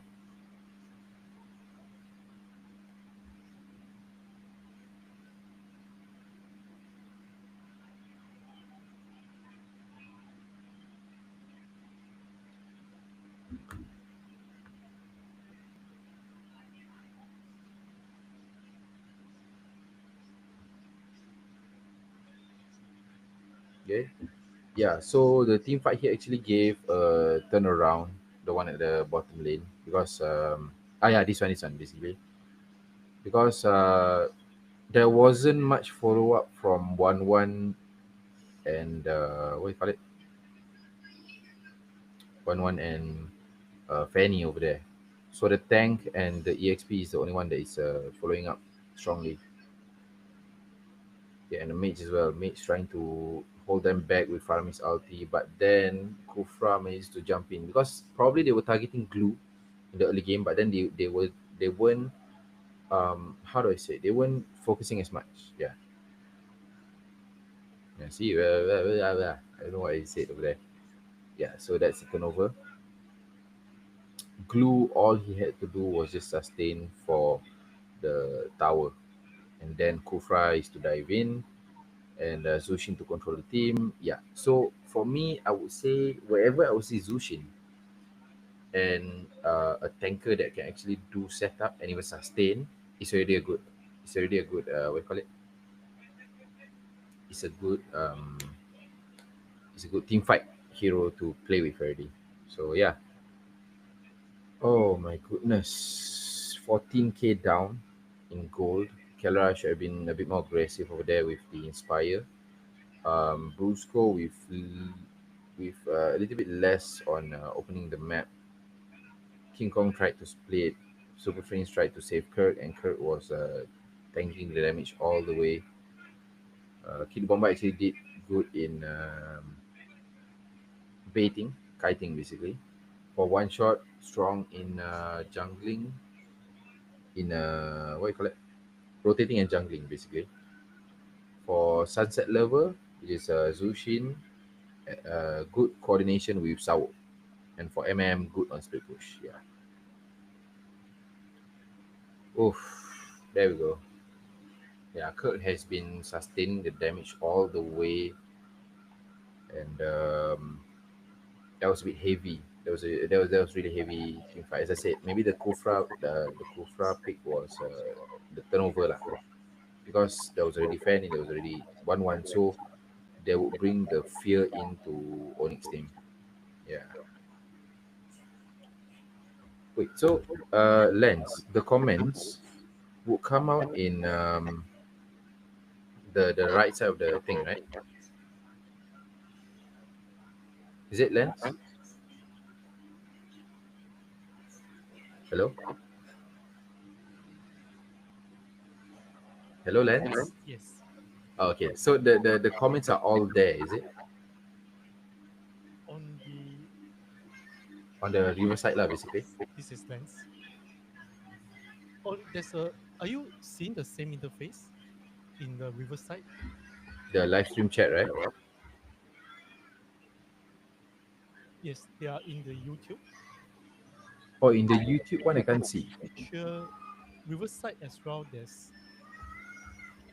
Because I couldn't see what do you call it? There's also live chat. Let me see if I can. Let me see if I can bring them. Oh yes, I can. I can show this. I just show one. YouTube, we should be able to see it. I just show it on screen. Oh yes.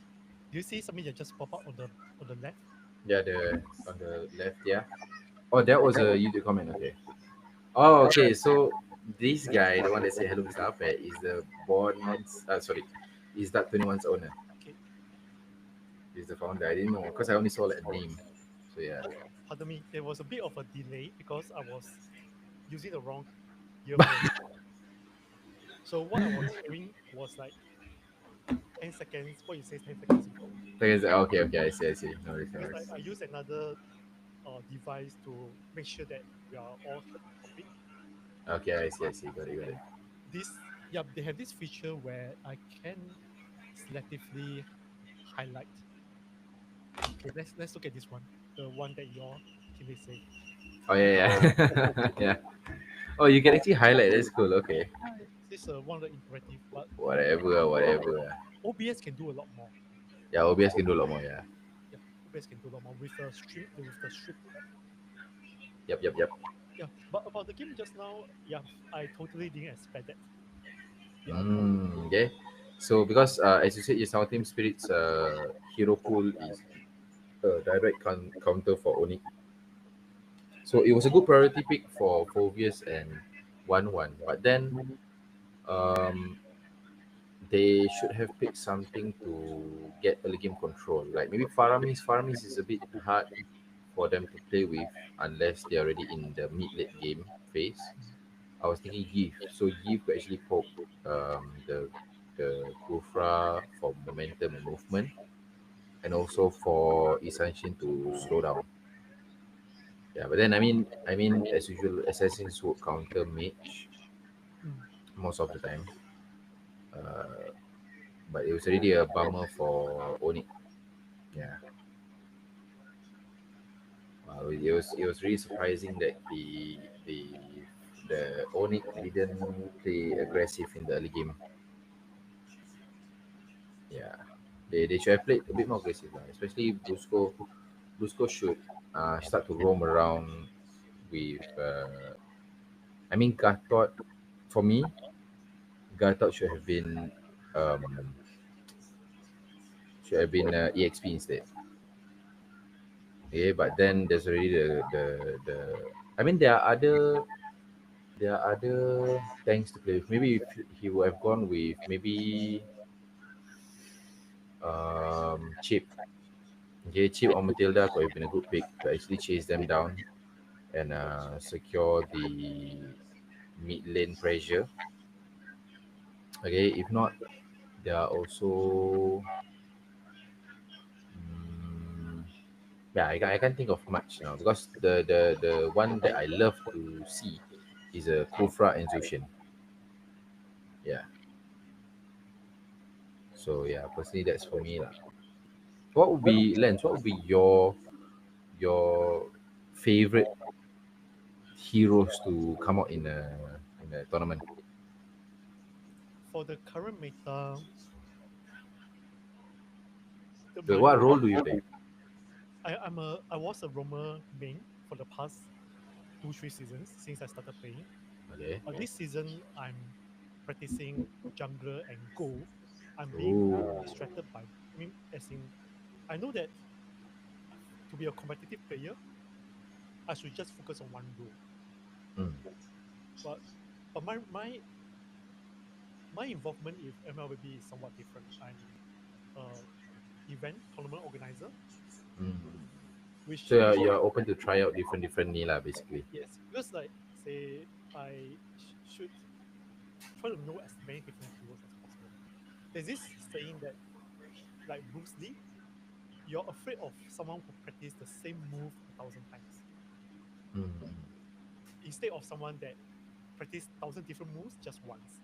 But what I'm doing here is that I'm trying to practice as many different heroes I can because I want to know more about drafting, about hero matchups, so that when I organize tournaments, I see. towards being able to, let's say, be a shotcaster.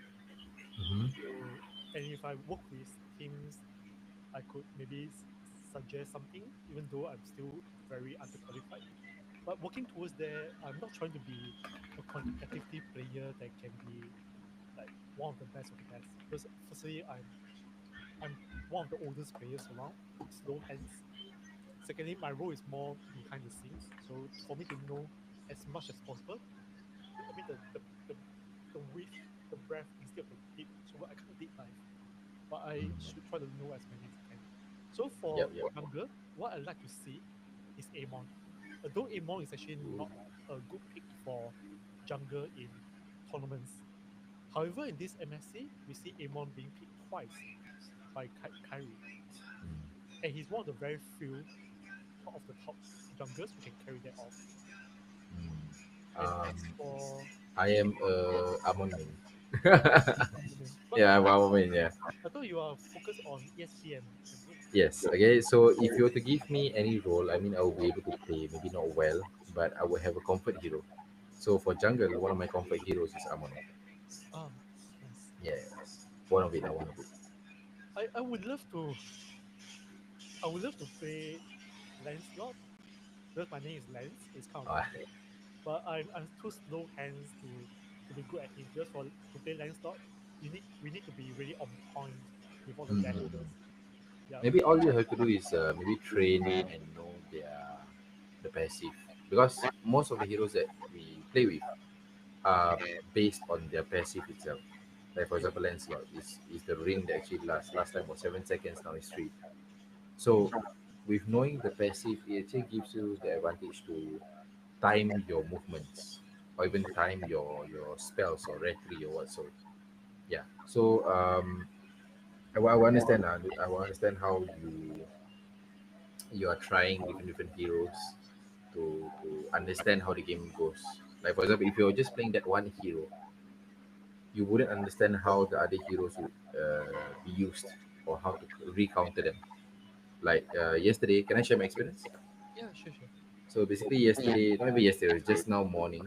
I had a custom with my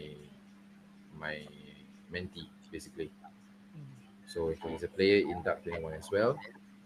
I shall not name him just yet, but we were testing this Zushin and Kimi pick.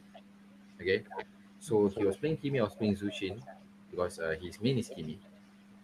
And then what happened is he got smoked like crazy because Are he's you guys doing like a 1 versus 1 or yeah, I'm doing a 1v1 against him. a 1v1? So we're just going on mid lane, like just to see how you would contest in your lanes, and even how you would go against an opponent as such. You know. So I found out that even regardless whether I'm using Kimi or Zushin, I would be able to counter. The reason being is because I would know how to play with the passive.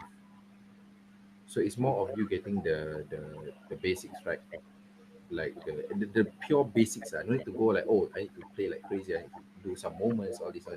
It's more of you getting the basics right, then playing the basics well. That will give you the game advantage. Yeah. So yeah, game two has already begun, guys.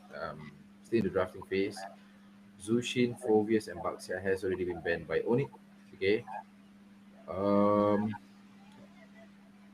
yeah, Zushin was an issue. Zushin was an issue for Onyx, but I'm surprised that since their first pick, I don't think they're gonna prioritize that pick. Lancelot is Shin. They're banning Hypos and Kalia.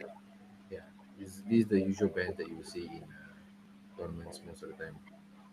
So now we have Kelra. Sorry, we have Onyx that's gonna be picking. I don't think they're gonna go for. They can go for 1-1 actually, but I don't think they should be going first. They should be playing EXP first, probably. Maybe coming up with Badang. Because Badang is a very very strong. Yeah, so 1-1. There we go. So 1-1.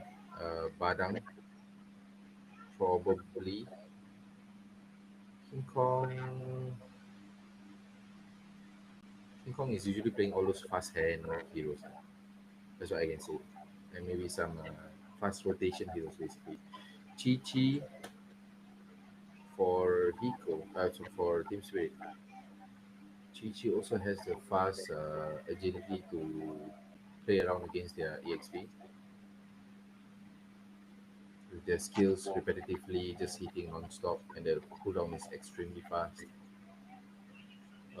Let's see, maybe they're coming with me. Oh wait, it's a Alot Rome, is it? Yeah, so they're going with Alot Rome and Chi Chi EXP. Oh yeah, Alot was open. I missed that out. Alot.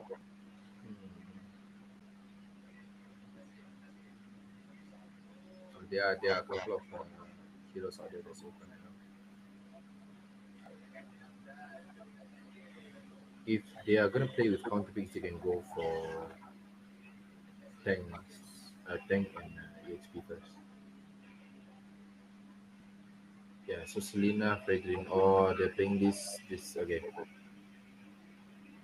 TB is basically tahan badan. Tahan badan is what you call sustain your body in front. That's literally like direct translation.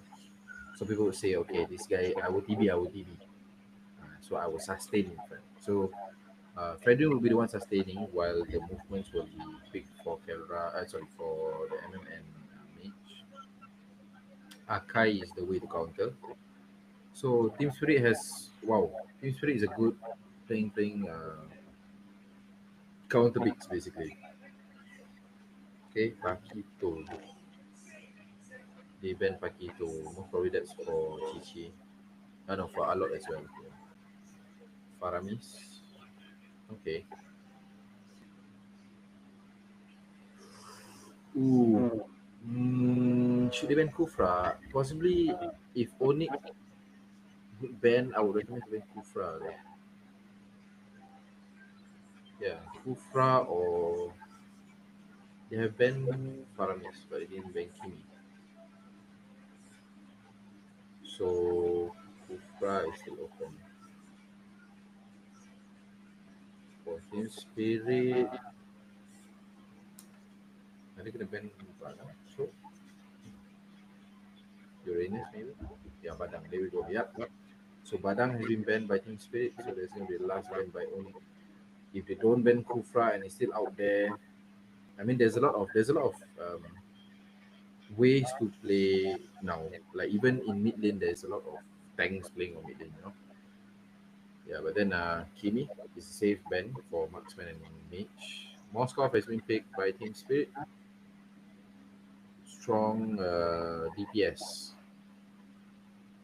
Okay, let's see how Onipage would respond. to these strong CC heroes on Team Spirit. A big Cho. Are you looking for Cho? Cho, or I don't think they're gonna pick Taiki because there's Akai and a lot. So a pick off hero will be good. Marksman, mage, tank, or tank XP now.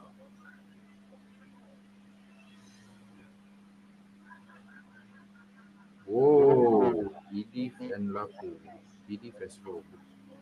Oh, it gives out a good it gives out good, what do you call it? Damage first by King Kong. No, sorry, by the Edith there. Lapu, but then the recounter is Valiant. So if you can see, as I said, so Onyx will be based on their comfort picks.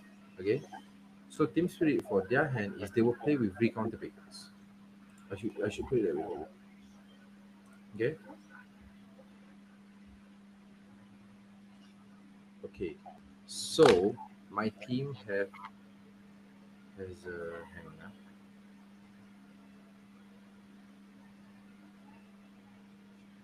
Okay. Oh yeah. So basically my team has Scream actually going on. Oh, did he just leave? Oh my god, I'm alone, guys. Hello, guys. Am I taking over the stream? I don't know whether I'm still streaming. But hello. Are you hosting the tournament room for the Scream? Which Scream? Me? Yeah, wait, don't ask me, guys. Me, Papa, the Scream. Whoa. Is it me? I don't think you're talking to me, guys. I don't know what happened. I guess he disconnected. Did he disconnect?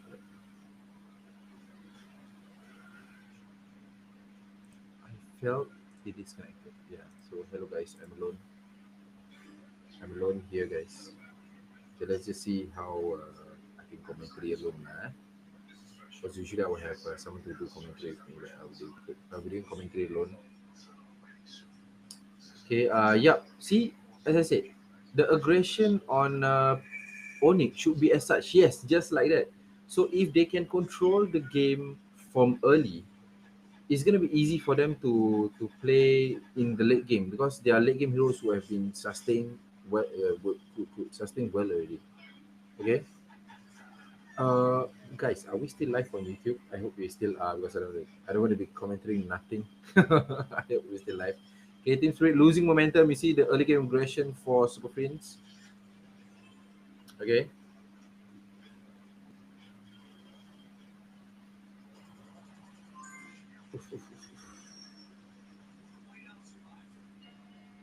Okay, I hope I'm still live, guys. I hope I'm still around. Okay, I'm still around. Hello, guys. Okay, so yes, King Kong is securing the first turtle already. Yeah, so this is what I mean. If they were to play early game aggression very well, it gives them the advantage to. There we go. It gives them the advantage to get control over the map, especially with players like heroes like Selena. Okay, with Selena, with Kara as well. Just open tournament lobby, please join. Oh my goodness, is it me? Wait, what's going on? Did I miss something? Did I miss something? Bond. Wait, let me drop. Wait, it's me. Yeah. Um, am I just gonna be here? I don't know whether I'm supposed to do anything. Epic, no worries about it because they just asked me to open the tournament lobby, which I just did. Oh, okay. I thought like this thing was like about to end or something. Okay. Bye. Okay, so yeah, as I said, only if they were to play aggressive in the early game, it's gonna be easy. Okay, it gives them the map advantage. It gives them the gold advantage as well. Okay, only PH with 2K, 1.5K up in the third minute already. Okay, with Team Spirit nowhere to go. So they're gonna rotate in fours probably. Okay. Kera with good in holding his own lane. Lapu as well to not get countered by Chichi. Okay, there goes the CC by Onyx. Yes, that was what I was referring to, guys. Okay, so Team Spirit with the anti-CC by what you call it, by Akai, but then I don't think there's any way to run for Sawo because of the chase by Lapu. One shot manages to run away just in time, but the damage still goes on aggressive by Onyx. Okay, that was what I was trying to say, guys. Okay, Onyx gameplay is not only just pick off, but it should be in early game. Okay, because of the heroes that they use, because of the composure that they have in each heroes over here. So one shot, even though tried to pick off one by one, it was quite a waste that they actually tried to refight back again. Okay, so there is a possibility if they were to control the game all the way to the late game, Oni can carry this second game. They can carry the throne for the second game. Okay. King Kong very well done on what you call it? Fredrin, there we go. Yeah. I'm having a brain lag out, guys. Okay, not much aggression on the EXP and goal lane for now. Okay, although he could have already died twice in Super Prince, manages to get a kill on. Who was that? Was that Alot? Yeah, there was Alot. Okay.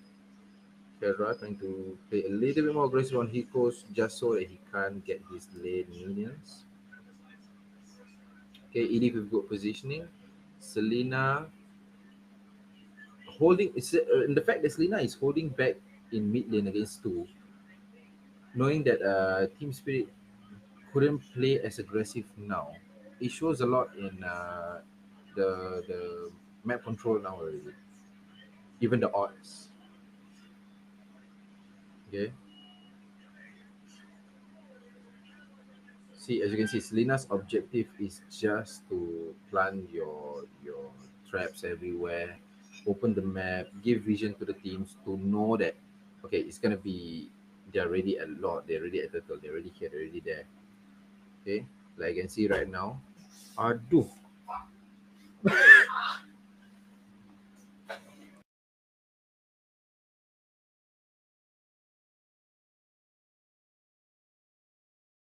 Okay. My bad, guys. My son just something happened. Okay, so there goes the ulti by one shot. Sorry, by Sawo. Okay, here there might be a turnover, knowing that they wouldn't be able to sustain Super Prince. If he manages to get this stun, yep, he can actually secure the kill on Kid Bomba. But Kid Bomba is playing with agility, which is their advantage. Okay, Kera coming in to support. It's a 2v2 right now with the mage and EXP up for Team Spirit. For Onyx PH is their roamer and MM. Okay, so most probably they will be able to get the top lane. Okay, with Kid Bomba nowhere to run, especially with that health. Okay, that's a very good kiting by Kelra. Will he be able to get the kill? Nope. His ulti is not even up. There goes one shot.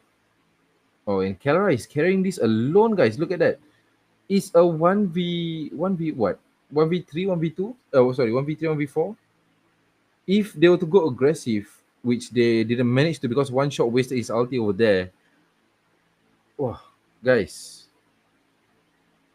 That is good positioning and discipline by Kelra. Okay. And of course, the plantations of the traps for Selena gives the good map advantage. No, what a smooth gameplay. King Kong playing a little bit more aggressive. There goes the ulti by Chi-Chi. And then everything is going all over the place with the ulti by 1-1, flying around, trying to get the kill. Gets two off of mid lane. And didn't secure mid lanes, fortunately. Oh, what was that? Okay, and they are still up in numbers, guys. Okay. So this is what I mean. Once they get to play in the early game, it's going to be easy for them to play in the mid and late game regardless whether it's gonna be the heroes, but it's their composure is meant for early game. That's all I can say. Okay, King Kong with aggression on Kid Bomba. Will Kid Bomba able to run? Most probably he's trying to get his ulti, but he still secures the kill without using his ulti. Oh, Akira does not have ulti actually. Okay, now he has. No wonder. Moscow trying to split push with Alot supporting from the back, but Lapu trying to play a little bit more aggressive on the top lane, which I'm able to see actually. Yep, there we go. Okay, but Kirk misses his ability, and there goes the follow up by Super Prince. Super Prince with fast movement. Didn't manage to catch anyone though, but most probably they get to secure the red buff, of course. So right now it's already 6k goal advantage for Team Onyx. Okay, Onyx PH. Now, all they have to do is to make sure that they don't get crossed over when securing the Lord. Moskov still has his ulti. Not sure whether he's going to try and dive in for the ulti. Oh, he already dived in on mid because Selena was there. So Kara manages to secure the the Lord with the team. Okay, so here goes the reset by the team. Not the commit much. Just make sure that clearing waves is important. But then once the Lord comes out, they're gonna wait with the Lord. The Lord's probably gonna push bottom. Yep.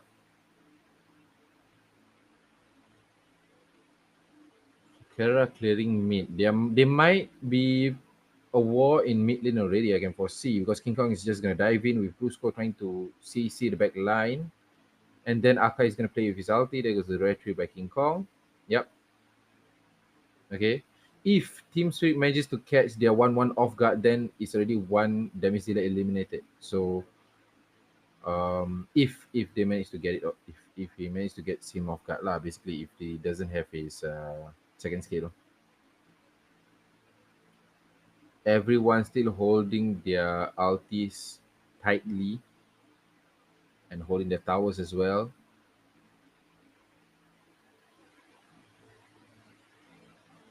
Okay, there goes a mid lane. So sad that one shot missed his ulti. If he had his ulti now, then most probably he will be able to get maybe 1 or 2 off. But then 1-1 with the ulti gets 1 off from Team Spirit and also the tower as well from top and bottom. So now they already have map disadvantage. If they manage to control on high ground against Onyx at this point of time, then it will be a turnover. Okay. But then it's already it's a what 4v5. They do not have their who was it? Oh, a lot. Okay. I've been doing trials back to back, guys. Sorry, because it's a little bit tiring for me. Okay, yeah. King Kong, all he has to do is just kite and make sure that the team plays for follow up. But then King Kong alone in the darkness, no one else to follow up. Okay.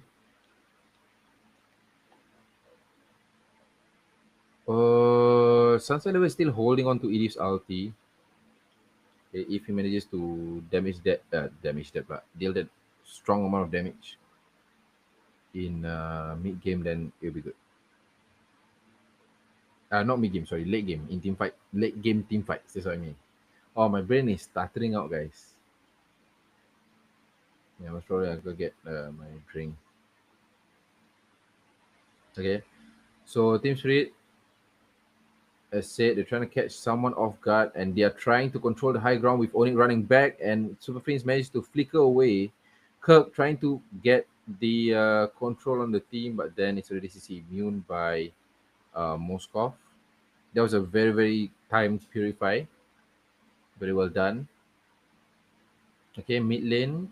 Sorry, not mid lane. The Lord's lane, the Lord area basically. They're trying to dive in but couldn't, and now they do not have their retreat just to secure the Lord because they could already easily burst down the tank. What else? The EXP and mid lane, you know. And Hiko has been trying to hold his waves so much And yeah, if you see Ken what, yeah, if you can see, uh, if you can see, Moskov has been trying to farm so much just to make sure that he is strong enough to actually play in the team fights. But then, yeah, now I don't think there would be. Oh, I'm so tired, guys. Sorry, guys. I've been yawning here and there. Let me get my drink. Okay. Yeah, that's the wasted ulti by one shot. I don't think they will be able to secure King Kong because they picked off the wrong person actually. They should have picked off Kelra, knowing that Kelra would be baited by the second scare. And now the tower goes down once the mid minion comes in. Okay. Can they sustain? Sawo still has his ulti. So if he outs them away, there we go. So let's see if they will be able to end this because the team has been chasing, but there goes the ulti by 1-1-1. Most probably can get all 3 kills over there, and there goes the team fight. That's a 1-1. As I said, Onyx gameplay should be very, very aggressive. Okay, knowing that Team Spirit's gameplay was a 50-50 to push in the first place. Okay.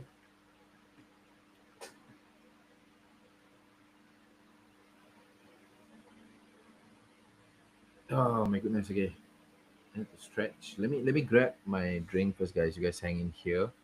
We're just gonna go for a short, maybe 1 minute away. Okay. Not even 1 minute. I'm just gonna grab my other drink. So yeah. Onyx, very, very strong comeback in the second game. Okay. For the third game, I would foresee that Onyx can control the game, provided that they are playing the same way again. Team Spirit should how do I say this? Team Spirit should not be 50-50 on their aggression. Okay, because if you can see, like just now, Sawo went so offside, knowing that the team was already low in health, and here's the turnover. Okay, yeah, that's a whole bummer right there because now Akai doesn't have support to actually get his turtle secured. Okay, in the early game, in 6 minutes, it's already 4K down in gold. Okay, Team Spirit tried to get that that what you call it trade off, but then it was not enough because the team was already too tanky and already dealing so much damage. Maybe Sunset Level should have took Lapus ulti. Probably. In my opinion here, he should have took Lapus ulti or if I were to say 1-1, how would you want to use 1-1's ulti, you know? So I guess Lapu would have been a better one to take his ulti off. So he can actually control the game once again, gain the momentum and actually do a turnover. But then 1-1 is already too fat, so he wouldn't be able to sustain 1-1's burst. Sustain 1-1's DPS, you know? But if they manage to continue this, then yes, most probably it will be a 2-1 over Oni. A 2-1 over what do you call it? Team Spirit. Yeah, okay. If you can see over here, Kelra dealt so much damage. As I was saying, there was no one trying to lock Kelra because everyone was trying to lock King Kong. Okay, so that was the mistake by Team Spirit. Team Spirit should have caught the dash or even the damage dealers offside first before actually jumping into King Kong. Because they know that King Kong, if they don't have Red 3, is going to be useless. But the thing is, they should have gone for pick off before the team fight. Okay, so Kid Bomba actually did well in tying both of them up. The who was it? Fredrin and Edith, if I'm not wrong, to actually prevent them from moving forward. You know, but then Hiko wasn't much of a follow up because he was more on the split push. But Sawo picked off the wrong person, as I was saying this now. So if you can see the damage there per minute was Kelra. Kelra has been bursting them down all the way. Brusco with very, very strong tanky damage, knowing that he's using Edith, you know, and also rebursting them back. Yeah, one shot was the one taking the most damage because he was already initiating and already spinning here and there, knowing that he has a strong magic and physical defense. So yeah, I will be back. Lens, are you there?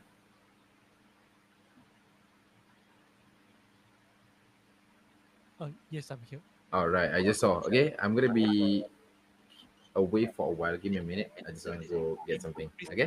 The break is very tiring to keep.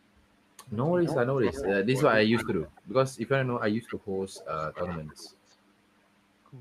Yeah, so I used to host tournaments in Malaysia.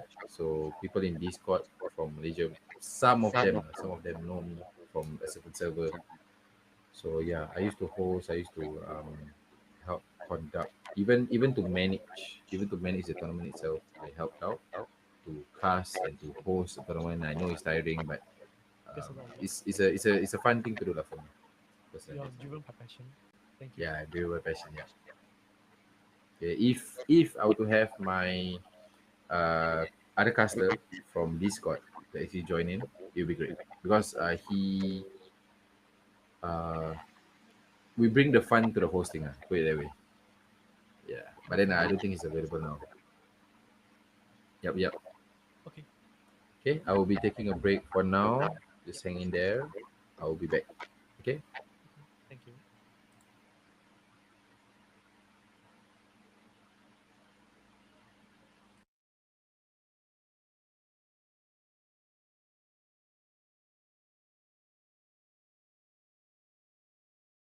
To build an app with your name on.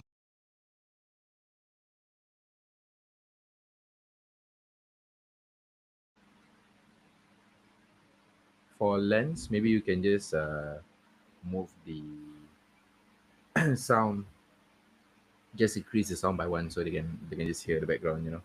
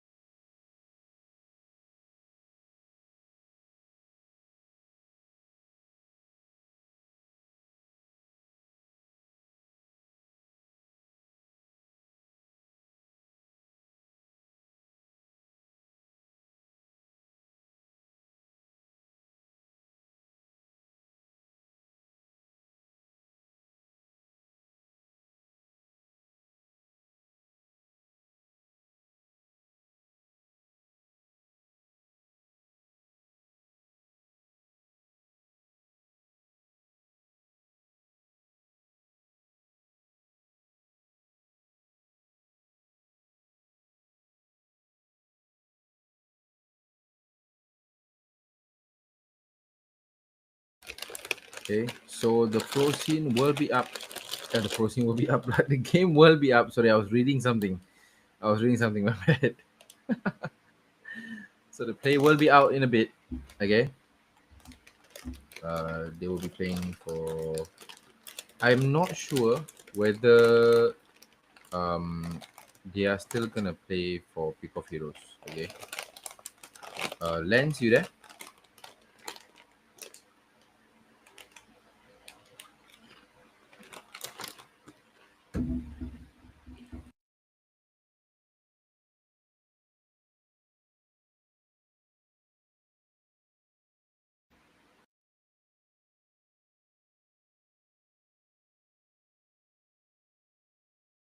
Okay, the teams are back. I'm not sure who will be carrying the third game.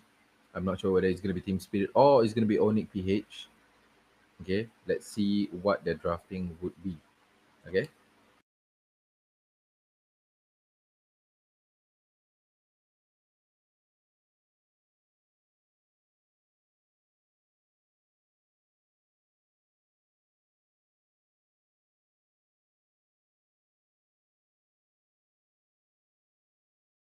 Grab your munchies and sit back and relax, guys. Okay. I'm also eating, so I will do commentary once the game starts.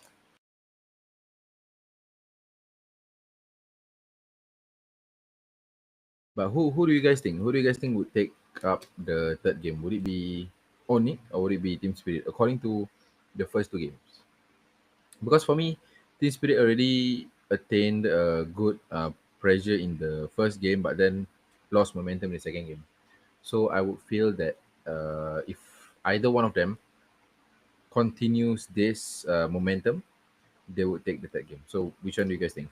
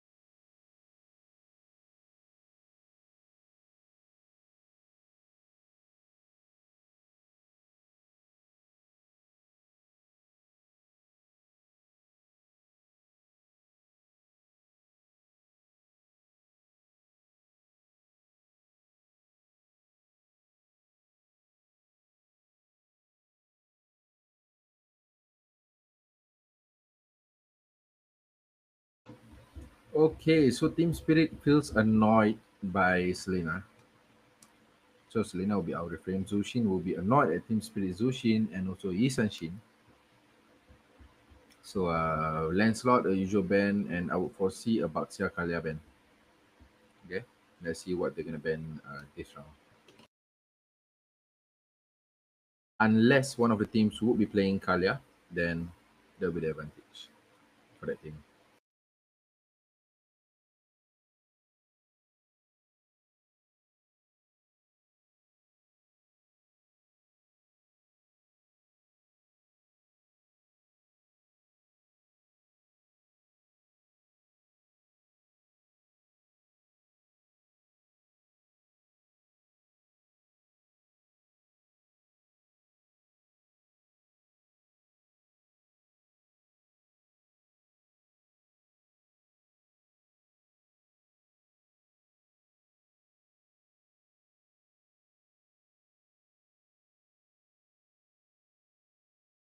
Okay, so Baxia is open, guys. 1-1 and Kalia has been banned for both teams.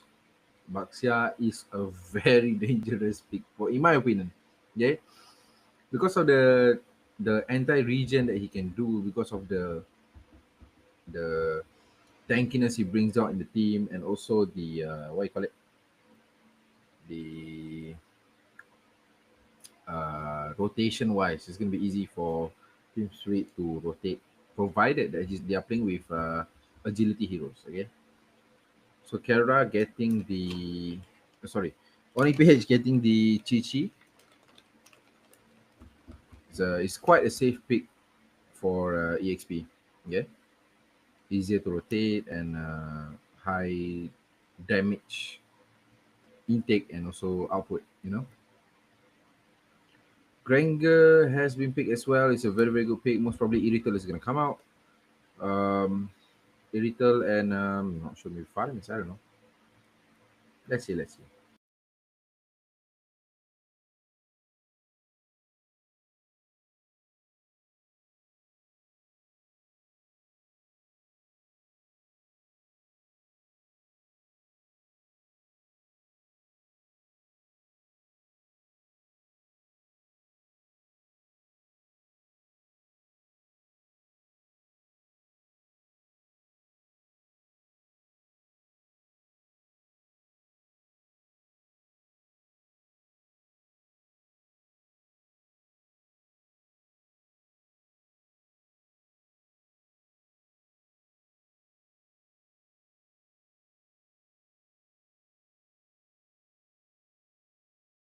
Yeah, I'm not sure what happened here.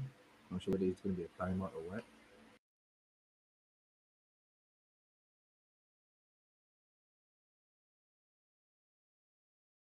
Oh my god, I remember the time when I was wearing that headphone, someone just coughed into the mic, bro. I'm so deaf. Oh wait, what happened to the bands? Sorry, what happened to the picks? Okay, never mind, it's paused, so it's 026. Most probably it's a timeout. Yeah.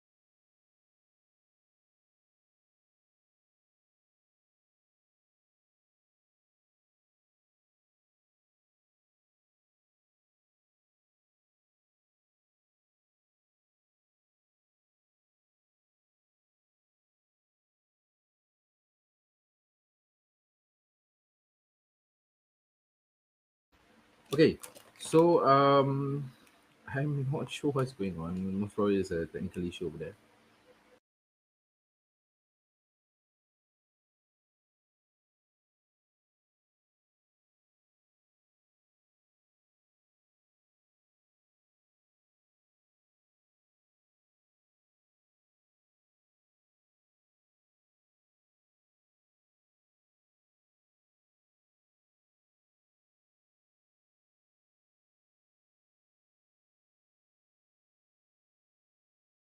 Okay, so we will continue with the picking phase. Moskov as well. Okay, Moskov has been a pick for Team Speed for a couple of times already now. I'm not sure about the reasoning why. Yeah, Badang is out. There we go. Okay, Badang Rome probably. So Badang playing Rome, Baxia will be hyper. And maybe they respond with Zushin. No, Zushin is banned. My bad. Yves, guys. Yves. Guys, utilize Yves, guys.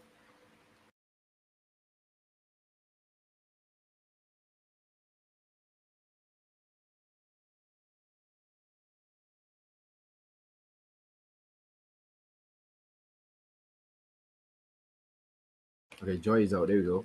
Okay. Um, Joy. Okay, Joy is fine. Phobius is very nice. Yeah. So they pick Joy ban Phobius. They ban what? Cho? Are they gonna ban Cho?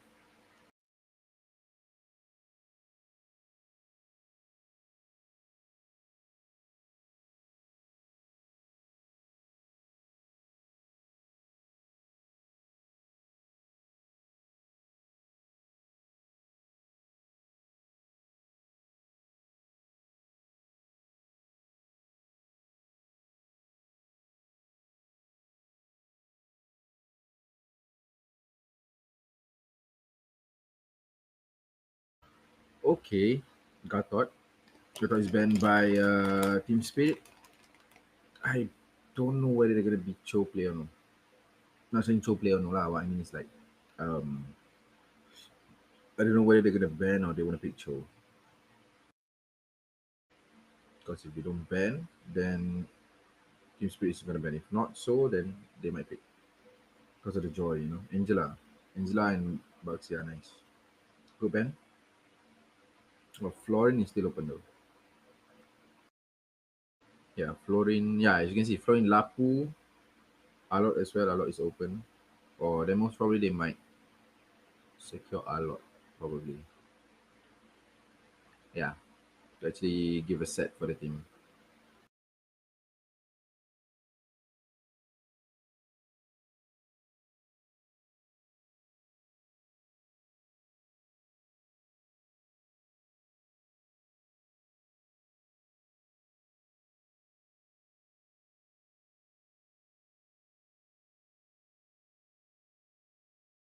Okay, Kadita has been banned.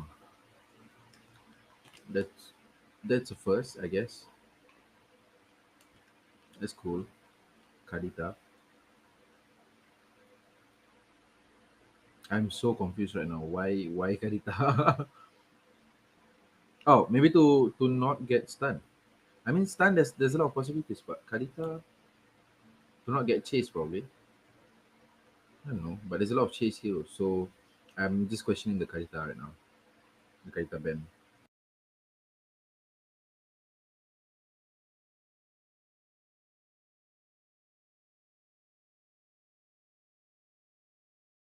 Yep, as I said, Cho is gonna be out. Mage.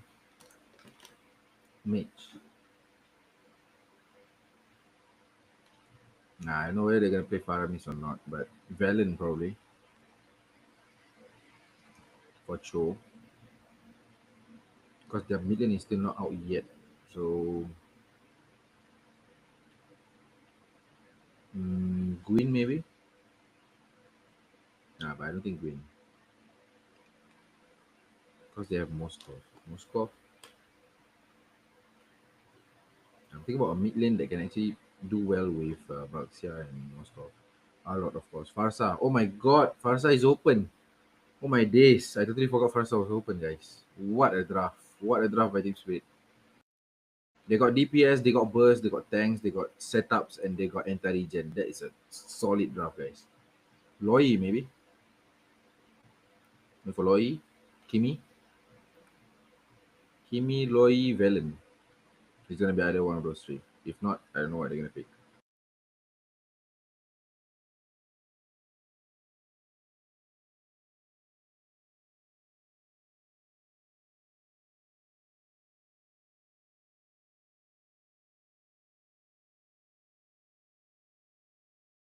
Yup, I told you Loy is gonna be out.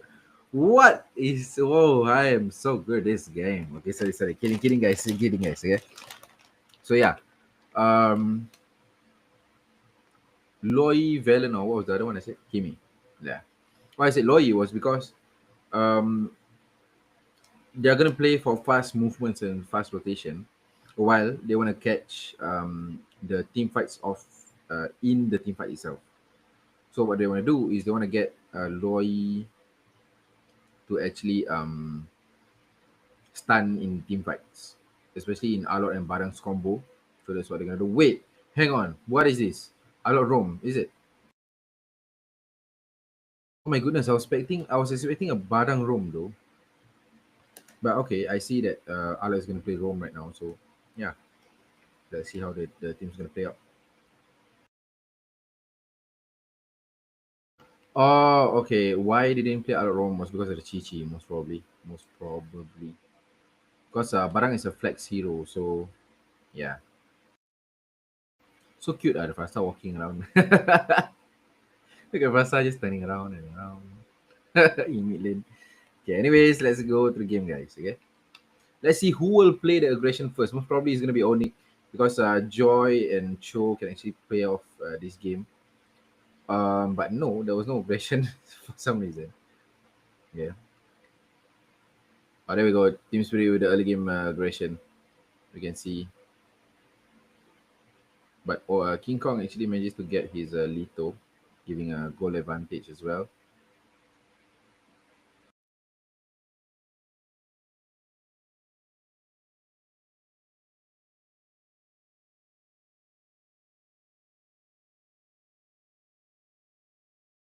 Hiko with nowhere to go with Moskov. I don't think he will be able to survive this. Stun is out. Last minute hit.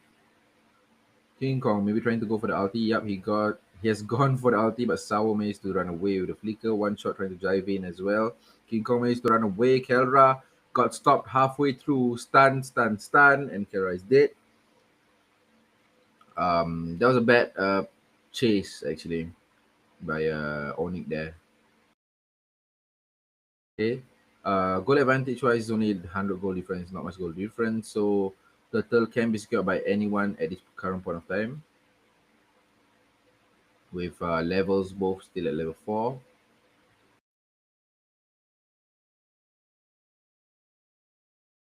So Loyi not getting his ulti just yet. Oh, now he got his ulti. Sorry, not Loyi, Cho. Cho with the ulti not secure. But King Kong manages to steal the turtle. What a steal, King Kong. Okay.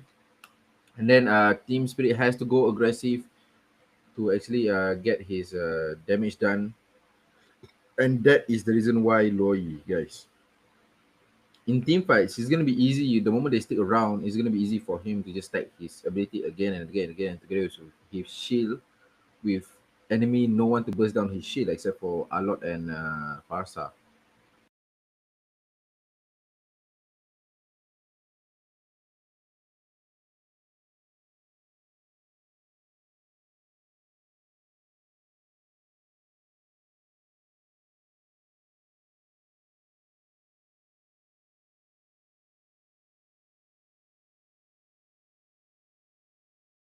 Not much for now.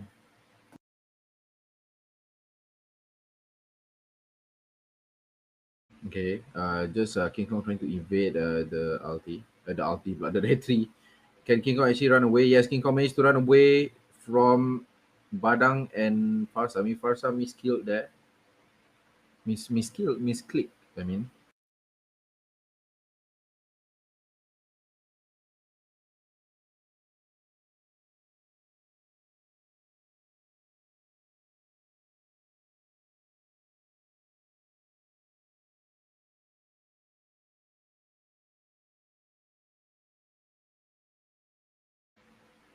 One shot with a wasted ulti. King Kong can easily just burst him down and manage to run away. Can he run away? Yup, he managed to run away. Sawo missing his ulti once again.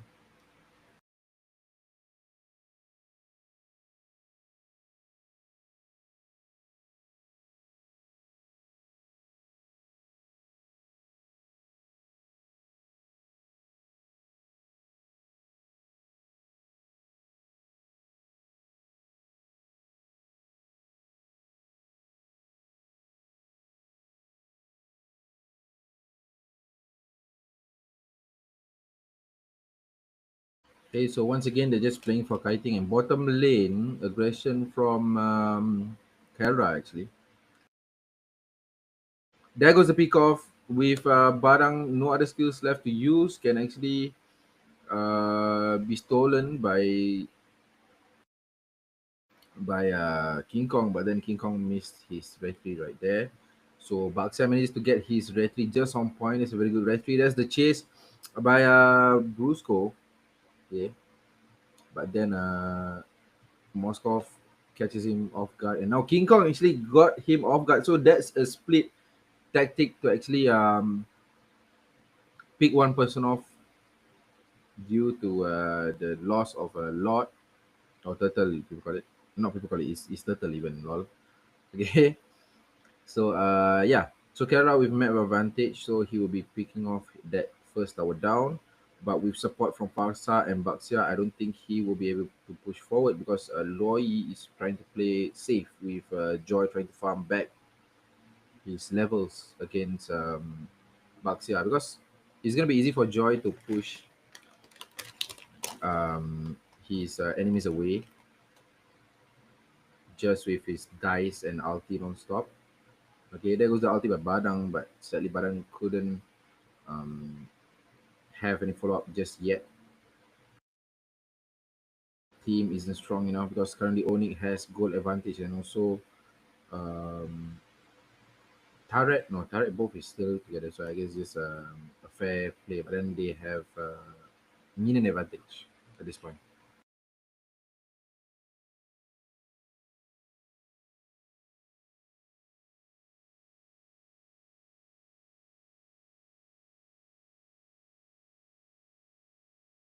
So you see King Kong trying to get the Badang over there, but then Badang is still very tanky.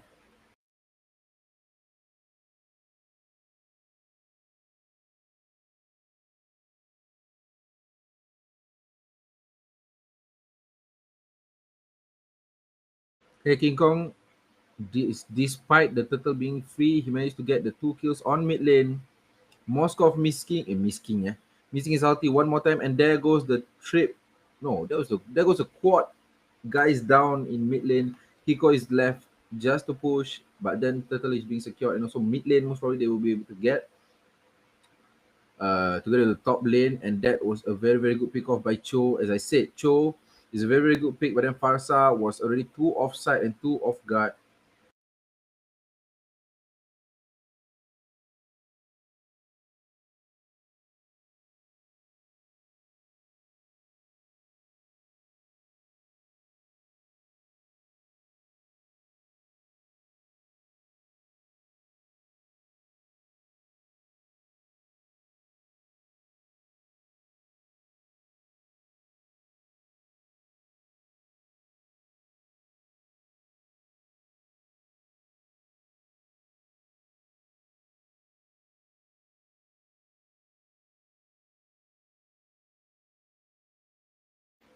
Okay, Baxia trying to chase them down.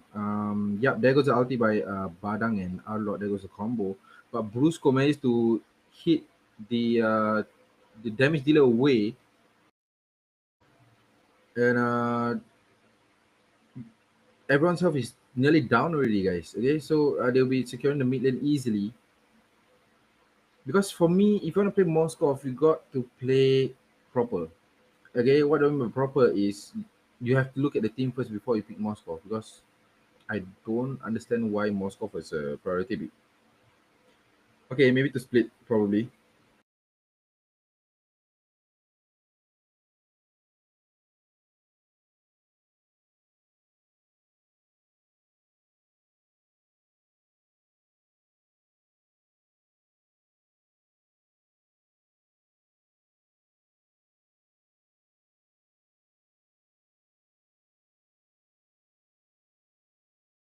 Okay, just map control for owning and also team fight.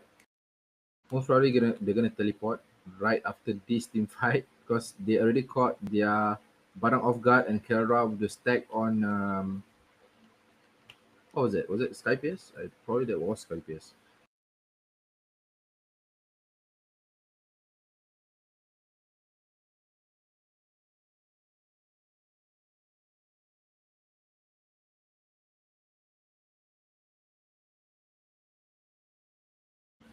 Okay, it's gonna be easy to actually clear off with Loy in hand, fast rotation.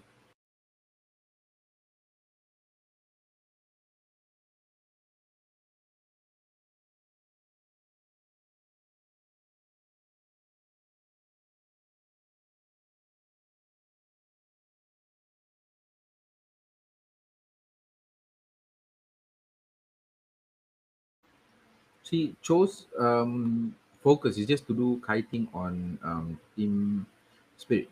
Because once he manages to get one off guard, there's gonna be a team fight.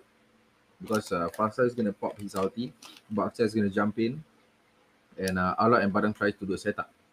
So it's kind of a good set, but then the timing was a little bit off because they already caught their damage dealer off guard, or even they already caught Badang off guard, so there won't be any set. The only set that they would be looking at would be from R-Lot. Yeah. With Kirk just poking them down.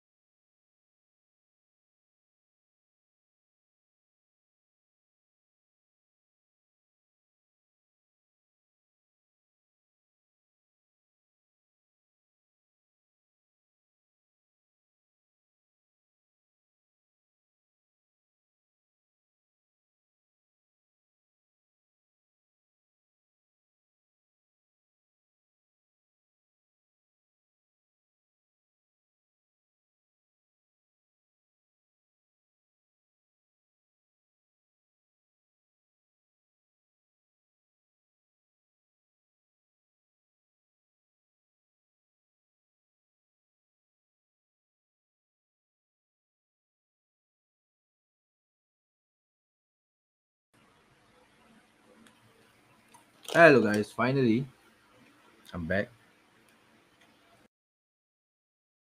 Yeah, my bad guys, there was a little bit of a issue. Okay, so there was actually a team fight that happened in mid lane. I didn't manage to commentary on it because my screen just lagged out. Okay. But over here we see that the top towers and the bottom towers inner turret is nearly destroyed. Sorry, the inner turret is already down, is left with the base turret. Okay.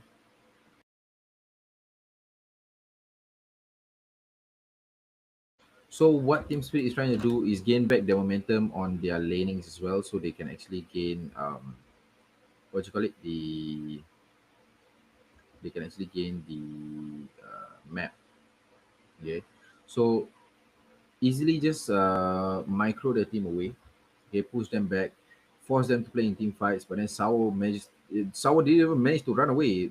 Oh, there no, Sour is the one that ran away, but then Keep Bomba didn't run away. Okay.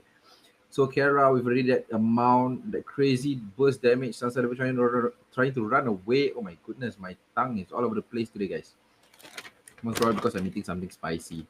So yeah, King Kong got caught off guard by the Marksman. So Kara trying to burst him down, but if Hiko manages to get him off guard first, then it's gonna be game over. So Sansa, yo, damn, Kara with the micro. Damn. That was a solid pick off, okay? And he was still going very aggressive on Farsa. Although despite there was Moskov there, maybe Moskov should have been a bit more aggressive to actually pick the Granger off, but Granger has already used his flicker, so I don't think he will be able to catch him off guard. There goes the ulti. Okay. He chase down together with the Lord. Let's see whether they will be able to get one down. Or at least just a moment for Kelra to burst them down. One shot using his ulti to run away, and also with physical and magic defense increase. Okay. Yeah, so there goes the reset, guys. Okay, so Kelra trying to gain back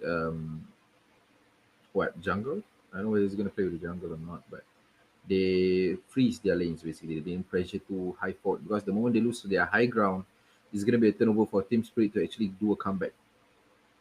Okay, so that's a very, very good discipline by Oni.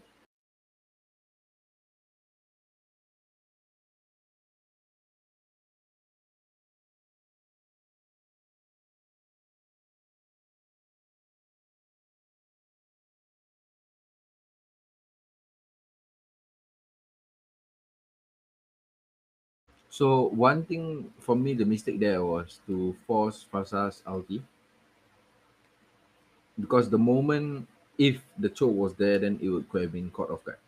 But then luckily the whole thing was there, the coordination was around, so he manages to run away. Okay.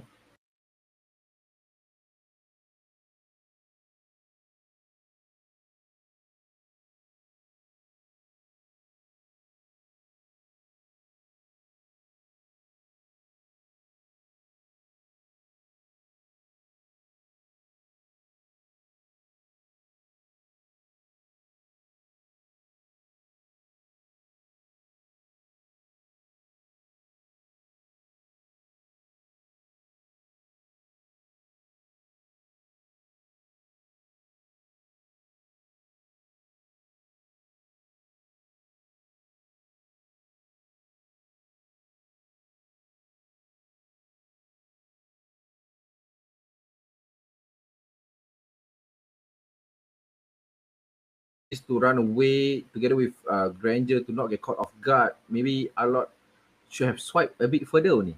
Aha. Then he can get you off guard.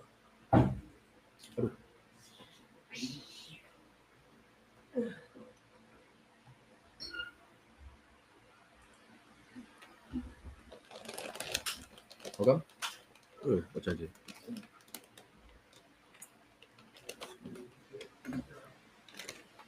Okay, I'm back, guys. Okay, so now they're gonna contest for Lord. Let's see what they can do. Okay, if the Cho manages to get the hyper or their EXP off guard, then yes, they can get. But then there was a mistake by Joy, because Joy has already played too aggressive on the backside. Will they just reset the Lord? They just reset the Lord, guys, because wait, why did they reset the Lord? The pressure was too far up, and maybe one shot should have just continued on with the Lord, because Lord was only a few hits left together with Marksman. But then there goes the reset. It's a 3v3 right now. Okay. Farsa with the bursted down the Cho and the Marksman as well. Kara missing his stacks now. Okay, Kirk playing too far out.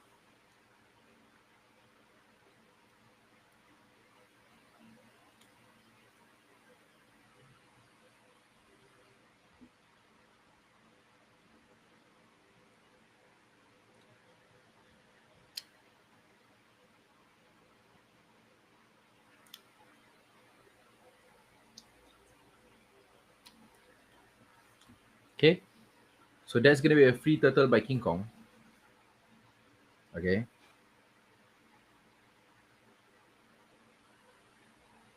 There's gonna be a free turtle for what do you call it? For Onyx, because one shot did overextend over there. That was a big mistake.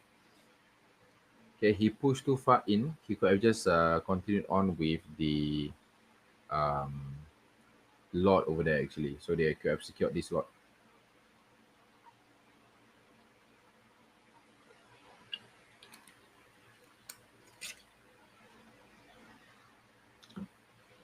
Okay, so there we go. There's the pick off by Cho. But when Kid Bomba actually managed to flicker and second skill away, but then Farsa with the feather strike. Oh my god, I'm not gonna name, but Farsa with the ulti.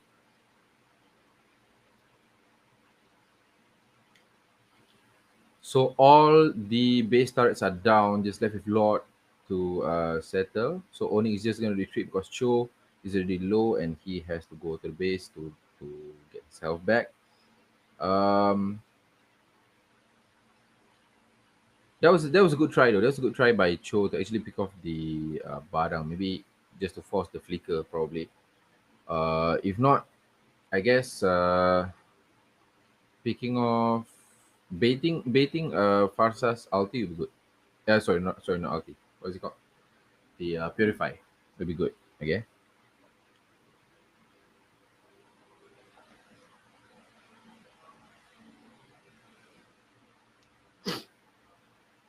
Okay, so for now there's nothing much. Ulti hit just nice on Moskov. I think Moskov is gonna jump in. Okay. So ulti, sorry, I was about to say Farsa and ulti is gonna be Alta. What the heck? Farsa's ulti just to push them back from their team getting picked off. But then the ulti by King Kong. King Kong is trying to chase down the mid lane, but then still get bursted down by Kelra. Oh no, not Kelra. Sorry, that was Baxia. Okay, Baxia and Farsa. There we go. Kurt. That was the mistake, guys. That was the mistake. Reason is because King Kong was chasing them for a lot, guys. Okay. They already have map aggression. I don't think they should have pushed up forward on top there because the team wasn't ready to push together with him because he was the only one alone. The only one that could follow up was only Cho and Granger. Okay. Maybe if I want to say Chi, not really. He even used his ulti just yet, but he died. Okay, so this might, I'm going to say might, okay, this might be a steal from Onyx. Not sure whether the Red is going to be just in time. So there goes the freeze by Super Friends. Okay, still trying to push them back, but they probably got the Lord. And there, whoa, that was a nice try to steal by King Kong. King Kong is trying to stack up his dash one more time so he can play a little bit more aggressive, trying to chase out Hiko. Ulti by Joy, but then Brusco tries to jump in but manages to survive, luckily. Okay, for him. So right now we are already in the very late game, okay, and the items are all set and ready. Farsa is bursting like crazy. Just know that they have to watch out for Farsa's ulti and also the setup from Badang because that might end the game. And also the burst from Hiko. There you go, as I said. So the burst from Farsa is gonna be hell of a damage for even EXP. Okay, maybe for Brusco can sustain a little bit, but it's gonna be difficult for them to push up forward right now because they don't have a fighter. The only one's left is gonna be to burst down, I guess, Loyi, guys. Okay, if Loyi can make a good play to surprise attack them from the back, most probably they're gonna teleport from the top. Okay, they're gonna teleport top, and then one's gonna be a mid, I guess. So yeah, I guess that's gonna be the gameplay. King Kong still secure, as I said. King Kong is gonna secure mid, but there was a 50-50 there, but it's fine. Okay, the ulti by Farsa. Farsa is down by out. Not much here right now. Just trying to push their lane itself. Okay. Now the turret tower is so cute, guys.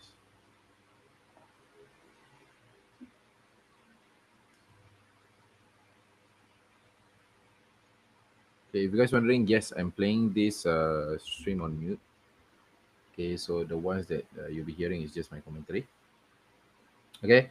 Hiko manages to survive, guys. Oh my days. If he can survive this, then this can be a turnover for Team Spirit, guys, because all they need to do is not get caught by Cho and Granger's damage, because Granger is already bursting down like crazy, and also the abilities from Super Friends, okay,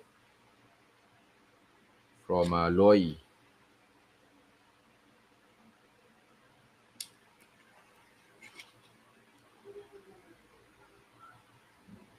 Okay, I guess this lot is going to be the last lot just before the game ends, because it's already a 24-minute game and the builds are all set and ready.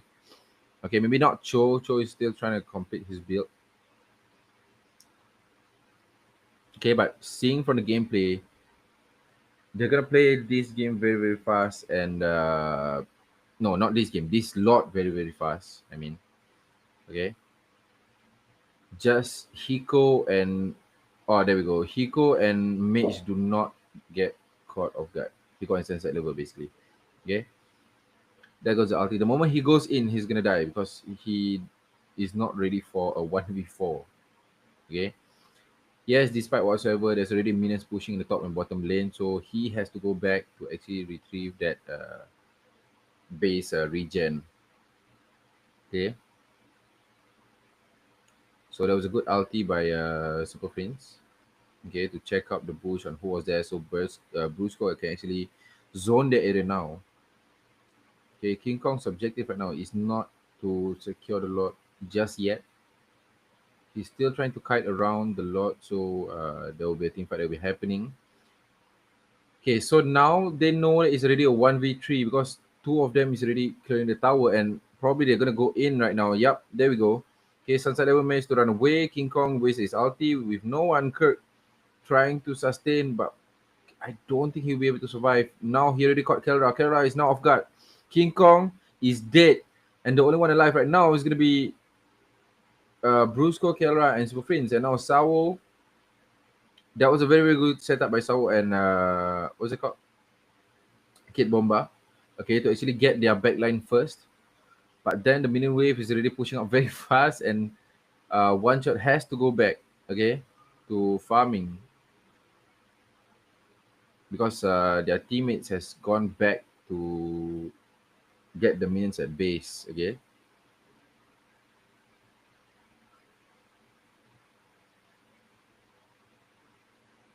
Okay, there goes the conceal. Trying to get down Super Prince, but Super Prince still managed to run away. Yeah, Loy is a very, very agile hero, guys. Not saying his movements, but look at how far he is teleported back, and now he's already back in the team fight. You know.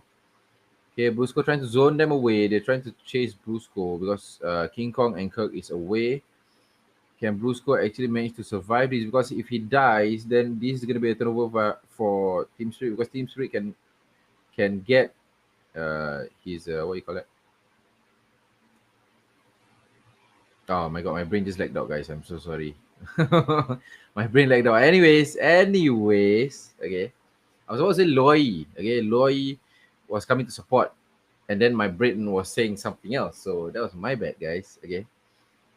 Yeah. So what I see here right now is that the moment Brusco managed to get any one of them off guard, knowing that they didn't buy Thunderbelt, right? Anyone that didn't buy Thunderbelt in the team fight, and what's that called? Loy is already in to support. It's gonna be a game end. But for Team Spirit, the moment Badang and Alot gets their backline, it's gonna be game over, knowing that Hiko is still alive and not getting picked off by Busco. Okay. So let's see. Okay, let's see what will be the game plan from both teams. There goes the ulti. Most probably they want to pick off Hiko, but then now they are already down by 1v2, and now one shot. Oh, I thought one shot was about to jump in. Sorry, guys. I thought one shot and Barang was already jumping in because they saw Hiko offside. Okay. So securing the buff for Farsa. Farsa is probably gonna ulti here now, just to secure. He didn't even need to use ulti because it's a 1v4. Okay, Kirk, there we go. Yeah, so Kirk manages to survive that long until it's already busted down. And now there's the big off. Hiko is still alive, guys. Okay, the problem right here is if Hiko is still alive, it's gonna be difficult for them to play for pickoffs. Okay, there goes the ulti by Kera. Kera still stacking his skill. Who is chasing them? Oh, that was Sawo. There we go. That's game end, guys. Okay, so why is because the backline is still. Oh, whoa! What just happened? Dang. Okay, I was expecting a game end, but then Team Spirit blundered, splitting up every single teammate, and then getting pushed back by who was that? Granger. And now the minion is left. This is the only hope they have left. But then Hiko did not survive. That is game end, guys. What a play by Oni. Okay, that is their specialty, guys. Okay, their specialty is yeah, you saw that, right, Lance? Yeah. So Team Spirit was having an advantage, by the way. So what happened there was the moment they wanted to end, they dived into the turret and then they got pushed off with the Granger's ulti, right? So what happened was they split. The moment they split, Granger picks them off one by one, knowing that Cho is still around, just splitting them around. Okay, not trying to get picked off by Cho, you know. So yeah, That was a highlight. Yeah, that's gonna be highlight. Okay. Crazy. Oh, I wish they're gonna show the replay one more time. Okay. So yeah, over here the pick off, the early aggression was very good. Okay. But then there's the tit for tat, there's a trade, but then not enough. Oh no, there was no trade. There was already aggression. It's a 1v5 right now in the game, in the early game. So yeah.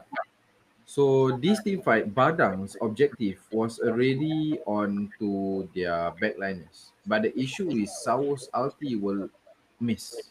So the CC isn't enough. And their CC is done together. If it was back to back, then most probably they will have sustained the team fight. And if the damage dealer was enough, they have enough damage, then most probably they will be able to burst them down. Okay?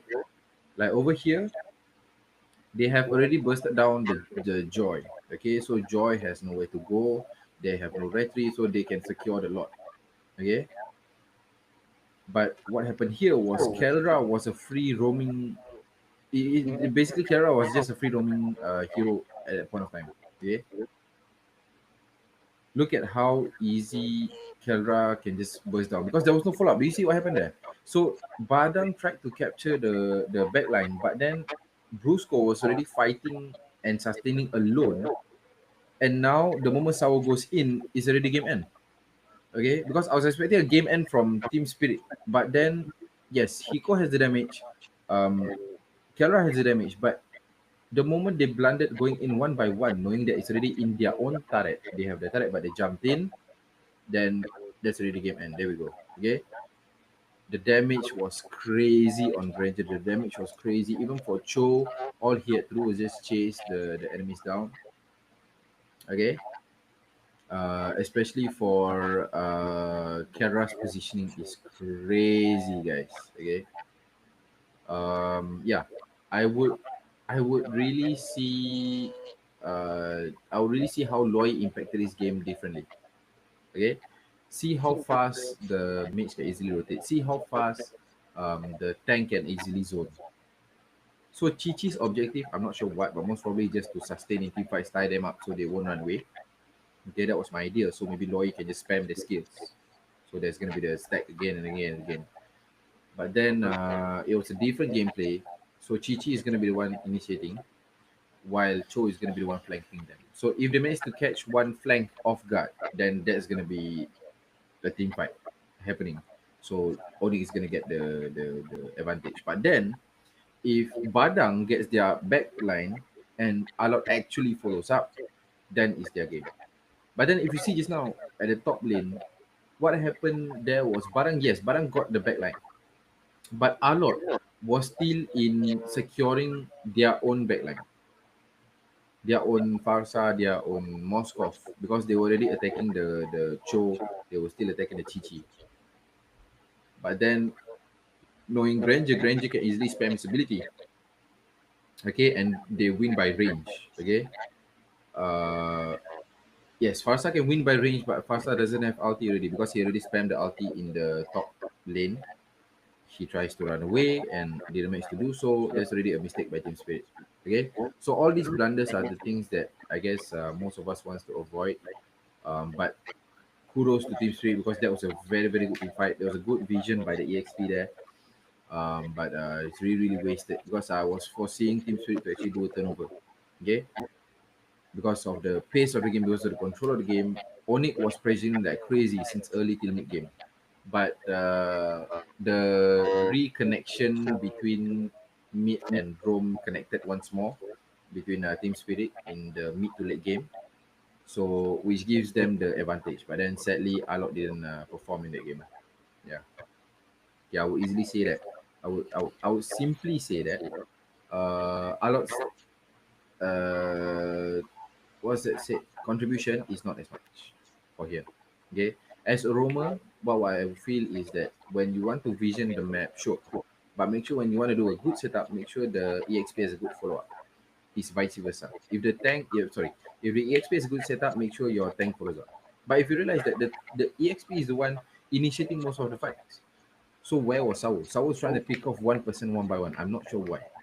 Okay. And Baxia, he's been doing is just tanking the damage from Granger. So Granger can just easily free hit. If Parsa was there, then yes, they could have done it. Yeah, FVC. As you see, maybe the Chichi did not buy any not much defense items.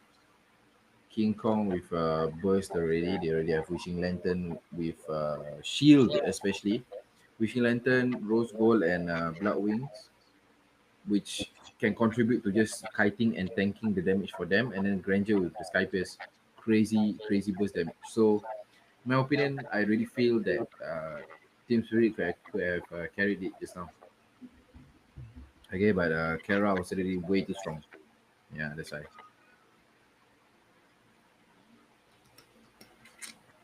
So, Lens, what's going to be your take on these last 1 or 2 games? I didn't expect Team Spirit to Oh wait, perform well. did I lag out? Hello? Okay, am I audible? Yeah. I didn't expect Team Spirit to perform so well. I guess you can increase the mic volume a bit. Just a bit, yeah. It's better now? Yeah, it's way better, yeah. Okay. Yeah, didn't expect Team Spirit to perform so well. Totally unexpected. Now, but actually, Team Spirit is this is his regular performance usually. But then, because Onyx is one of the best teams in Asia, or the best team in Asia, most would debate, it's gonna be a tough fight for them basically. So some people say that for Onyx it's gonna be easy. That what's it called? Oh, I guess there's feedback. Is your echo cancellation on?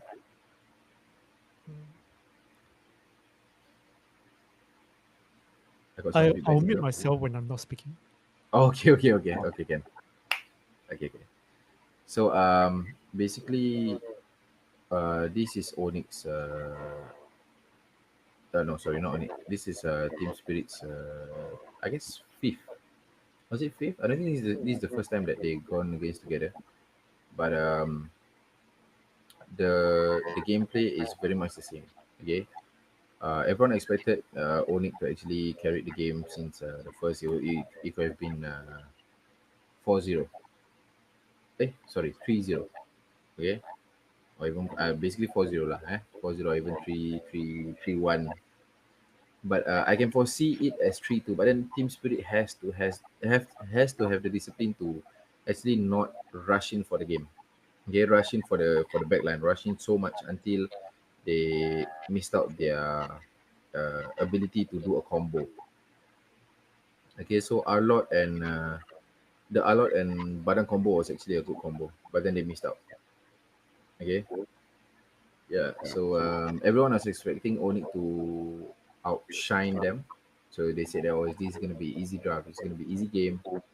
So it's quite debatable because Team Spirit, I mean, they must have the spirit lah, literally, Yeah. So just make sure that the Team Spirit has the correct combination of heroes. Put it that way. Yeah, correct combination of heroes is one. Another one is team play. It's better to not play pick off when you're playing team fight heroes. It's better to play team fight in a team fight hero. So unless you want to play team fight in a pick off hero, then it's up to you lah, because it's your game style, But there's a reason why certain what you call it? Certain heroes are limited to certain capabilities. Like for example, Alok. You are limited to just dashing the moment the thing is up. But then the good thing is you can dash to get all the way to the back. So it's the way that they want to play this out. Because if this were to switch over drafts, Onyx would have played pick off. Yeah, regardless. Because that is their team play. Okay. When there's a Kyrie, when there's Keyboy, when there's this, that is Onyx ID. Okay. But generally, Onyx has this playstyle. It has this familiar playstyle that I usually play with my team. But then it's a little bit different because they are already on a pro level.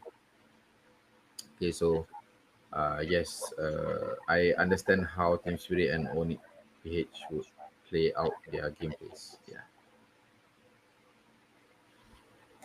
Yeah, so that's about it for me. Meanwhile, we can just hang in there for the next match to go on. Okay.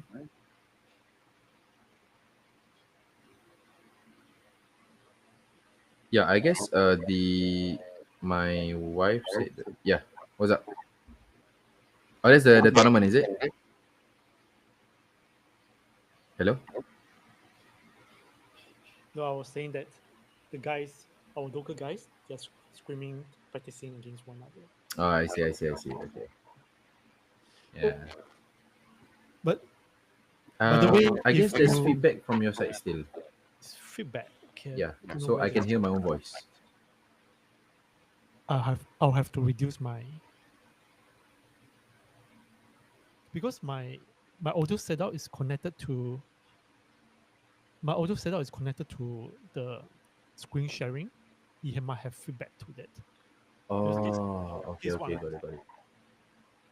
this thing here, the Oh, red yeah, uh-huh. this one I'm using. So Yep. still not. There might be some fine tuning I need to do with it. No worries, you can ask me. I can help you out, okay? Yeah, cool. All right. I was saying that if you guys, are ready to compete in the next MPL qualifiers, you could actually write into the organizers and ask them for tournament room access. So Oh, it's yeah. easier for you guys Uh-huh. to trial for new players and to practice as well. Yep. Can. Okay. Oh, What's you going you on actually here? Okay, it's already game 4, guys. Dang. Okay. So the bands from Team Spirit. I still hear my own voice. okay? I'll mute myself. Yeah, no worries. Test. Okay. Test. Okay. Okay, for because my wife said my wife said so. Anyways, yeah. Selena Lancelot Chichi has been banned. Whoa. Kara is the first player in MSC history to surpass 300 total kills. Now we have 312 after scoring 14 kills as Granger last game. That is crazy, guys. Okay. High KDA hero, Kara. Wow, crazy. Okay. Anyways, yes, so the band from Team Spirit will be Lancelot, Chichi, and Selena. They have switched up a bit. For Onyx will be Baxia, Isanshin, and Zushin. Okay, so Baxia for me is a really must band, in my opinion lah. Okay. So what Team Spirit picked first was 1-1. Okay, leaving open the rest. Okay, I guess their priority was to not get effed by the MM. So, but then Kalia and Fovius was open to really counter their frontliners, okay, and even to play as a pick off sustain. And then there was Fredrin and Lapu. So they are playing with ganking heroes, okay. They are playing with ganking heroes, while for Oni is gonna play still the same thing, okay. As I said, I've been saying this word pick off because this is their way of playing. Okay, so Onyx has been focusing on getting their backlines easily, and I still wonder why Moskov is the ban. Okay, I am, guys, I'm so confused. Okay, I am generally confused why Moskov is gonna be the ban for Team Spirit. Okay, for Oni there was a Gatot ban. Okay, understandable, to not get disrupted in team fights and maybe to sustain wise. What's going on? Are they gonna ban a tank? Angela again? Oh, a lot. Okay, there we go. Yeah, tank. So there we go, a lot. Here, they already have fighters. They're gonna ban an MM, is it? Granger. Claude? Claude? Okay, interesting. So Granger is still open. Granger Irrital is still open. Moskov is banned, apparently. Who's picking first? Oni. They're gonna pick MM first, probably. I don't think they're gonna come out with a mage just yet. Unless they're securing a mage that enemy might pick, which is Velen. Okay, Velen or what's it called? Zushin is banned. No, Zushin is banned. So I think Farsa maybe. Yeah, this Farsa. There you go, Granger. Okay, so Farsa. I don't think they'll be playing Zetian. I don't think so. But Zetian is good though in a team space lineup. By the way, guys, it's a very good lineup. Yeah, Cho. There we go. Okay, so there will be a CC. There we go, Farsa. Okay, so Farsa, Cho, Lapu, Fredrin, and 1-1. Very, very strong team fight heroes. Because Cho, as I mentioned, is a very versatile hero. For Oni, how would they respond? Valen. I was really thinking Valen because of the Cho, Farsa, and Lapu. If not Valen, it's gonna be who? Whoa! Nova, okay. Oh, okay. To give vision to Kalia. Okay, that explains. Okay. So Nova was not on my list of heroes for them to play. But then usually I will see this combo where if the enemies are not playing assassin heroes, there will be non-CC heroes to play. You know, like here Nova. Oh wow. Okay. So Nova is out, guys.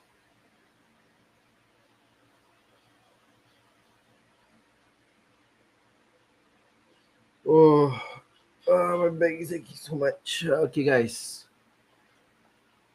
Let's see what the fourth game has for us. Okay. Both teams drafting as usual is very, very good. Kalia trying to stack up his ability. So I don't think that Onyx will be playing very aggressive this time. Okay, I really don't think that they're gonna play aggressive. The ones that are gonna play aggressive most probably just higher. In my opinion, you know. So if you can see the fast rotation by Haya easily. Okay.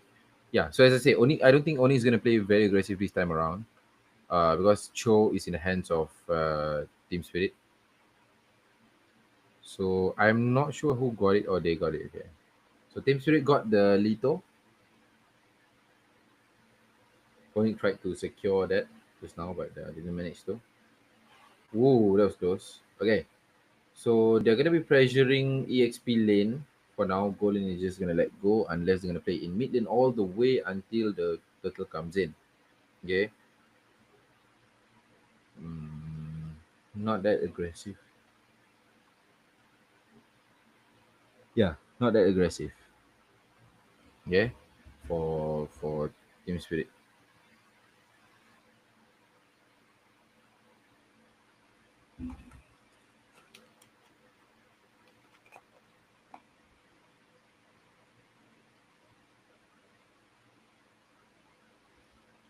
Yeah, so Hiko trying to get his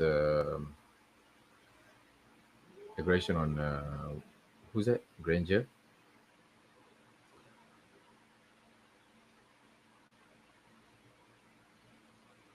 Okay, zoning for Onyx on the turtle lane right already. So let's see whether King Kong will be able to get his retry on time. Because now King Bomba is already coming out to play. Up, there's the miss ulti by Onyx, but very, very nice steal by. That's not even a steal. There's a retry control by one shot by Fredrin. Okay, invading their jungle would be their best option for Haya not to scale. Okay, so Kera missed his missed his minions, so he might be down by a few. Okay, goal difference advantage is still on Team Spirit because of the turtle.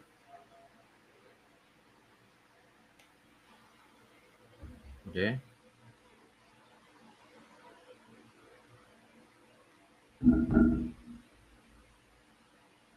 Let's see whether they would be able to pick off their marksman. Okay.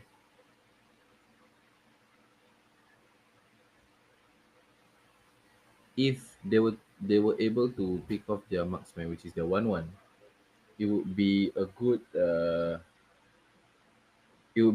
early game advantage. Love you.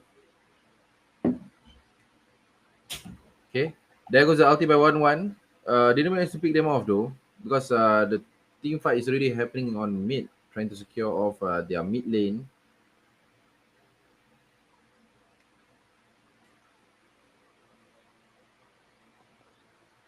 There goes the ulti by Farsa. I'm going to turn off my cam first. Okay.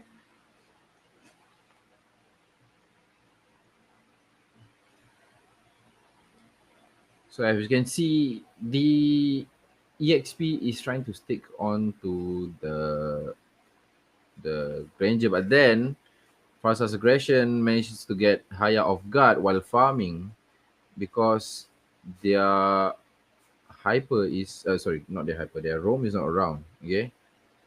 So this is what I mean. The moment they play very aggressive, they will have map advantage, knowing that it's gonna be either a good trade or it's gonna be a solid pick off. Solid pick off, what I mean is picking off without dying, basically. Okay. But you see now, Onyx does not have the map advantage just yet, because EXP's rotation is not yet there, because Lapu's job has been securing minions and just running away, that's all.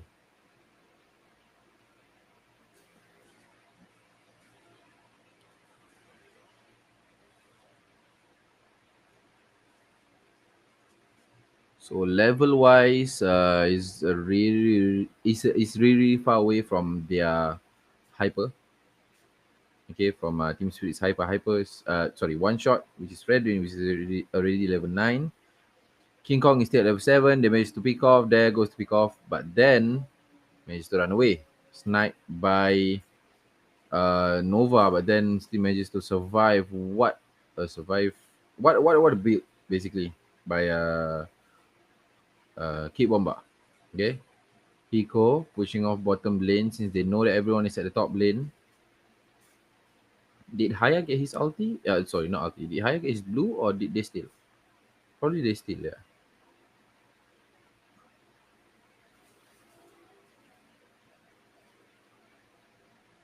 Yeah, so you can see goal advantage for even the goal lane is down by a few hundred.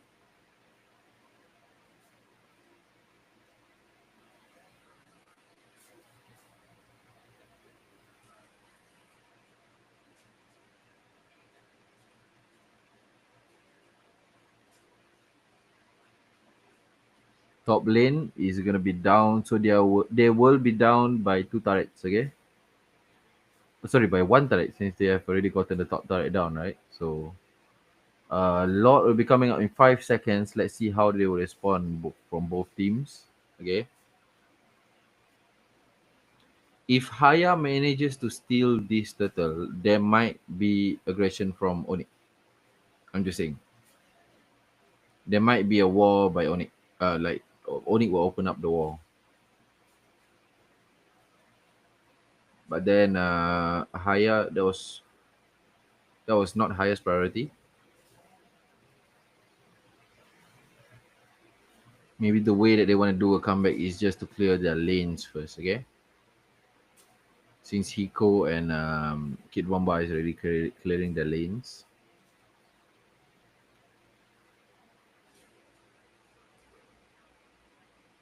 So there goes the ulti by Kalia, but then the follow-up wasn't there from Team Spirit. So Sawa has been sacrificed. Cho, which is the irritant in the team for Onyx, has been picked off, and Kelra managed to get his goal up, trying to reduce the goal gap or even the gap by the different teams. King Kong running away, not getting his red buff, and top tower might be sacrificed as well.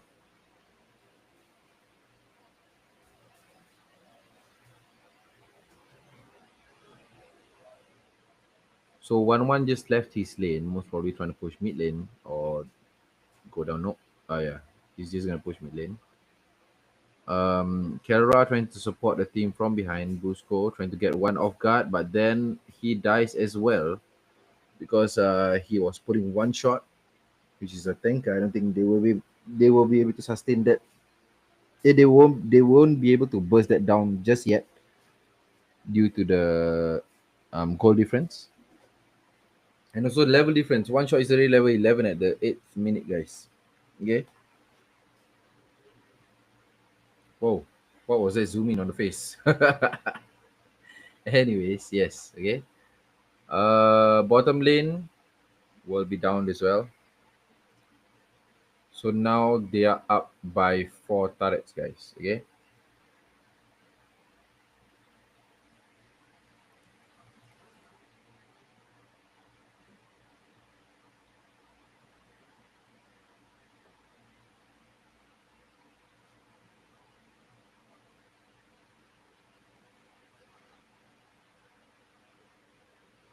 So right now, if you can see, Team Spirit has the high ground already, pushing them back into their own turrets, pushing them back to reform and regroup.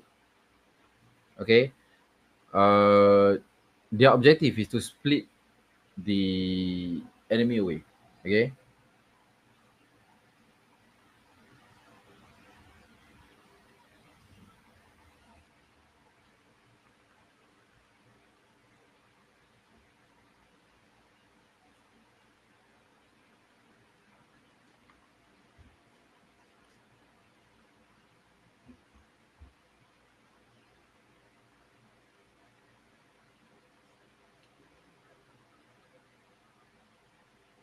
So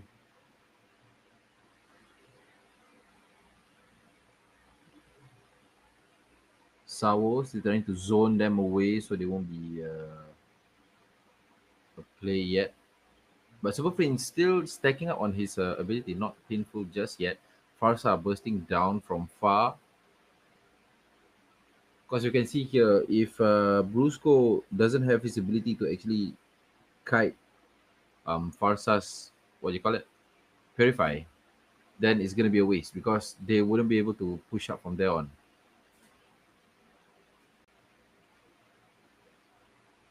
Okay, there goes the ulti. There goes the initiation by Lapu. Farsa bursting down who? Oh, bursting down Kirk. Okay, so ulti by 1-1. 1-1 manages to get them off guard. And now it's a 5v2. Okay, this might be game over knowing that the respawn time is 20 seconds left. Lapu still... Wow, Lapu is still sustaining there, guys. Okay. Despite is the turret, and now Fredrin lets him out.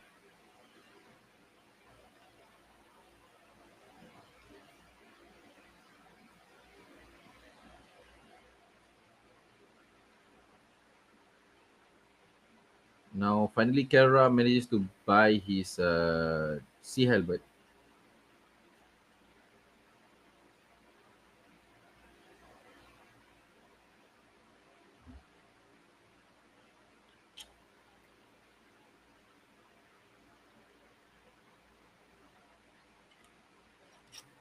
Because Sea Helmet now has already a change of passive where all you have to do is just deal the damage and they will use their what, healing passive, and also to burst down any enemy that has higher HP than him using Sea Helmet, basically. Okay, so what we can see here is there might be a push from top, but Hayam still runs back. I don't think they will be able to secure Lord because Lord is already secured by Team Spirit. There's already 7k goal difference on the 12th minute. There might be an 8k difference now. Okay. After they have cleared the lane and what so. Yeah, there we go, 8k difference. Okay. So in my opinion, what Onyx can do is to actually pick off their roamer and not their AXP, because their AXP can be CC immune easily, but then the roamer could pick off Super Prince or even Keldra from the back. Okay, then that leads to the CC by Fredrin and the burst by Farsa. Okay, pushing them back into their own tower, trying to secure off the mid lane. Will there be a push by Cho? Okay, there we go. Okay, there goes the pull by siapa nama? By Brusco, but then the team fight is still going on, and then there's the mistake by Team Spirit because there wasn't much follow up. Okay, Hiko still haven't utilized his ulti, and Sunset Lover has already used his ulti earlier, which led to a comeback by Onyx. Okay, so Onyx, all they have to do is now just gain their goals, gain their lanes, and secure their own turret. Okay, turret is still down by 6. Okay, for Team Spirit. For Onyx. So Granger have secured his full build now. Oh, I'm surprised Phobius bought Winter first. Okay, I was expecting an Oracle, but yeah, Winter should be fine. Haya with only 7k gold, under farm like crazy. He's trying to get back his goal to not get theft, but then there is already lens siapa nama? Lapu. Yep, King Kong got caught offside. I don't think he will be able to run away. There we go. And Kalia manages to ulti, but then there was no follow-up over there. So, and Kurt couldn't sustain as much because of the burst from Sunset Lover. Okay. Farsa's magic attack is already up like crazy. I don't think for what's that called? For Nova, he'll be giving that much impact apart from just opening up the map, because right now they don't need the map as much. As in, what I meant was vision. Okay. And Kalia has been sacrificed. Will Kalia has been sacrificed. Will Kalia burst them down to actually regain their momentum?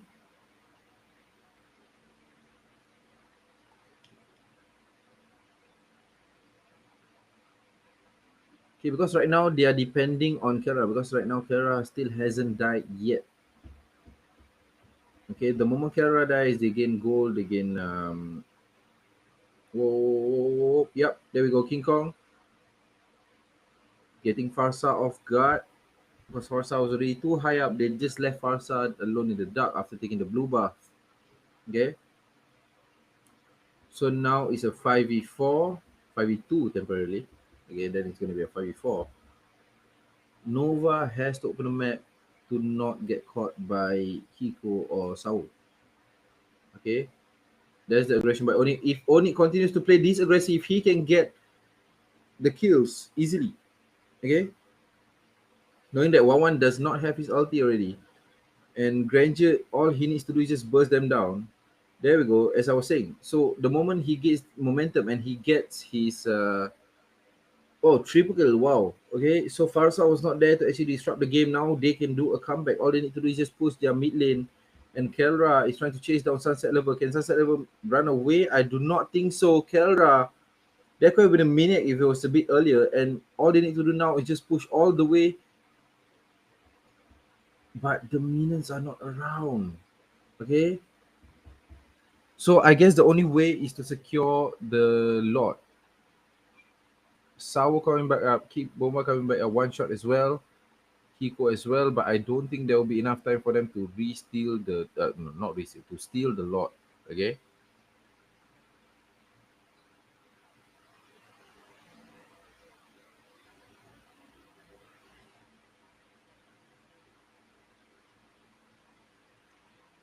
So both of them have done reset. You see that the kills are now advantageous on Onyx because there was already a wipeout. So it's 2k up in gold. Now in the late game, I don't think the gold matters that much. All they need to do is a proper setup because Brusco should not be too offside to let their team far behind. Okay, Fovius has to jump in first and TB, while Kelra and Super Prince has to burst. That's all. That's all they have to do. Okay, for tower, if they can get the tower, it will be better. But then Farsa with the ulti, I don't think they'll be able to get the mid lane yet. But now the odds are already evened out.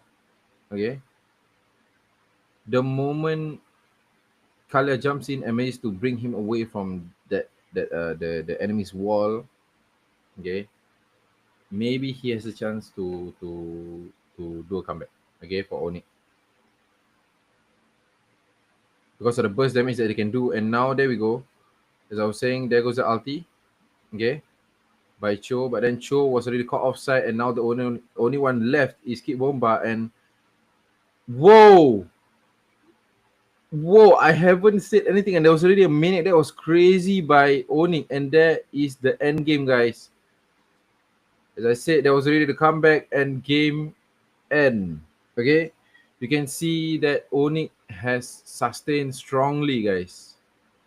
Okay, despite being so down in goal, despite so far out, they've been pushed back.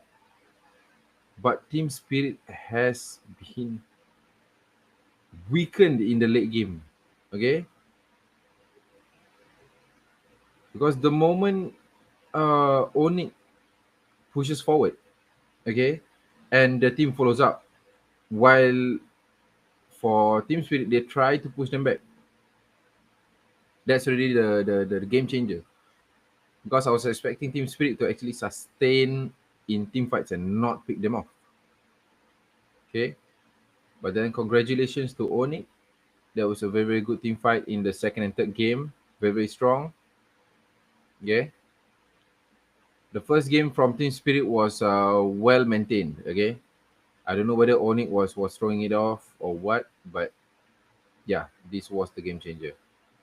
Once he altered, the issue about this thing is that every single time they are left with one turret, they will blunder and try to go for more team fights. While for Onyx, they are focusing on their objective more than getting the kills, because knowing that they're already down in. Thank you. They're already down in what do you call it? Down in goal, down in levels, and what. So all they have to do is just regain momentum and get the minions done. Yeah.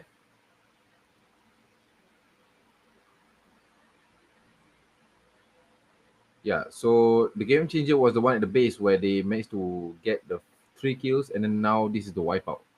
Okay. Good discipline by Kelra. All he has to do is just run off on the back and just run it down. Okay.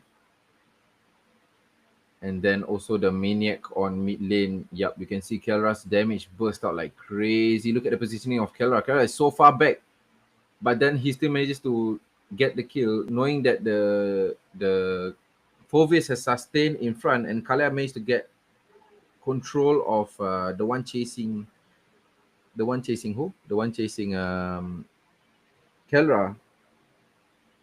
Oh, that's crazy. That is, oh my god, paging TS team. Oh my days, that is crazy, guys. Okay, I don't think there's much to be said here. I have done my part. I've tried my best to actually do commentary for you guys. I just need you guys to do one thing. Don't forget to tap like and subscribe. Okay, help me out, help Lance out as well. Do share the live. There will be more coming really, really soon. Lance, you there? Hello, Lance. Yes. Welcome back.